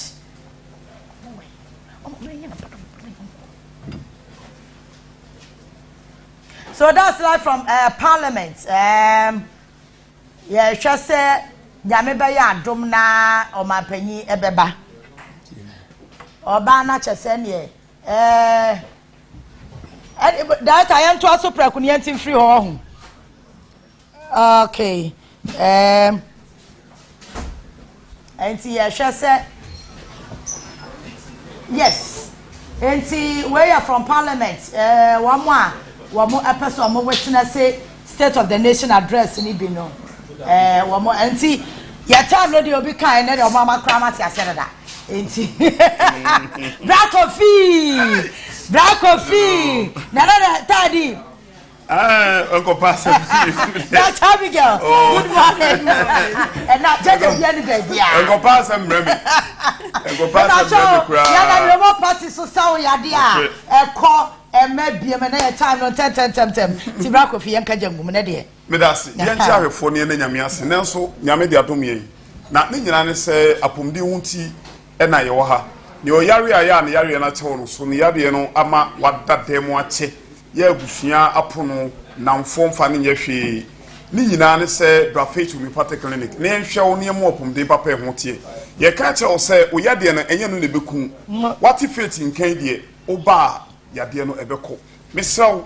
ebia na oni pedua no emu hihyew onase epegya umia na atom utimu se wofunu ya na ye kese hwe se bibia si woni pedua no nti wa ma wa nhwe ya na obra nso mesraw esa wo tie me na wo hwe me na se oni pedua no utimu se wo ye adwuma kakra bi no abrem free tate untentem wa anka se bi won so wo ye adwuma den pa so free nte okra eno nso nye branie moduro se ye ka secret bia chewa won hwe a obedu abakasa faith mu ye adwuma ni nyina ne se oba eduro na wo fa no ye tire oduro ko abefa so abefa no eni nuane ne niam a wo fa kan eduro no a ebe ye adwuma ntem ye wo kwan ahodo pie fa so sa ya de bi o ebe boost immune system no ibu ebe massage o ye be detoxify ni pedua no ye twi fi ankasa fri ni pedua no ye wi a ye di mfidie na ahwe oni pedwem ataki yade wo ni pedwem ye wie amodu pa ebeboa ma ho to mesraw me ne number na itudwa fa number no fa sesi a oha bi wo ni pedwem bia fa yen mesese wano no ekia wo kata mana butu wotimu se oni pedwem mu hihyew wo saye utititi wo naye utititi ona no mpaboa no wo kra wo ntise mpaboa na wo mesro brane mu odu ebeboa sisi oni pedua aduane to ye ma na yam dwawo na oboa no hihyew eka wo chikasa mesro brane mu odu ye hono ye hwe yade bia ye ba wo so acha wotimu se yade we de ba ya che enkowa no maduru ache eno na ehia wo ba ye behwe wo mesro se wo yade no de ti bia wo hodu e wo honom si amoye de dia no chese ensa be chef die nim ye di mfidie na ye adwuma ye wo adaje wo ni pedua ho ye bowre ni pedua na chakete ti se organs on kan yade ye ne ebe hu yade achew ni ama hodu ni a oduro no so fa se de be chew na nyame adum tumu beto number no ye 0540 710940 0540 710940 and 0244 583859 0244 583859 and I bet me a fata credit number no 0547 578494. That's Abigail, my sweet pie. Patch of fire pong. Na kakra meka atuso ne se nipadua se unim se nea etie efiti ahyase nti nsakrae bia ebemu a wo se sese nema asesan wo nipadua ni nti misro onipa wani ene okanea se wani edumu a emfaso eniso anase wanamo tutu anase onipadua obi bia eye basa nti misro eye ahyase no ubehu niema nkete onfa no se eye bibi gidigidi bia but eno na bobo ano na akambom abaye kese ebi obi o beda be so bia na nani na chi na peja anase nani no aye kokko tembia oposa nani no ekeka no enye normal anase enye sa na enimete obi o beka se mehwa ade a ne mani no eso aye kusu ti se de ebo asiso no obehwe light o sitem bia mehwe light ase mehu rainbow colors ti se colors na aye bebre meso enye sa na nyankopon eye aniwa no enti no efiti ahyase nyina so hu se wani no udi hu ade enti bra e hya ase nkaka hu se ensakrai foforo e ba aniwa ne so no meso e wo se utu hu anamo ebi onso a enya asie awie wananti anase watu hu anamo wa enkofo meso sa me ya o hwe yen anase oti yen kan dan wani che faith homeopathic clinic oba onso benya wayaresa adanse bebre na ekoso but emerenity yentime mobo nema bebre so nti number no ye de tudwa na fa number no wo ha obia fre na enjichemu bia wo bia no ye de amount mpacho number no 0540 710 940 0540 710 940 Accra ha ye di enjuma wo Santa Maria Abuya Junction anase Antieku Junction uko Kumasi a yewo ainema kokobin 18 muhwa uko Foridua yewo Poly Junction uko Takwa de Dr. Boati won so yewo Anaje Police Station eno ya to tadi orokodo uko Anaje Police Station etimeso same ohaw bia eda oso se yanka ode enho asemo a enka se ebia ne kwa emwa me na enye yie fa number no na frɛ anase to anamo na bra faith mini se nyame so obefa yeso ama so wanya wayaresa ene wa hoto ya da obi ansisi achia Dr. Boat emeba wode krama me o se omo musisi achia no mba no na danse eba ai Dr. de okofa no eye ba bi opeso okọ no okọ ba ni sisi na we directing de ko ba bi eye na onim se obi o ha oba bi okọ onyinu ba bi onyan ware yo na nso na nsisi achia na ba ma ba na ebe ware ono ade a ebe boa no obi hwe de achia no afa ompe na mesese obi a ya odidi na yem dua obi a ni se bi no obi a ni peduam hihye no oyare a otumu se yare we die abona transie be 3 years umpi abontinta be ma tenten gram otumu se be ma we die nka abusua nyina ni da so no pati ade na to dem se ni panomra ye ma mi wi akotena wade ase a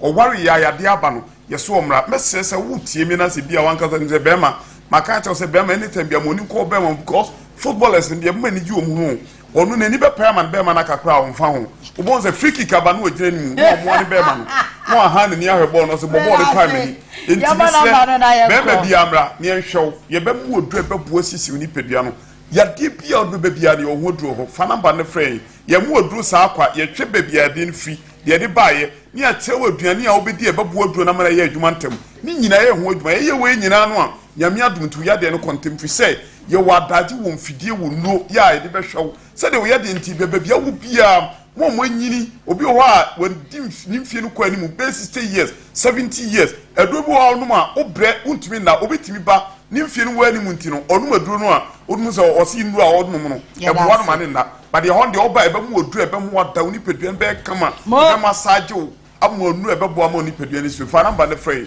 number is 0540 71 0940 yeah that's it 0540 71 0940 we fit homeopathic clinic aka had Santa Maria and Teku Janji hwanu I hwana ya hwanu doctor Penny o hono mo enti message say baby a uyade no and no buy you na many time that me listen enti patcho first homeopathic clinic and no maka cho dadam say na homeopathy so san uyade a uyade no ko emabiem a doctor fo a wo mo ho nyina GH boy ne personal no okwano wa hu Dr. Abigail ana ese bibi ya no pacho patient no oto ye chire wo twen o patient GH boy me pacho eye ribi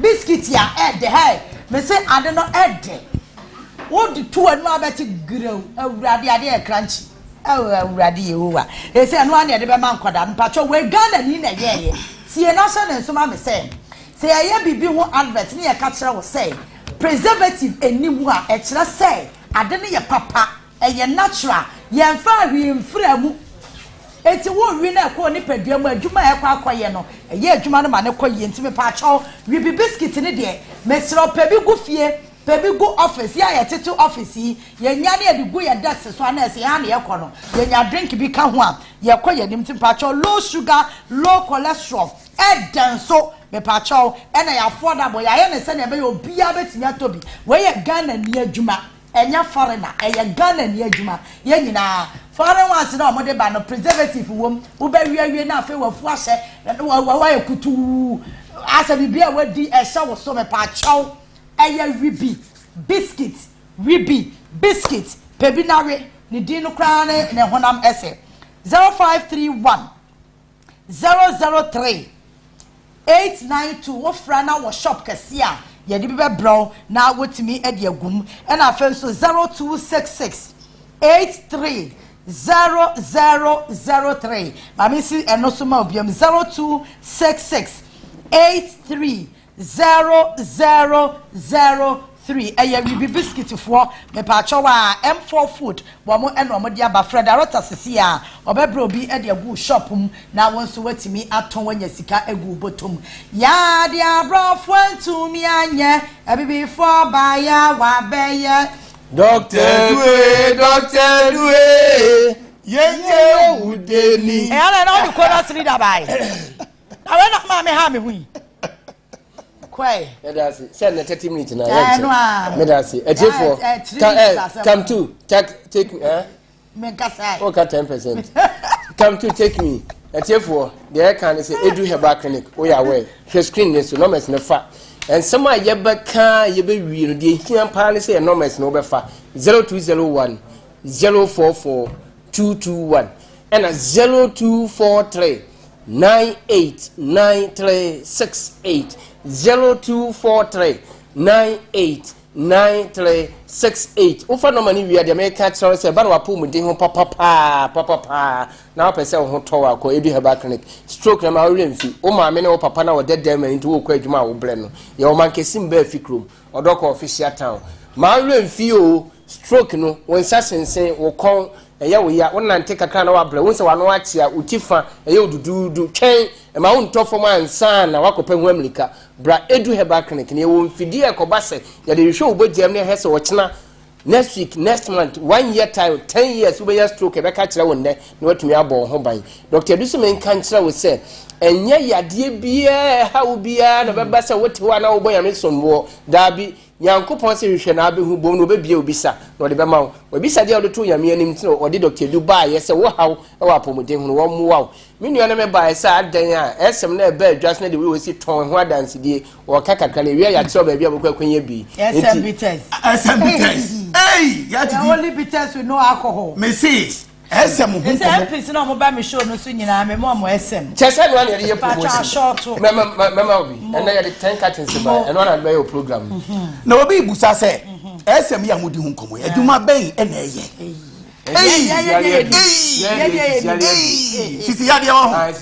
yes, so sissing ya with me. I dear Papa Bia, we are saying it. So it is a people you be said, man, for sissing ya grow. What you say? Senior, Sissina, dear woman, Sisiano, and never woman, SMBTS, or people Sami Pacho, we are Bema, oh, Shemi, oh, Senior Power, and Mamma, dear can ye. You will be a friend of nocturnal pinna to me sense, MPT. Ahomachi, Bema better story. Won't say I was now Bema need national. Would ye last week? Where who be? This week is Susunya who be. Brother, can you? Oh, Yamre, Eddie, bah. Well, and they will be so Dr. Du. The Bema by 3 months and he can't who. Or to Hose, Biana, said you need problem. This is, you know, as some was seeing SMB test, air for waste problems. Yes, into no yes, you know, the opposite way you be day. And they will SM no work up. Mr. Worker, Captain Amana, Miss How. Captain introduce SM with Trem. And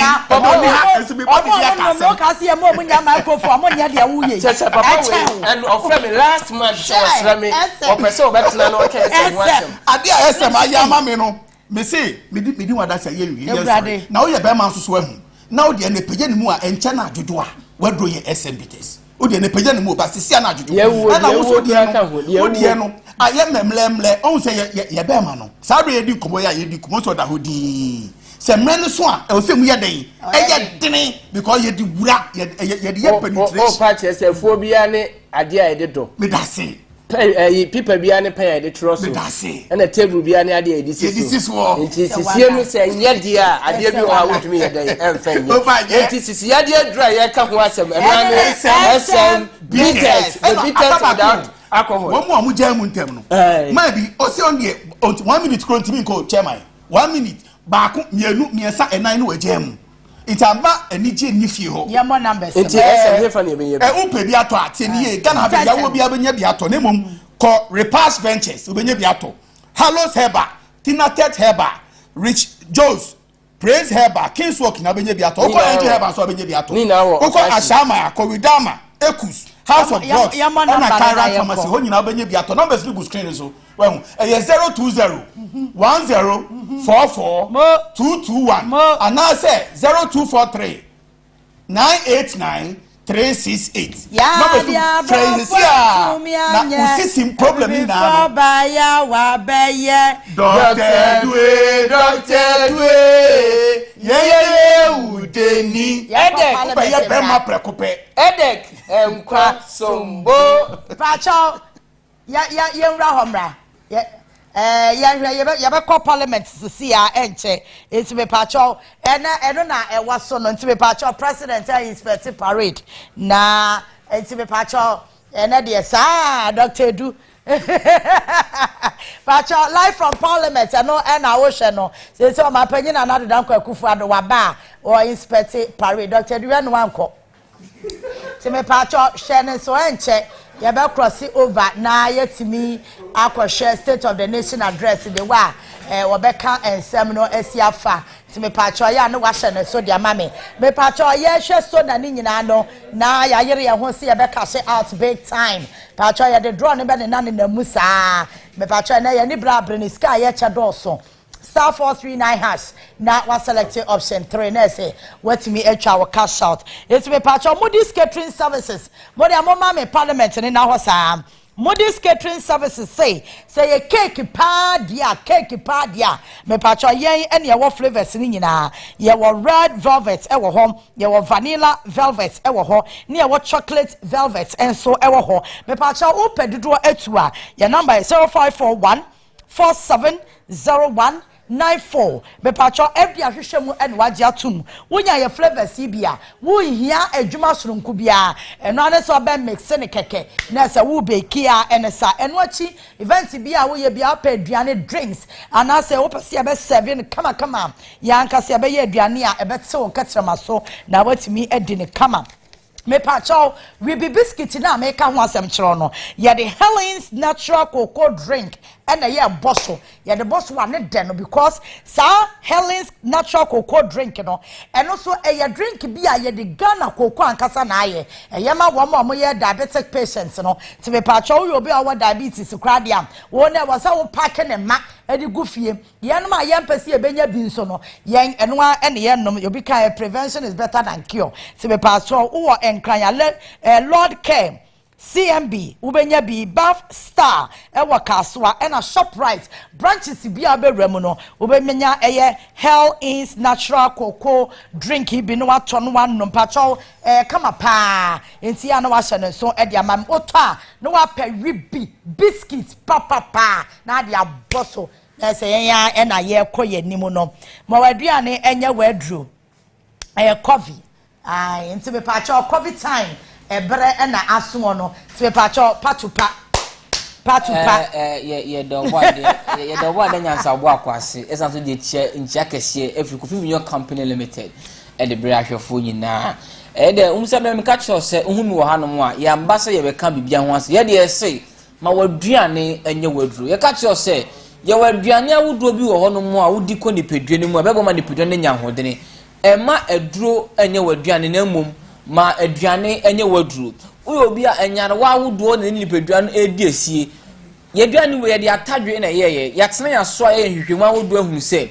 atadwe so wonfaso je bebrebo nipadua esan se atadwe kuta vitamin C e ma woni nipadua ma sojafo no benya hodene esan so kuta omega 3 eboa wani yade enu nti yade ese se wudi na se wudi di a ebeboa nipadua ma nipadua no asasa nipadua no yade aduane we obibie ni ho a ochire ema betime adi painful aduane ni e ma me mpanifo na mo pressure na sugar level no mo aduane enie me pa twa aduane we no upa bi na onsaka bia dia wonya na se wodi enso be fra ye mfansi ja so enka ye ne instant food entiana power office a onsaka bia na wodi enso afra me pa twa ukọ radio gold a ubenya bi afa mo ahyama no ko Ekus Pharmacy Tinata Herbal Center wo shop bia wa Ghana ha bia ubenye bi na watame mo numbers nyensa esan ye bre no enti kopa aduane we bi na tonedi na mu awapomde ma waduane enye wadu aya 0558 400 265 0558 400 265 any 0244 787639 egu screen so aduane we obi abetimi adi ye de say afoto bie no a chense ma waduane enye wadru enkoda di empanifo edi unsaka bia ensuo pe na waduane aye ready it ase more piafo akurate kasa ye ma waduane enye wadru yan wa ma edru no amedane aduane to be patcho yan wa sene so e ma me covid time ene de abewo no ya be cross over akọ parliament enche kra nti mesro bo modern so be ma o TV no akoso adawonua TV ya be so mo kama pa o ma panyi I expect parade wo wi a obewra chamber ho na ya akwa akohwe dia ekoso ewo ho chamo ene de na na be kansem ko to ne de waboa no ho yankoi nye ma be sesa mesro ya ko Canada mesro mo mra me enko mi ye ne tentem na eja na na do aba na eja wakaja gumu di amaye because this year idia niema bebre besesa na na nyame nhira wo se wo sesa niema mesra wo atam ni nyina etia mu mate me wo ha ma wo mu a omutu kwai last chance travel and tour entira me wo fa number ni wani mu na ma mfo mfre me kama afa me wo Kisima Junction Gimpa Achimota Road Kisima Junction Gimpa Achimota Road ana afa Kumasi me wo Buokrom Junction ɛhɔ ɛna last chance yɛwɔ mesrɛ Canada no ya sɛ atue nyame ayadom atue sa Canada no atue te sɛ pipe ɛnze yɛto pipe mu a ne bia uze enana jonko minya 19 enana jominya hey ene koma de ma che na so de nyame aye kafra nyame uze na se yesi abo akwa bituo wo Canada okay meti me na me de ko yo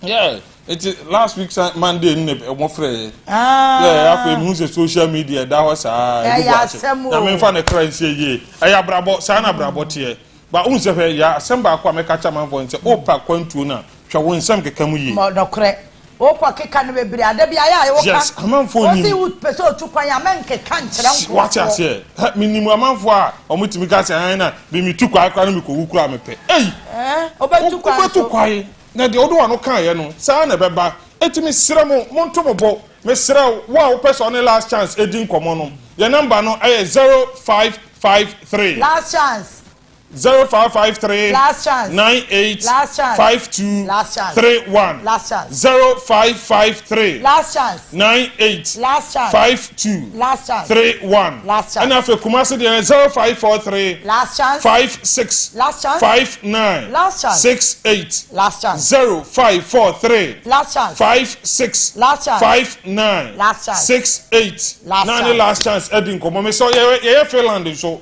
after omo pe New Zealand no e say New Zealand no abie etimomra ne yemfa monko Canada New Zealand Finland na mo ne ye edin komo www.lastchancetravel.com ene nkasa ho chamo me pa chao eti yanko parliament na yenhwe senia esi ekofa chamo tina ha ya menko nya betre prepare enti me pa chao ya cross over to parliament ya eti Onua eno no enya maneko obetimi akọ twam eti way I live from parliament Onua eno no enti me pa chao na state of the nation address eti say His Excellency the President of the Republic of Ghana Nana Addo Dankwa Akufo-Addo ebeba na wabada de ya wa inspect parade awie de enche obewra chamber no inside ya rese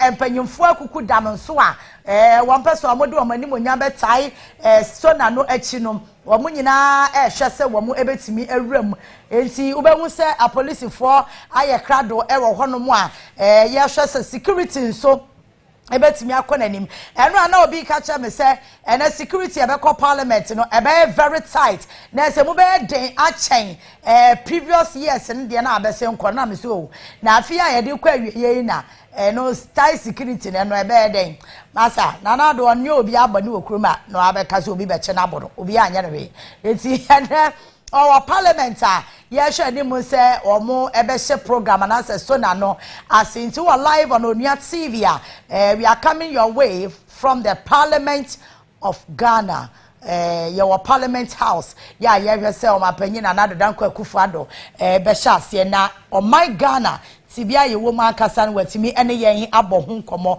se ya Ghana mra no ehye no e wo se otimi be ye obi kaye amamre wanya na chese wabu Ghana mra so enti o mapanyi last year de obeka ye no ye betimi e de atoto ho ni awe se afi so the same thing ebeba na enti me pa chonya wo TV no na adum we ye chamber no eba ne entrance wa side no tina be say ase wo mu ana ase akọ black no enti me pa chosha no so ema me say ye wo parliament house sisi ya ye hwe omunya start ye but o mapanyi de wo so ye no wabọ ne homoden wa ye ye hwe animu say obe start ye address na opeso wode ebe mayen as Ghana for enti me pa chowa join yen wo Onua TV so a ye state of the nation address na ye guso a ye de maun obetimi adwane ye live wo ye social media handles ni nyina eso we ye Maakye extension na mo fra fiata go ma me wai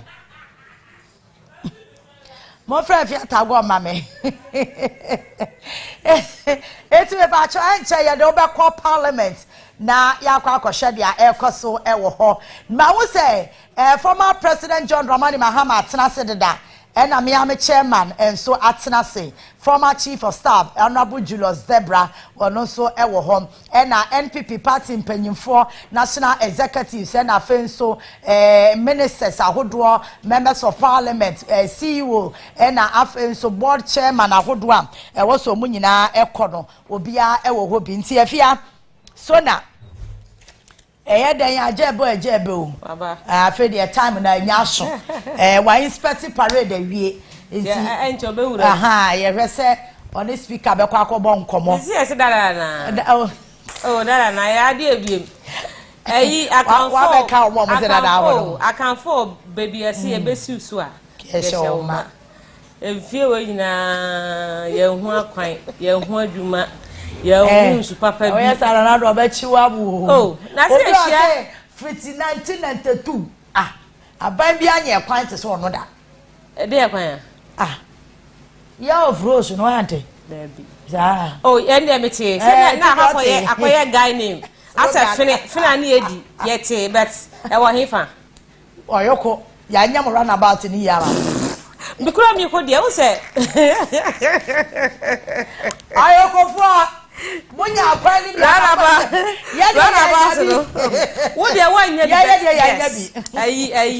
ai drop okrambo he sampa ne area jama enough yes ye na kwani wa da ba ne be free de so anse ya manim ya kwani wa se wa ye kwan nyina aha se de kurom kwani wa ye de fine because baby to say ya mo akwata the constituency ya sometimes u koho ana utwam unsa de ho no oba branch ni say na uhu street light esisi ho the last year or so me call abomosu e wo the constituency ho e na me di hu say na me say papa wo itu more den ya kwan na e free junction kure mra fi kuro no osino ana no asa na be do osino say osino we person so e friend say abra asa osino kan empesio ana so yes osino and then answer na obedu lenda do no junction bi wo ho there be otra lenda do kra ukọ before kwan bi sa ma hu ba bia hotel bi wo e ho na you je oba branch ni say ya udru ho no mo a even say wan wura mu mpo wutimi ho say pade na e do no ya say asphalt no wo hwa thickness na se ma kofa so da wutimi so na kofa so da na street light na bobo kwan no so senie well arranged ayi thermometer we de ni bio sister papa correct what na say dey papa utri modern ya na so mu kan asem so papa panimu bet me ko ho no na who say ni panye ni pabi e cobra papa no e cobra enti ya na why ya no ne kwan ni to fu say obia krom kwan aye okay eni and ya resisi ye won say we say ni sitting arrangement ni na go on baba ni won me dey on baba dey no any choice on baba because young crofo for people are really bitter also mo ba omuni choice so mo no mo si ya na mu that be this time say way so na abato obia no ba ye dey me should no enti obi betimi aka okay because of such a situation did Ken ya po ka so ngwa bende no betimi bibi e say ono amo say wa mo conditions o de be gina so campaign o so ma fa animate na ma na po a onye campaign ne fake up no de ye campaign no ofa mo bia ana who say Ken on na po ye fine o so ma fa ma na o mo ye kama papa o mo ye kama na why na me huni what is so na bo say chairman sabo to the city na assistant I know na show white or the chair Mrs. Womienu no Grandmate Irene driver yo driver ni mate here oh okay Samira my beautiful Rebecca and parliament over yesterday oh yeah because say after say or say chairman Sabo so resign here yeah the first after your markings all ban this is the major way auntie you better say there you know say you want to we apprenticeship yeah auntie who's up on one first atalia kabana street neighbor you be who say be say to try to see the man into the first way first na yes you know that first lady so wo chamber ho many man yes o mo sheda ye fine after the house o ma come say o ye dan ya mo o so mo ye fine yeah mama we smart o ewura we abi anti asemo kan we o say on Saturday no kasa o kasa o dey my beautiful Rebecca kasa the security woman so atena so tie bi we oni mu bibia eti we parliament na ye wo sisi ya try say wa mapanyin na na dodan kwaku fa do be ba be kasa na eja de o ma ye no me kam ye ntie say kra de ya bere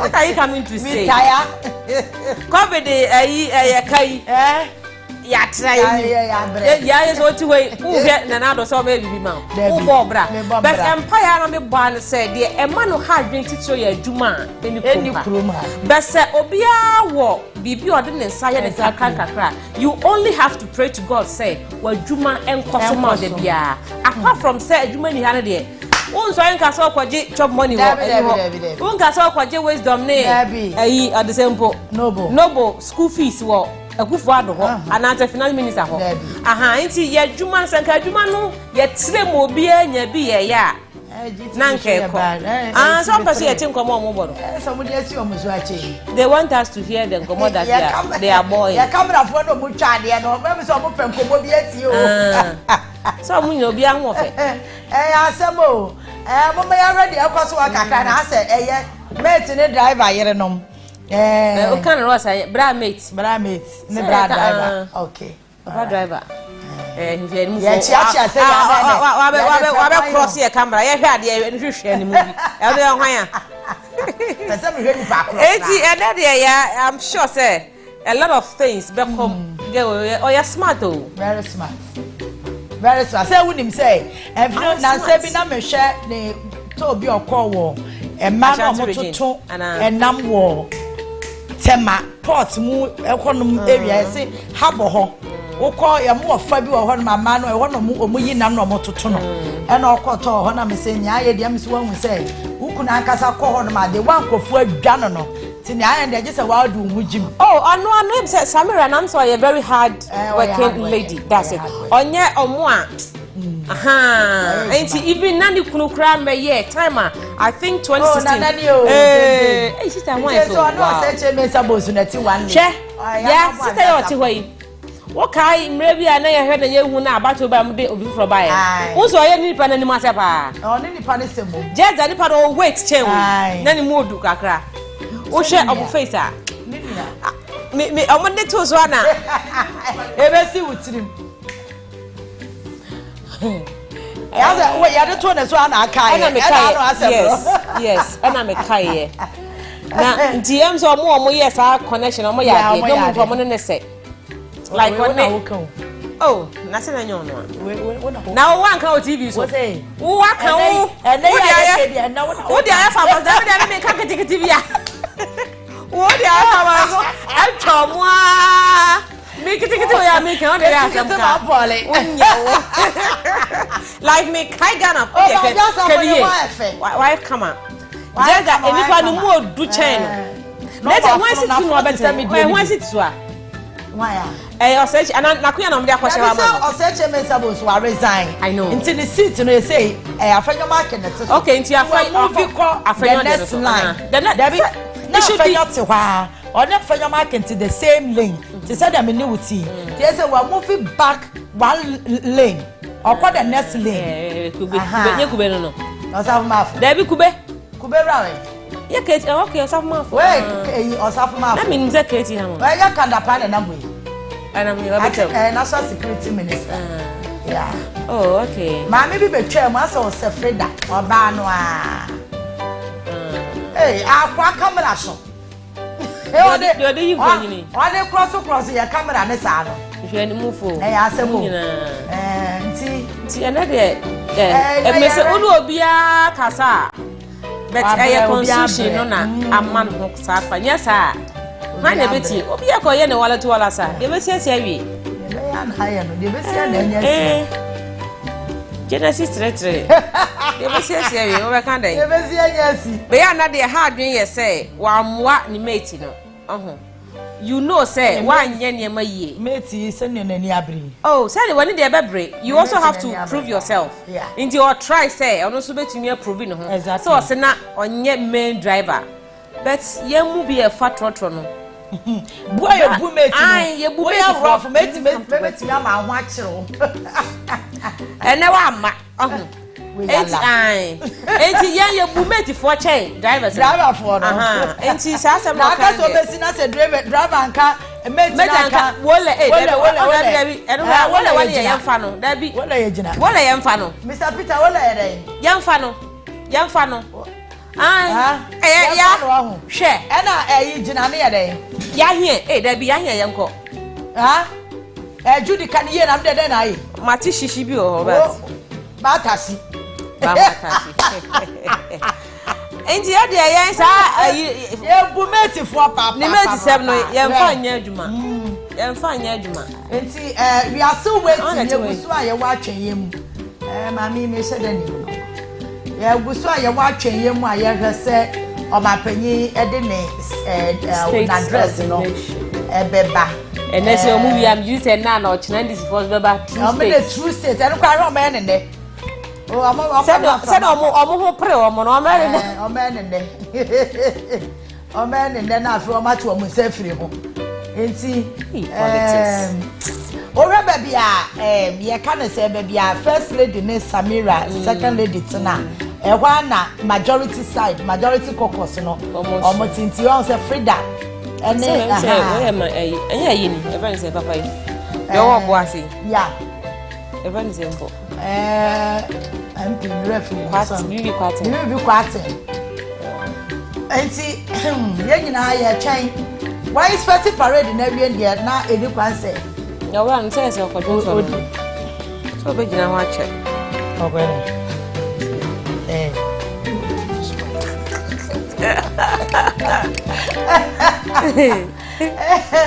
so far Donado what is about the people dignitaries are here share ni mo say on be ba ne de metima ka say almost 70% of them were around omo were around you sure say the late Rollins or Tiasianka and the banya ebia na betimi aba say na credo adma Rollins beba sa pomu ye nwa dia pomu ya papa kofo de sese yentimi nka ne bebre yentimi ka ye ne hwe nya yi but otimi yes stress no wentimi ama yes stress no wasi ati e ho sese ye ne kakaka ese benyanka ono kwa wontina se nche kakra mayen wasi ye hwe ye state men na so far so good ono penina meka se bedanse nkrofo attack no do oh say wode no akofore meti nkrofo attack